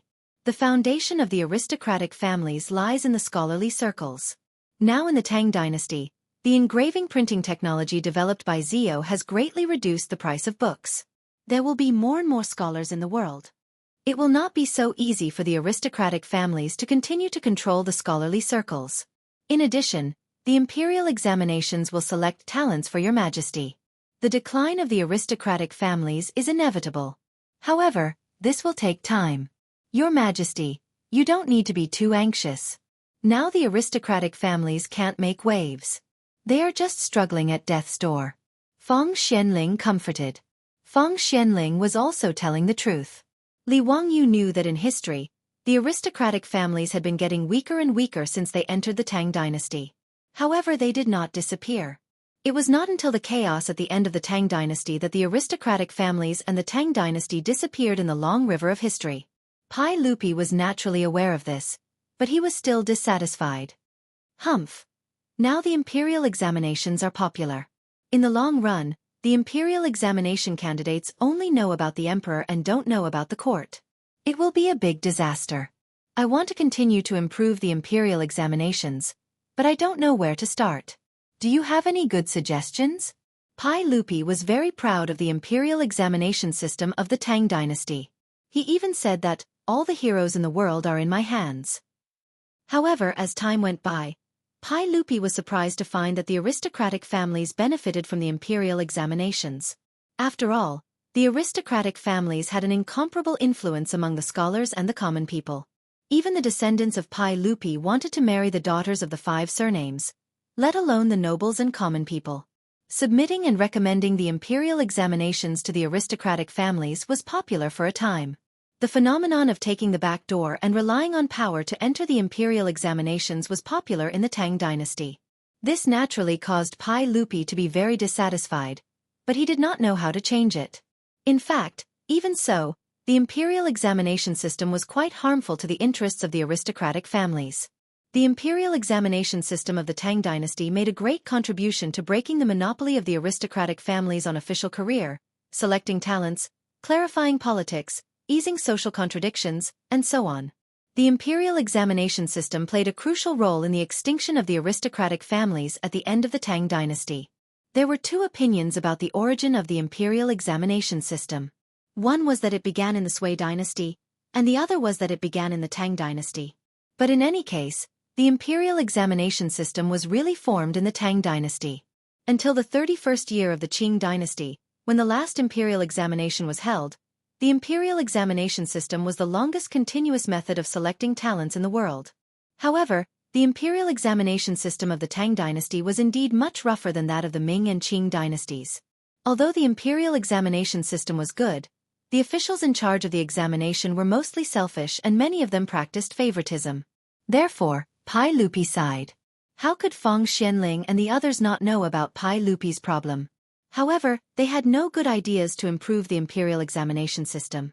Naturally, they were speechless. Li Wangyu's eyes lit up and he said, "Uncle, what's the problem?" Chapter 670. Uncle, what's so difficult about this? I have a few ideas that can prevent the aristocratic families from interfering with the spring imperial examination. Li Wangyu's words naturally made Pai Lupi and Feng Xuanling's spirits rise. Everyone knew that Li Wangyu was intelligent. Since he said he had a way, they naturally had to listen carefully. Ziyu, what good idea do you have? Let's hear it. Li Wangyu smiled and said, "You only need to paste the names and transcribe the exam papers so that the judges won't know who wrote a certain paper. Then, there's no need to worry about the aristocratic families interfering." Pai Lupi and Feng Xianling were stunned when they heard his words. After thinking about it, they immediately became happy. Wonderful! Your Majesty, Ziyu's idea is very good. Why didn't I think of it before?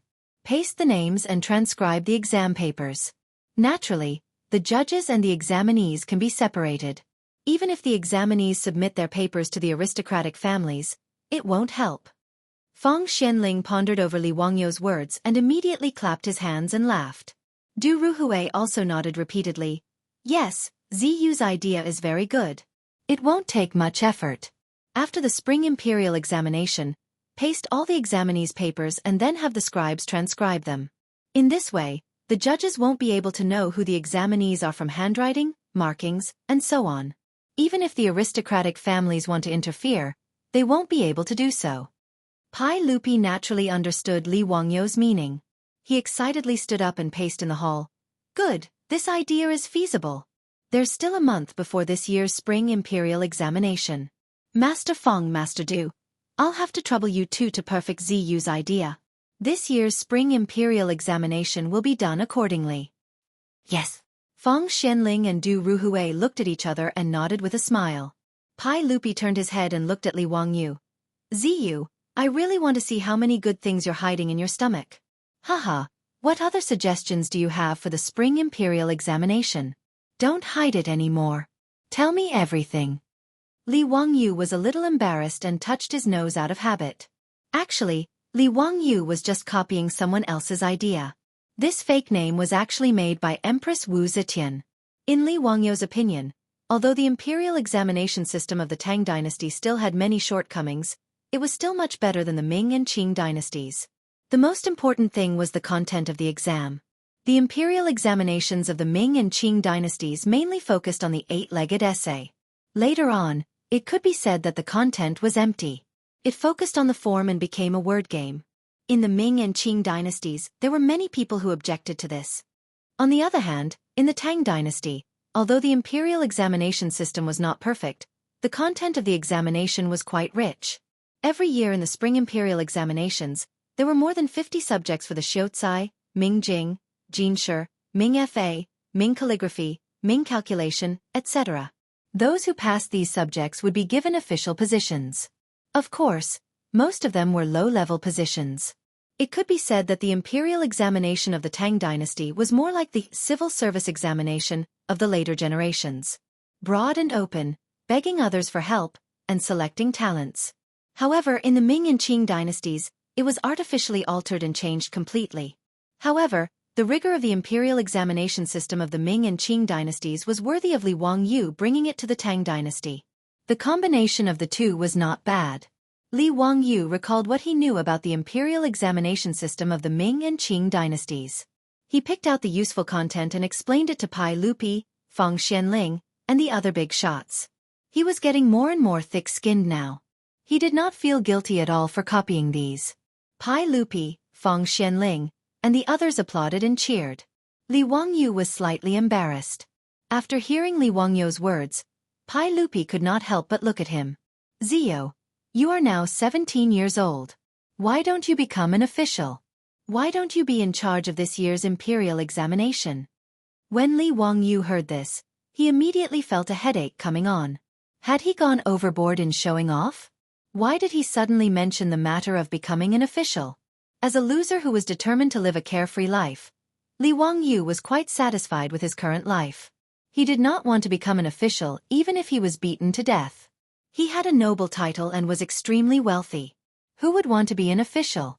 What's more, he was 17 years old this year.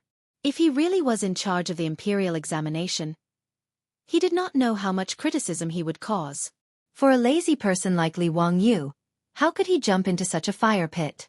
He quickly used the all-purpose excuse to brush off Pai Lupi. Uncle, I am still in mourning.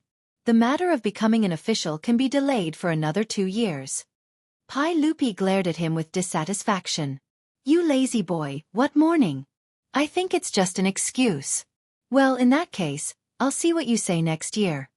Pai Lupi also knew that although Li Wangyou's words were an excuse, it was a very good excuse. Even if he was the emperor, he could not stop his nephew from mourning for his father. Li Wangyu smiled bitterly. This matter was really troublesome. Sigh. Being too outstanding was also a shortcoming. At this time, Mi Tuo walked in from outside the hall. He bowed to Pai Lupi and said, Everyone, this servant has found out that it was one of the eunuchs on duty in Taiji Palace who spread the news outside the palace.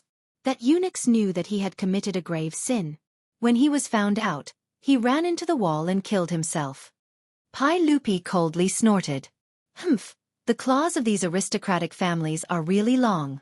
Mi Tuo, clean up all the palace maids and eunuchs. I don't want to see this kind of thing happen again. Yes. Mi Tuo accepted the order. Li Wangyu knew that with Pai Lupi's order, no one knew how many people would die in Taiji Palace in Noda. But he could not stop it. There was an irreconcilable contradiction between the aristocratic families and the imperial power. In fact, strictly speaking, it was not a bad thing for the aristocratic families to restrict the emperor. After all, as a modern person, he knew this truth. Absolute power was equal to absolute corruption. At the beginning of the Tang dynasty, there was some mutual restraint between the aristocratic families and the imperial power. Even the emperor could not act wantonly. But Li Wangyu was now one of the members of the imperial family. It was said that the position determined the head. That was the truth. What's more, the aristocratic families had done all kinds of dirty things with him again and again. Today, they even slandered him as a traitor who colluded with the Turks. In this case, Li Wangyu did not care about the aristocratic families or the imperial power. In short, in the eyes of the cynical man, those who offended him should be beaten to death. In the Yin and Yang Palace, Li Wangyu chatted with Pai Lupi and a group of big shots for a long time. Then he left and prepared to go to the Shangyao Bureau to see Bai Mohu's injury. Speaking of which, this time Bai Mohu was implicated by Li Wangyu. For this, Li Wangyu naturally felt very guilty. Everything was going well, but just because he had a drink with her yesterday, he was captured by the bad people of the aristocratic family. He was even tortured to the point of being on the verge of death. He was truly wrong to the extreme. Li Wangyu naturally wanted to visit Bai Mohu. He asked Lu Xinwei to try his best to save this businessman from cheesy country. Otherwise, if something bad happened to Bai Mohu, Li Wangyu would feel uneasy. When he arrived at the Shangyao Bureau, Li Wangyu found Lu Xinwei and asked him about Bai Mohu's injury. However, Lu Xinwei's words almost caused Li Wangyu to go berserk once again. Chapter 671. When Bai Mohu slowly woke up, he did not expect that he could still survive. When he was being tortured by those vicious and evil people, he knew that he would not be able to survive. He never expected that he would suffer such a disaster when he came to Chang'an this time. Those villains broke the door of the hostel in the middle of the night and put him in jail. Bai Mohu thought there must be some misunderstanding, so he kept complaining that he was wronged. But he did not expect that those villains would punish him severely without saying anything. Only when that baddie commander opened his mouth did he realize that these baddies weren't here for him, but to scheme against that very interesting young count they had met by chance during the day. After he figured it out, Bai Mohu could not help but feel a chill down his spine. He knew the Tang dynasty very well. Compared with that earl, those villains, even the bad commander, were just as useless as mud. How dare they do that? The Tang dynasty recruited those who had done evil deeds to be low-ranking officers for investigation and arrest. They were called villains. Those villains did not even have a rank. How dare they frame a earl? Obviously, there was someone behind the scenes. And he, a Chotzi merchant, was just a bait. If he did as the bad commander asked and accused him, he was afraid that no matter whether those people behind the scenes could succeed or not, he would not survive. After he figured it out, Bai Mohu naturally gritted his teeth and refused to admit his guilt, let alone accuse Li Wangyu. But Bai Mohu was a member of the royal family of Chotzi. He had earned a lot of money by doing business for many years. Although he had to travel a long distance every year, he could be considered as a rich family. Being tortured by those villains, of course, he could not bear it. Since he could not bear the torture of those villains, Bai Mohu only wanted to be spared from torture and die. Bai Mohu, who was on the verge of death, followed those bad people's instructions and gave some random instructions, then signed and stamped his name. But even so, those villains did not intend to let him go. They beat him until he fainted. When he woke up again and struggled to open his eyes, he saw Li Wangyu's worried face. At this moment, Bai Mohu almost burst into tears. He opened his mouth, wanting to say something, but only a hissing sound came out of his throat. Li Wangyu saw that Bai Mohu had woken up and was struggling to speak. He quickly stopped him. Lao Bai, don't talk. Have a good rest. This is the Shangyao Bureau. The saint already knew that you were wrongly accused and specially ordered the Shangyao Bureau to treat you. If you have anything to say it after you've recovered. Don't worry, I won't let you down. After hearing Li Wangyu's words, Bai Mohu slowly nodded as he looked at Li Wangyu with gratitude. He knew that it must have been this young count who had saved him. Otherwise, he would have already died in the prison. It was all thanks to the count that he was able to escape from prison and even be sent to the Shangyao Bureau for treatment. Looking at Bai Mohu's grateful eyes, Li Wangyu felt a little sad. Now that this Hu merchant had been implicated by him, He had no idea if he could recover. After Li Wangyu arrived at the Shangyao bureau, Lu Shenwei's words immediately made his eyes turn red. Zio, this Hu merchant's injuries are a small matter. Although he has a few broken ribs, it's not a big deal. He will recover after a few months of rest. However, those unscrupulous people actually fed this Hu merchant medicine and burned his throat, making him mute. Lu Shenwei shook his head and sighed. Li Wangyu was furious. He immediately understood why those unscrupulous people wanted to poison Bai Mohu. Naturally, they were afraid that he would retract his confession and cry out his injustice. If they poisoned him until he could not speak, naturally, he would not be able to cry out even if he was wronged. Aristocratic families. What a vicious method. Brother Shenwei, can this Hu merchant's throat be cured? Will he be able to speak in the future? Lu Shenwei shook his head. The probability is not high. My medical skills are not good, so I can't do anything. I can only see if the teacher has a good plan. Li Wangyu said, then I will ask old immortal son to treat this Hu merchant. This person was also implicated by me. If I don't treat him, my conscience will not be at ease. Please, Brother Shenwei, you must treat him. I will do my best. Don't worry, Zio. After arranging Bai Mohu's matter, Li Wangyu returned to Kaihua workshop and found his beautiful superior. After telling her everything that happened today, she was so angry that her eyebrows were raised and her almond-shaped eyes were wide open.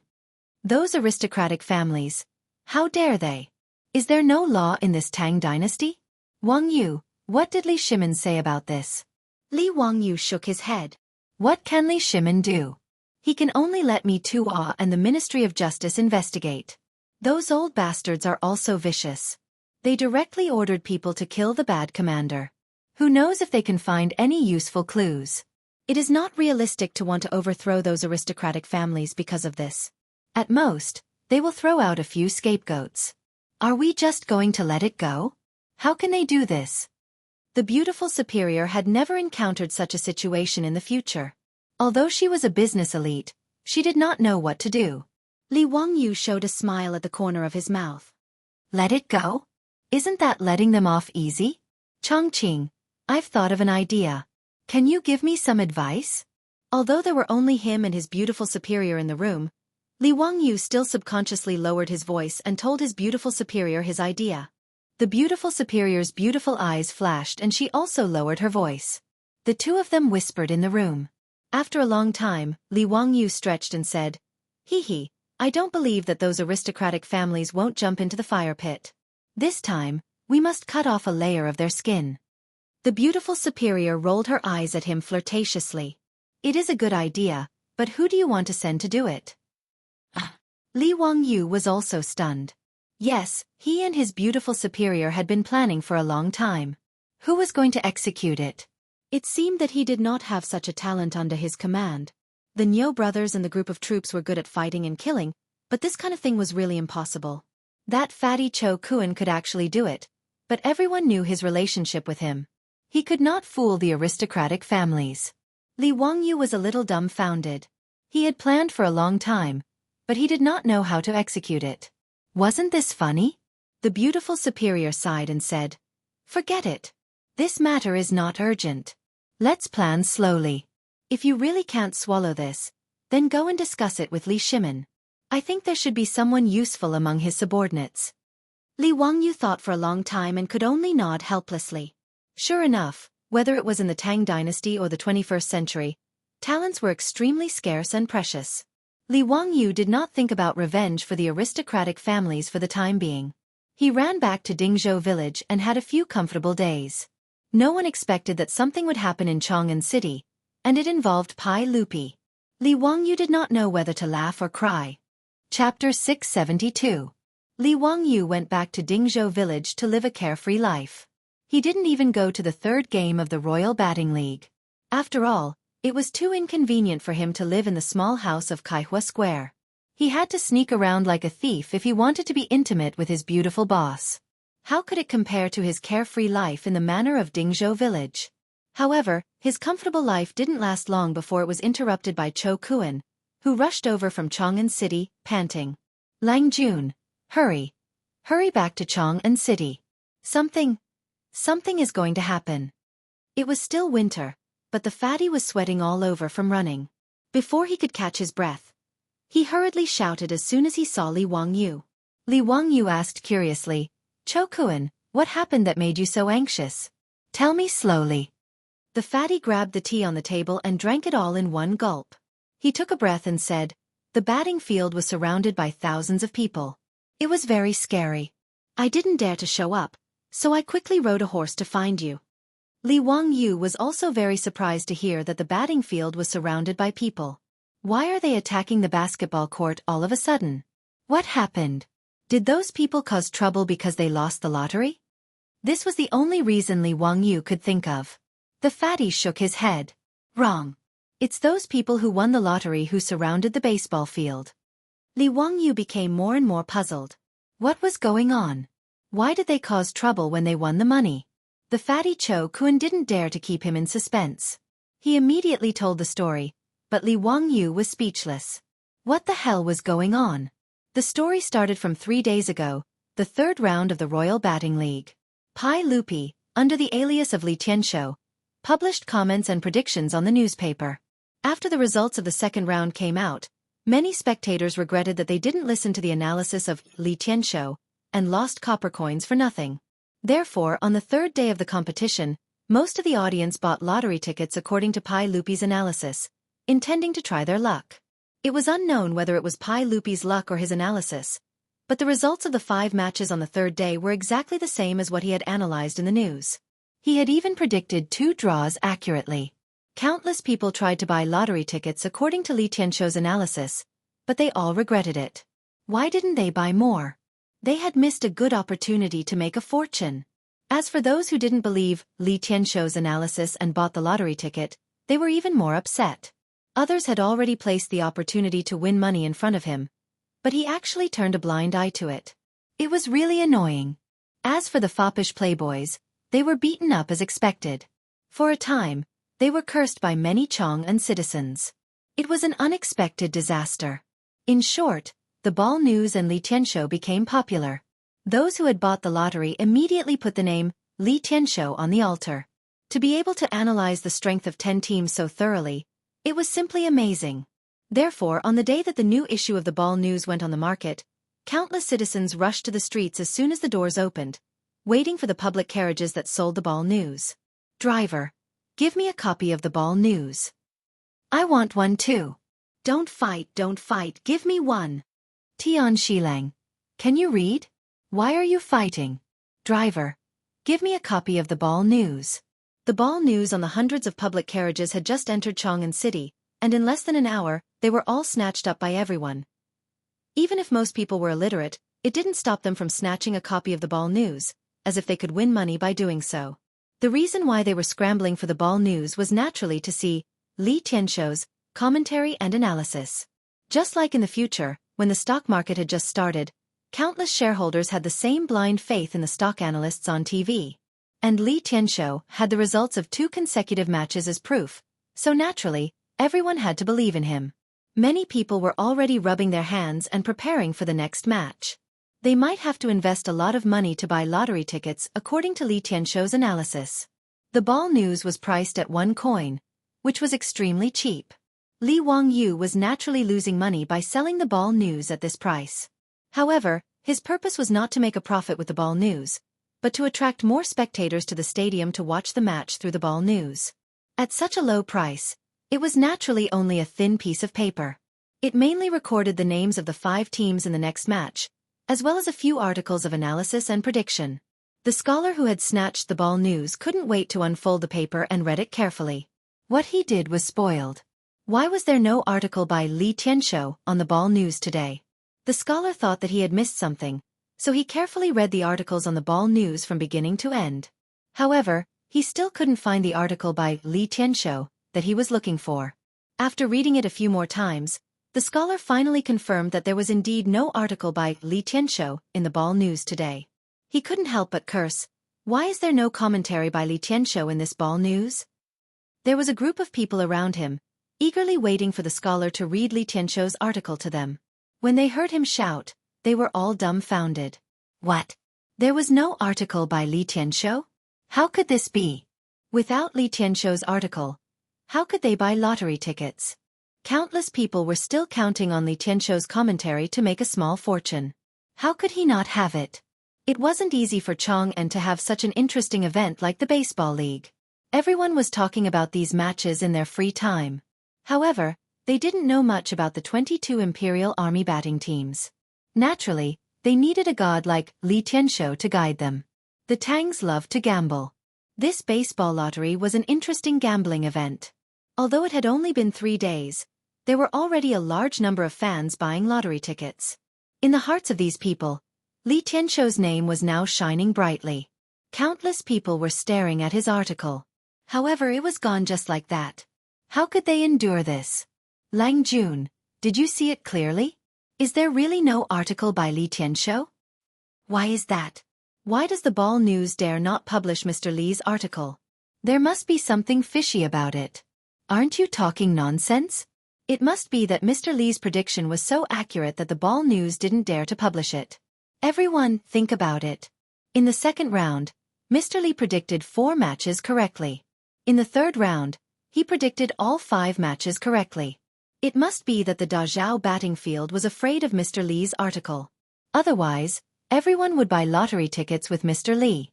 The batting field would definitely lose money. Someone analyzed. Everyone nodded. That's right. It must be so. The Ball News is so despicable. They actually used such a despicable method. Suddenly, someone raised his arm and shouted, "No! I'll go to the Dazhao batting field and ask for an explanation. I want to see Li Tianshou's article. Let's go together. Let the Dazhao batting field give us an explanation." Similar scenes could be seen everywhere in Chang'an. The people who had read the latest issue of the Ball News were all furious.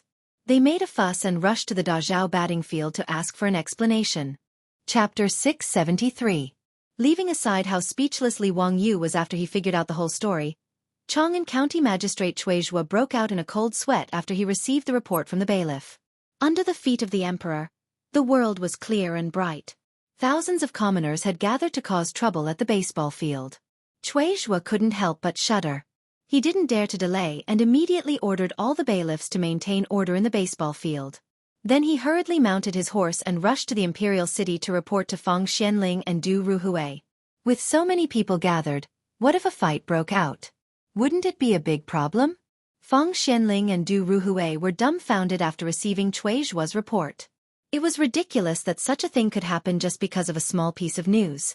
Naturally, these 2 big shots were also baseball enthusiasts. They were also very fond of the Royal Baseball League. Thus, the 2 of them were also readers of that newspaper. The 2 big shots were naturally aware of the article signed by Li Tianshou in the newspaper, and they admired this person's commentary and analysis. Fang Xianling and Du Ruhui guessed who this Li Tianshou was. To be able to know so much about the 22 Imperial Army baseball teams, he should be an official. However, no one had heard of Li Tianshou. He was very mysterious. Fang Xianling even asked his son, Fang Yai, but he didn't get an answer.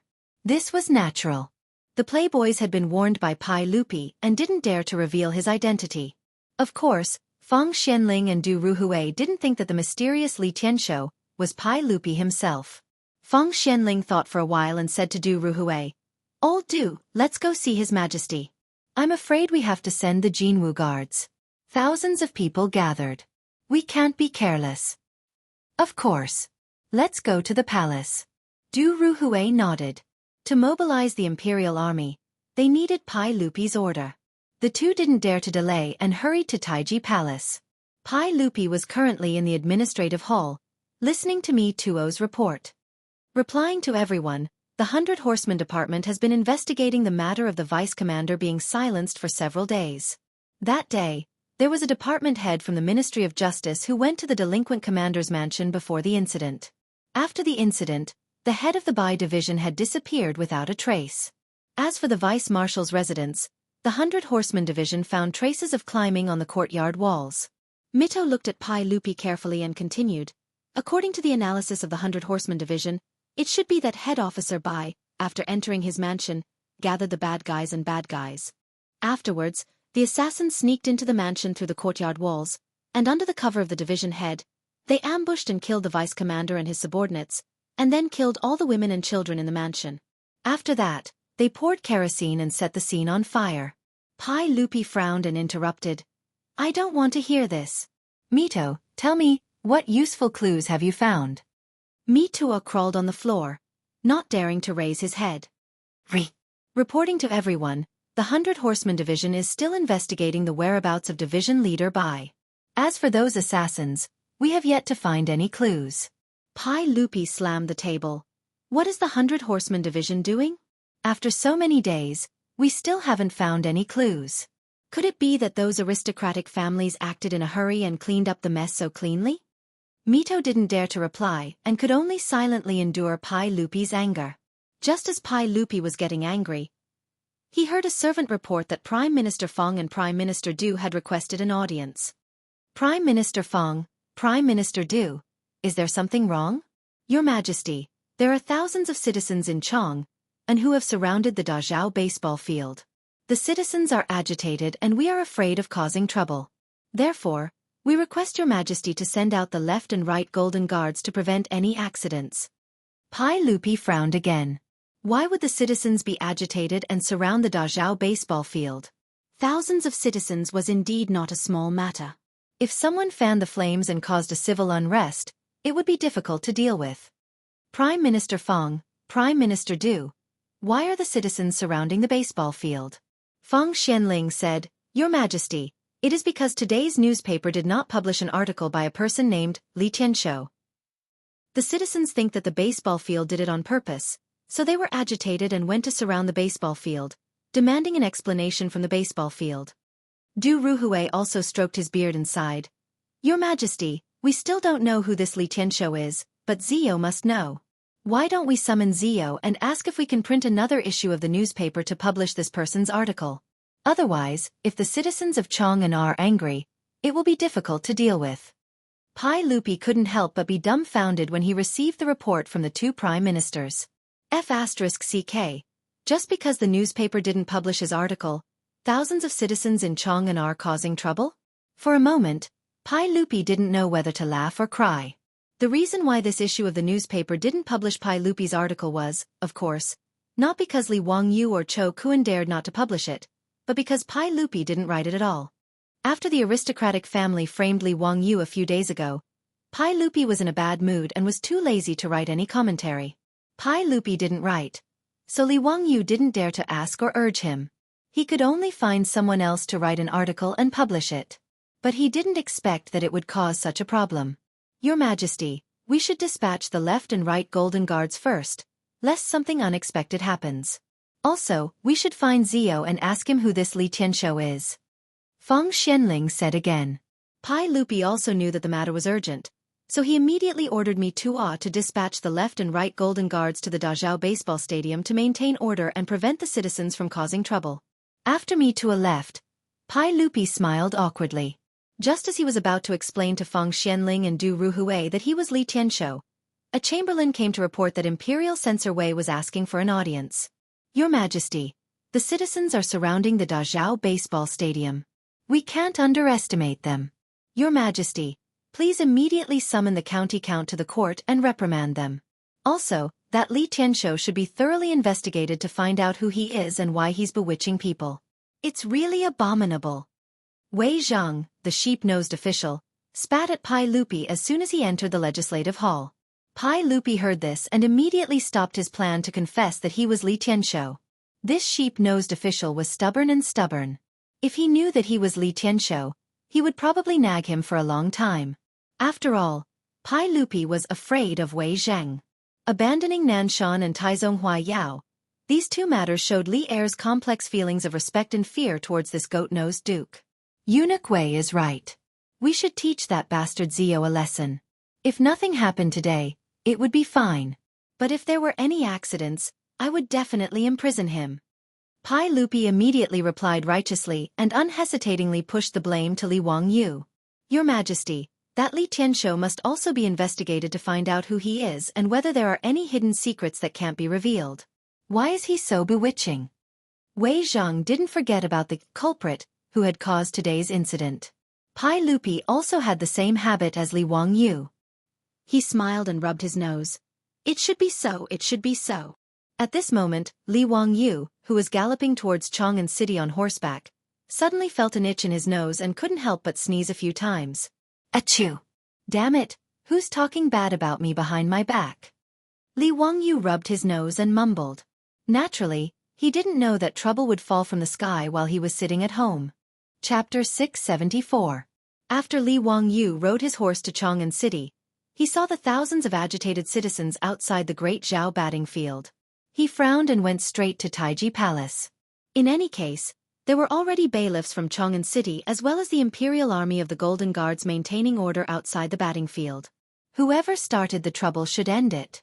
The damned Pai Lupi naturally had to solve the problem he created himself. Li Wangyu anxiously rushed to Taiji Palace. Pai Lupi, Feng Xianling, Du Ruhui, Wei Zhang, and the others had not yet left. They were still discussing whether or not to forcibly disperse the citizens. Pai Lupi was naturally unwilling. No matter what, the citizens gathered outside the great Zhao batting field were also Pai Lupi's fans. Pai Lupi couldn't help but feel proud that so many citizens were causing trouble because they liked his article. However, he couldn't tell everyone about it. This made him feel uncomfortable. It was like a child who scored 100 points on an exam but couldn't show off. This was inhumane. After Li Wangyu entered the hall, before he could even open his mouth to speak, Wei Zhang, the goat-nosed duke, jumped in front of him and started spitting saliva everywhere. County count who, look at what you've done. Right now, thousands of citizens are gathered in front of your batting field and demanding an explanation. Tell me, what should we do? Also, who exactly is that Li Tianshou? Tell me clearly. Li Wangyu was stunned. He unconsciously looked at Pai Lupi. Naturally, he was asking, what's the meaning of this? Pai Lupi sat behind the imperial desk. While no one was paying attention to him, he desperately signaled Li Wangyu with his eyes. Naturally, he was telling him to keep this a secret. Uncle, this isn't very kind of you. Shut up and keep this a secret. You can't let this leak out. Pai Lupi looked at Wei Zhang again. Li Wangyu immediately understood. This guy was afraid of being scolded by Wei Zhang. Damn it, looks like I'll have to take the blame for this. Li Wangyu was speechless. He helplessly cupped his hands towards Wei Zhang and said, Greetings, Duke Wei. I also heard about this matter, so I rushed back to Chang'an from Hu County. The commoners are causing trouble. Actually, it's not really considered trouble. It's just a momentary dissatisfaction. It's not a big deal. Bullshit. Thousands of people have gathered in Chang'an City, right under the emperor's feet. How dare you say it's not a big deal? Wei Zhang's spittle almost sprayed onto Li Wangyu's face. Facing this, Li Wangyu could only rub his nose in embarrassment and remain silent. What could he say? That this was all caused by the unreliable Pai Lupi? If you want to blame someone, you can only blame the people for being too addicted to gambling. F***ck, the Tang people really are a bunch of gamblers. Li Wangyu thought angrily, but he had completely forgotten who started the lottery to make money and attract the people to bet. Wei Zhang continued to ask, let me ask you, who is this Li Tianshou? What is his motive? To incite the commoners to cause trouble like this? It's really abominable. Li Wangyu was speechless. How the hell was he supposed to answer this question? This Li Tianshou, right? Yes, who is this Li Tianshou? Duke Wei, hee, I'm not afraid of you laughing at me, but I don't know either. This Li Tianshou's article was sent to my residence anonymously by someone. I saw that this person's article was well written, so I didn't think too much about it and had it published in the newspaper. Yes, I didn't think this through. Please forgive me, Duke Wei. Li Wangyu held back for a long time before finally coming up with an excuse that wasn't really a reason. Of course, Wei Zhang could tell that he was being perfunctory. He was so angry that he wanted to blow his beard and glare at him. Pai Lupi could only cough dryly and help Li Wangyu to smooth things over. All right, Duke Wei, don't worry about this Li Tianshou. This person doesn't have any bad intentions. He just wrote 2 articles. It's not a big deal. It's a bit of an exaggeration to say that this person is bewitching people's hearts. Let's talk about how to deal with today's matter. Feng Xianling seemed to have seen something from Li Wangyu and Pai Lupi's expressions. He also laughed and said, Your Majesty, I think it's better to let the imperial guards and yamen runners drive the commoners away to prevent more trouble. Li Wangyu naturally didn't agree. No matter what, the commoners who gathered outside the baseball field were his customers. If the imperial guards and yamen runners drove them away, they would be resentful and not come to watch the game in the future. He would be the one who suffered a loss. He quickly shook his head. No, the commoners didn't do anything bad. It's unreasonable to drive them away forcefully. How about this? Uncle, please call the 2 baseball teams to the baseball field and play a game. I'll let people open the baseball field and let the commoners watch it for free. After watching the game, the commoners' anger will naturally dissipate. What do you think? Feng Xianling and Du Ruhui pondered for a while and nodded. Zio's idea is good. Your Majesty, let's do it this way. Pai Lupi naturally nodded in agreement and immediately arranged for people to do as they were told. Not many hours later, the county magistrate of Cheng and County, Cui Zhua, came to report that the commoners who gathered at the baseball field heard that there was a game to watch and that it was free. They all stopped making a fuss and rushed to the field to watch the game. Everyone was relieved. Wei Zhang still angrily glared at Li Wangyu. County magistrate who? Don't make such a fuss in the future. Otherwise, I'll impeach you. If something like this happens again, I won't forgive you. Yes, Duke Wei, don't worry. Li Wangyu was speechless, but he could only take the blame. At the same time, he looked bitterly at Pai Lupi. He really became the scapegoat today. Pai Lupi coughed dryly. Well, all right. Everyone, go do your work. Zio, stay. Feng Xianling, Du Ruhui, Wei Zhang, and the others got up and left. Li Wangyu looked sadly at Pai Lupi. Uncle, what do you think about this? Okay, I know. In the future, I'll write an article on time for every game report and have me Tua send it to you. Don't act like a little wife. Li Wangyu said. Uncle, these are your words. You can't go back on your words. If something like this happens again, I won't be able to take it. Pai Lupi didn't want to continue this topic, so he quickly changed the topic. By the way, Zio, how is the Hu merchant who was captured and tortured by the bad guys? Li Wangyu glanced at Li Er, knowing that he had a guilty conscience. However, it wasn't good for him to pursue the matter. He could only reply, he's fine now. Lu Xinwei said that he would recover after a few months of recuperation. It's just that his throat was filled with medicine. Whether or not he can speak in the future is unknown. Speaking of Bai Mafo, Li Wangyu remembered that he and Bai Mafo drank in the tavern that day, and mentioned the establishment of a trade center in Dunhuang County. He immediately said, Uncle, when I drank with the Chotzi merchant Bai Mafo in the Hu Tavern, I had an idea. Li Wangyu told Pai Lupi about his idea of moving the trade center of the Tang dynasty to the western region from Chang'an to Dunhuang County. He also analyzed the benefits for the Pai Lupi. The more Pai Lupi listened, the brighter his eyes became. There were almost stars in his eyes. The wine sold in Chang'an for 10 strings of coins. If it was transported to Dunhuang County, it would be 50 strings of coins. Pai Lupi naturally knew the profit. Chapter 675. Before Feng Xianling and Du Ruhui left the palace, they were invited back to the Hall of Governance by the eunuchs. Dai Zhou, the Minister of Civil Affairs, was also summoned. Pai Lupi invited everyone to take a seat and smiled. Everyone, Zio has a new idea. I would like to hear your opinions. Li Wangyu repeated what he said to Pai Lupi, and the eyes of the elders lit up. However, after thinking for a while, they shook their heads.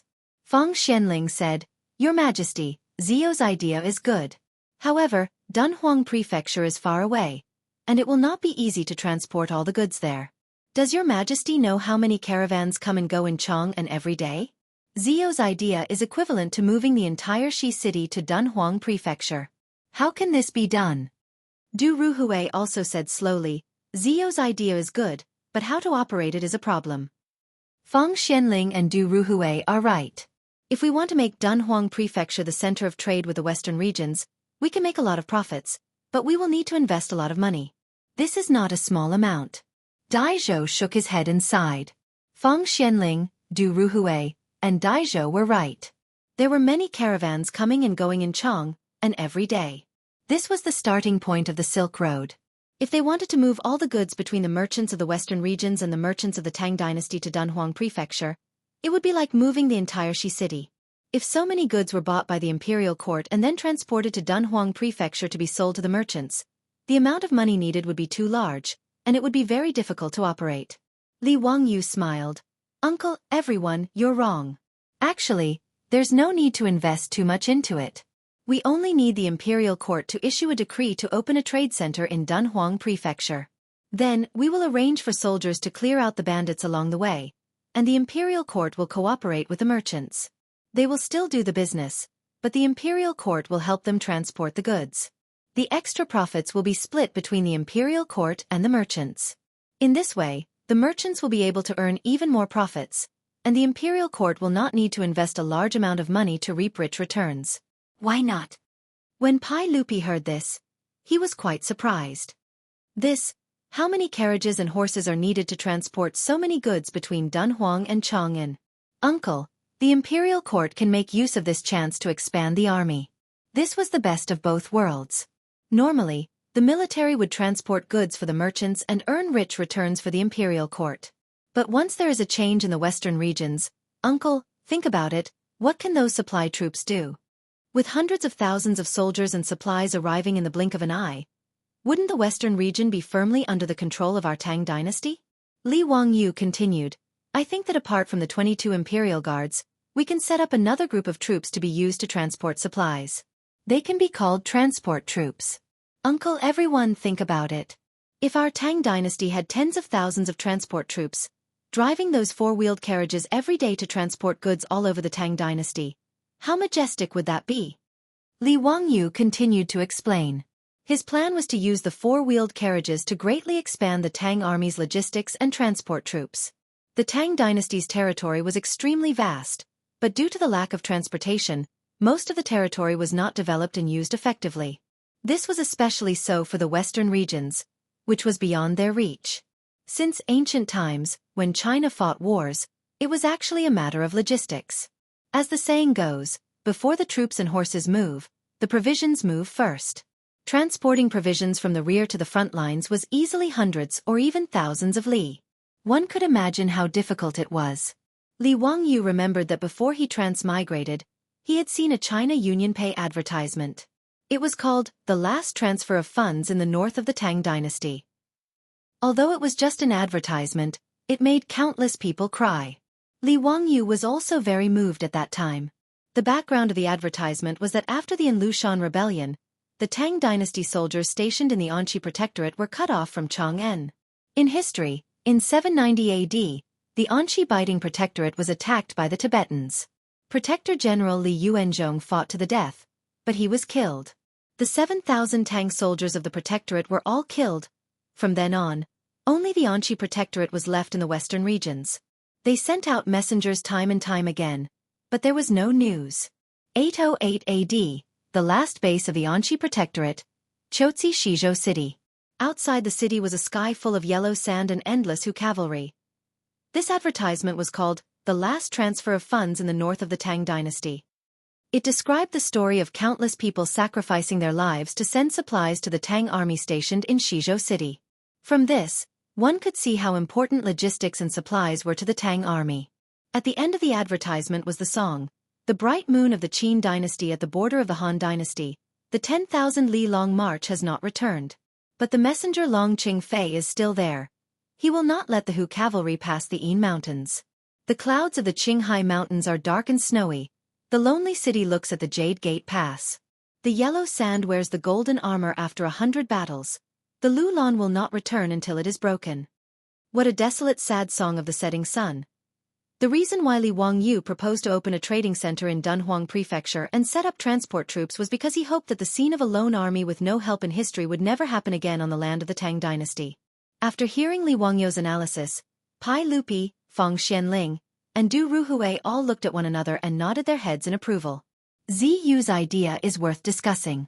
Your Majesty, the transport troops that Ziyu mentioned, if they help merchants transport goods during normal times and can quickly transport troops and supplies during wartime, it is indeed a good idea.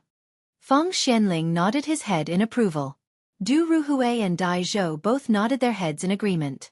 However, as for how it should be done, they needed to gather all the officials and discuss it. Li Wangyu was a lazy person and would not participate in such matters. He only cared about lighting the fire.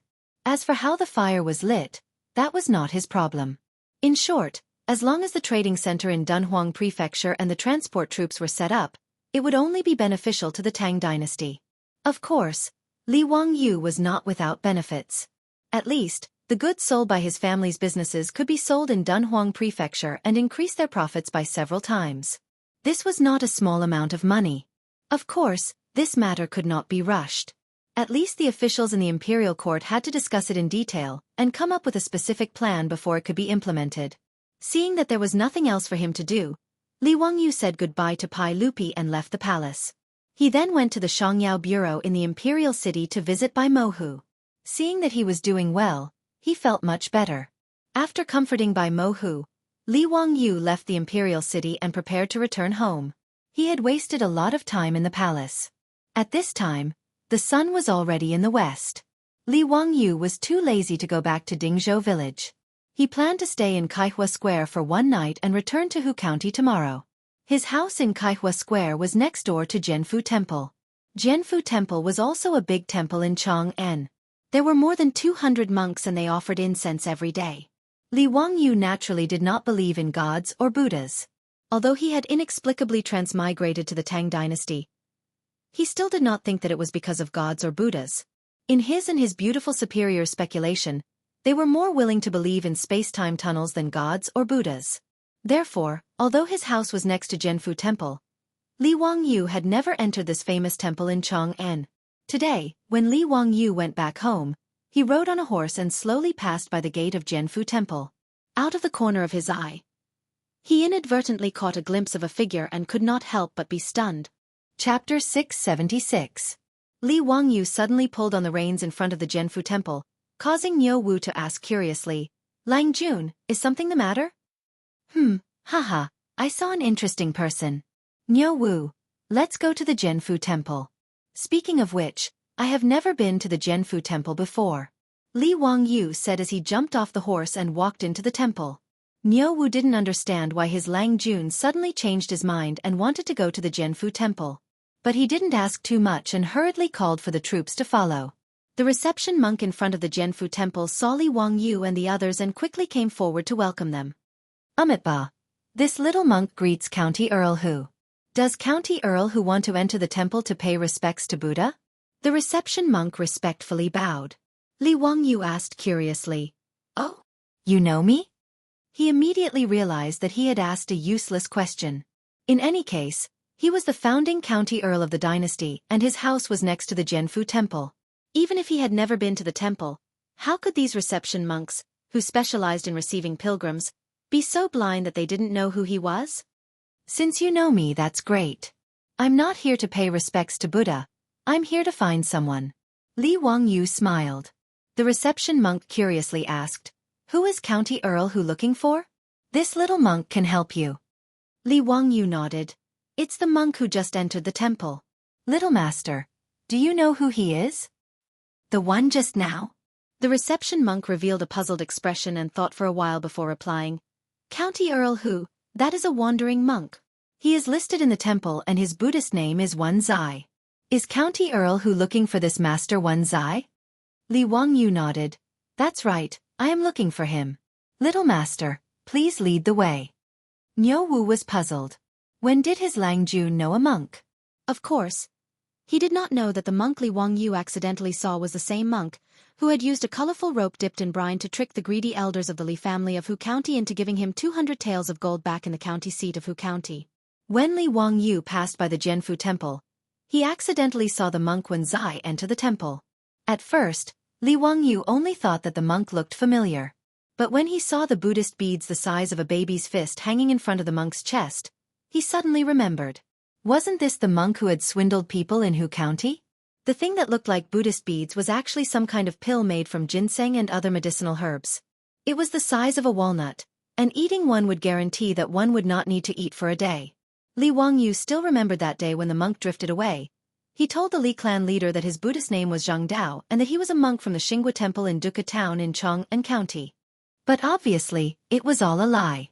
Li Wangyu was very interested in the monk named Wen Zai. He didn't want to catch him and bring him to the authorities, but he was curious that the monk also knew how to swindle people, and how skillful he was. What piqued Li Wangyou's interest even more was where the metal sodium he used to cause the Qingshui explosion had come from. Although Li Wangyou was a bad student, he roughly knew that sodium was produced by electrolysis.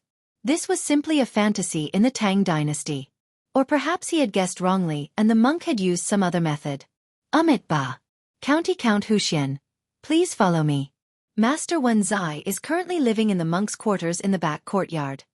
The monk in charge of receiving guests did not dare to tarry. He led Li Wangyou and the others into the temple. As a large temple, the Jianfu temple occupied a large area and had an elegant environment. In the Tang dynasty, these temples and Taoist temples were not only used to worship Buddha, but also many scholars and literati liked to come here for sightseeing. With the Jianfu temple as an example, the courtyard was elegant and ancient trees were awe-inspiring. Famous flowers and rare herbs were planted in the courtyard, especially peonies. The elegant Jianfu temple naturally attracted countless literati and literati to come here for sightseeing, meeting friends, admiring flowers, reciting poems, drinking incense, and staying. It was very lively. It was Li Wangyou's first time in the temple, so he wasn't in a hurry to find the monk. He followed the monk to walk around and have a look, which was quite interesting. Speaking of which, the Jianfu temple was also a famous temple. Li Wangyou remembered that among the poems he had memorized, there were several about the Jianfu temple, including Wang Wei's poems for the temple. At this time, the evening drum in Chang'an City was beating, and the literati, young masters, and noble ladies who were sightseeing in the temple had all left. It was time for the monks to do their evening classes in the Jianfu temple, so it was very quiet.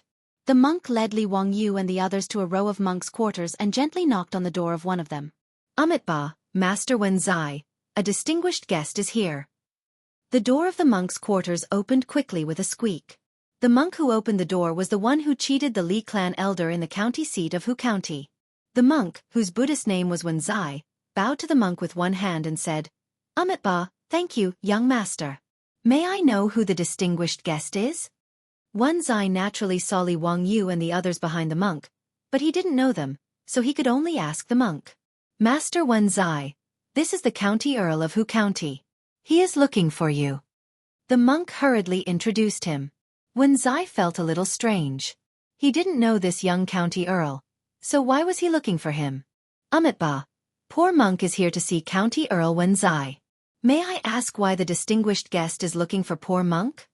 Although Wen Zai didn't know Li Wangyou, since he was the county earl of the founding county, he naturally couldn't be rude. He could only bow to Li Wangyou with one hand and ask. That day when he cheated in Hu County, Wen Zai naturally didn't notice Li Wangyou in the crowd. How could he have known that the county earl who founded the country was looking for him because of that matter? Li Wangyou said, I have met the master once, but the master doesn't know me. There's such a thing? Forgive poor monk for being slow-witted, but may I know when the distinguished guest has met poor monk? Wen Zai asked. Li Wangyou wasn't in a hurry.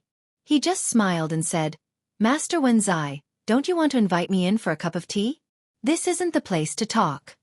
At this moment, everyone was still standing at the door of the monk's residence.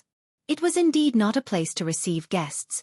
Wen Zai had no choice but to whisper a Buddhist chant and invite Li Wangyou and the others into the monk's residence. This row of monks' residences were for the traveling monks of Jianfu Temple. The conditions were naturally very simple, but it was still considered spacious. Fortunately, in the Tang dynasty, whether it was a monk's residence or a commoner's residence, everyone was used to sitting on the ground. There was no need to worry about not having enough chairs. Niu Wu arranged for a few troops to guard outside while he followed Li Wangyou into the monk's residence. As a traveling monk, Wen Zai naturally didn't have the tools to drink tea. However, the monk in charge of receiving guests was discerning. He quickly ran to another place and brought back a full set of tea sets. Only then did he consciously leave. In the Tang dynasty, the popularity of tea began in the temples. Because it was easy to fall asleep while meditating, so tea was the only thing allowed in meditation. When Buddhism was prevalent, there must be tea in the temple, tea in the religion, and tea in the meditation. In the Tang dynasty, there was almost a trend of temples growing tea, and there were no monks who didn't drink tea. Li Wangyou actually wasn't interested in the tea ceremony of the Tang dynasty temples. After all, The dark tea ceremony, that required all kinds of seasonings, was really unacceptable to him. The so-called tea ceremony was just an excuse to talk to Wen Zai. When the tea was ready, Wen Zai personally poured the tea for Li Wangyu. Only then did he open his mouth and ask, "Amit Ba," as the distinguished guest said before, "you've met poor monk before, but may I know where?"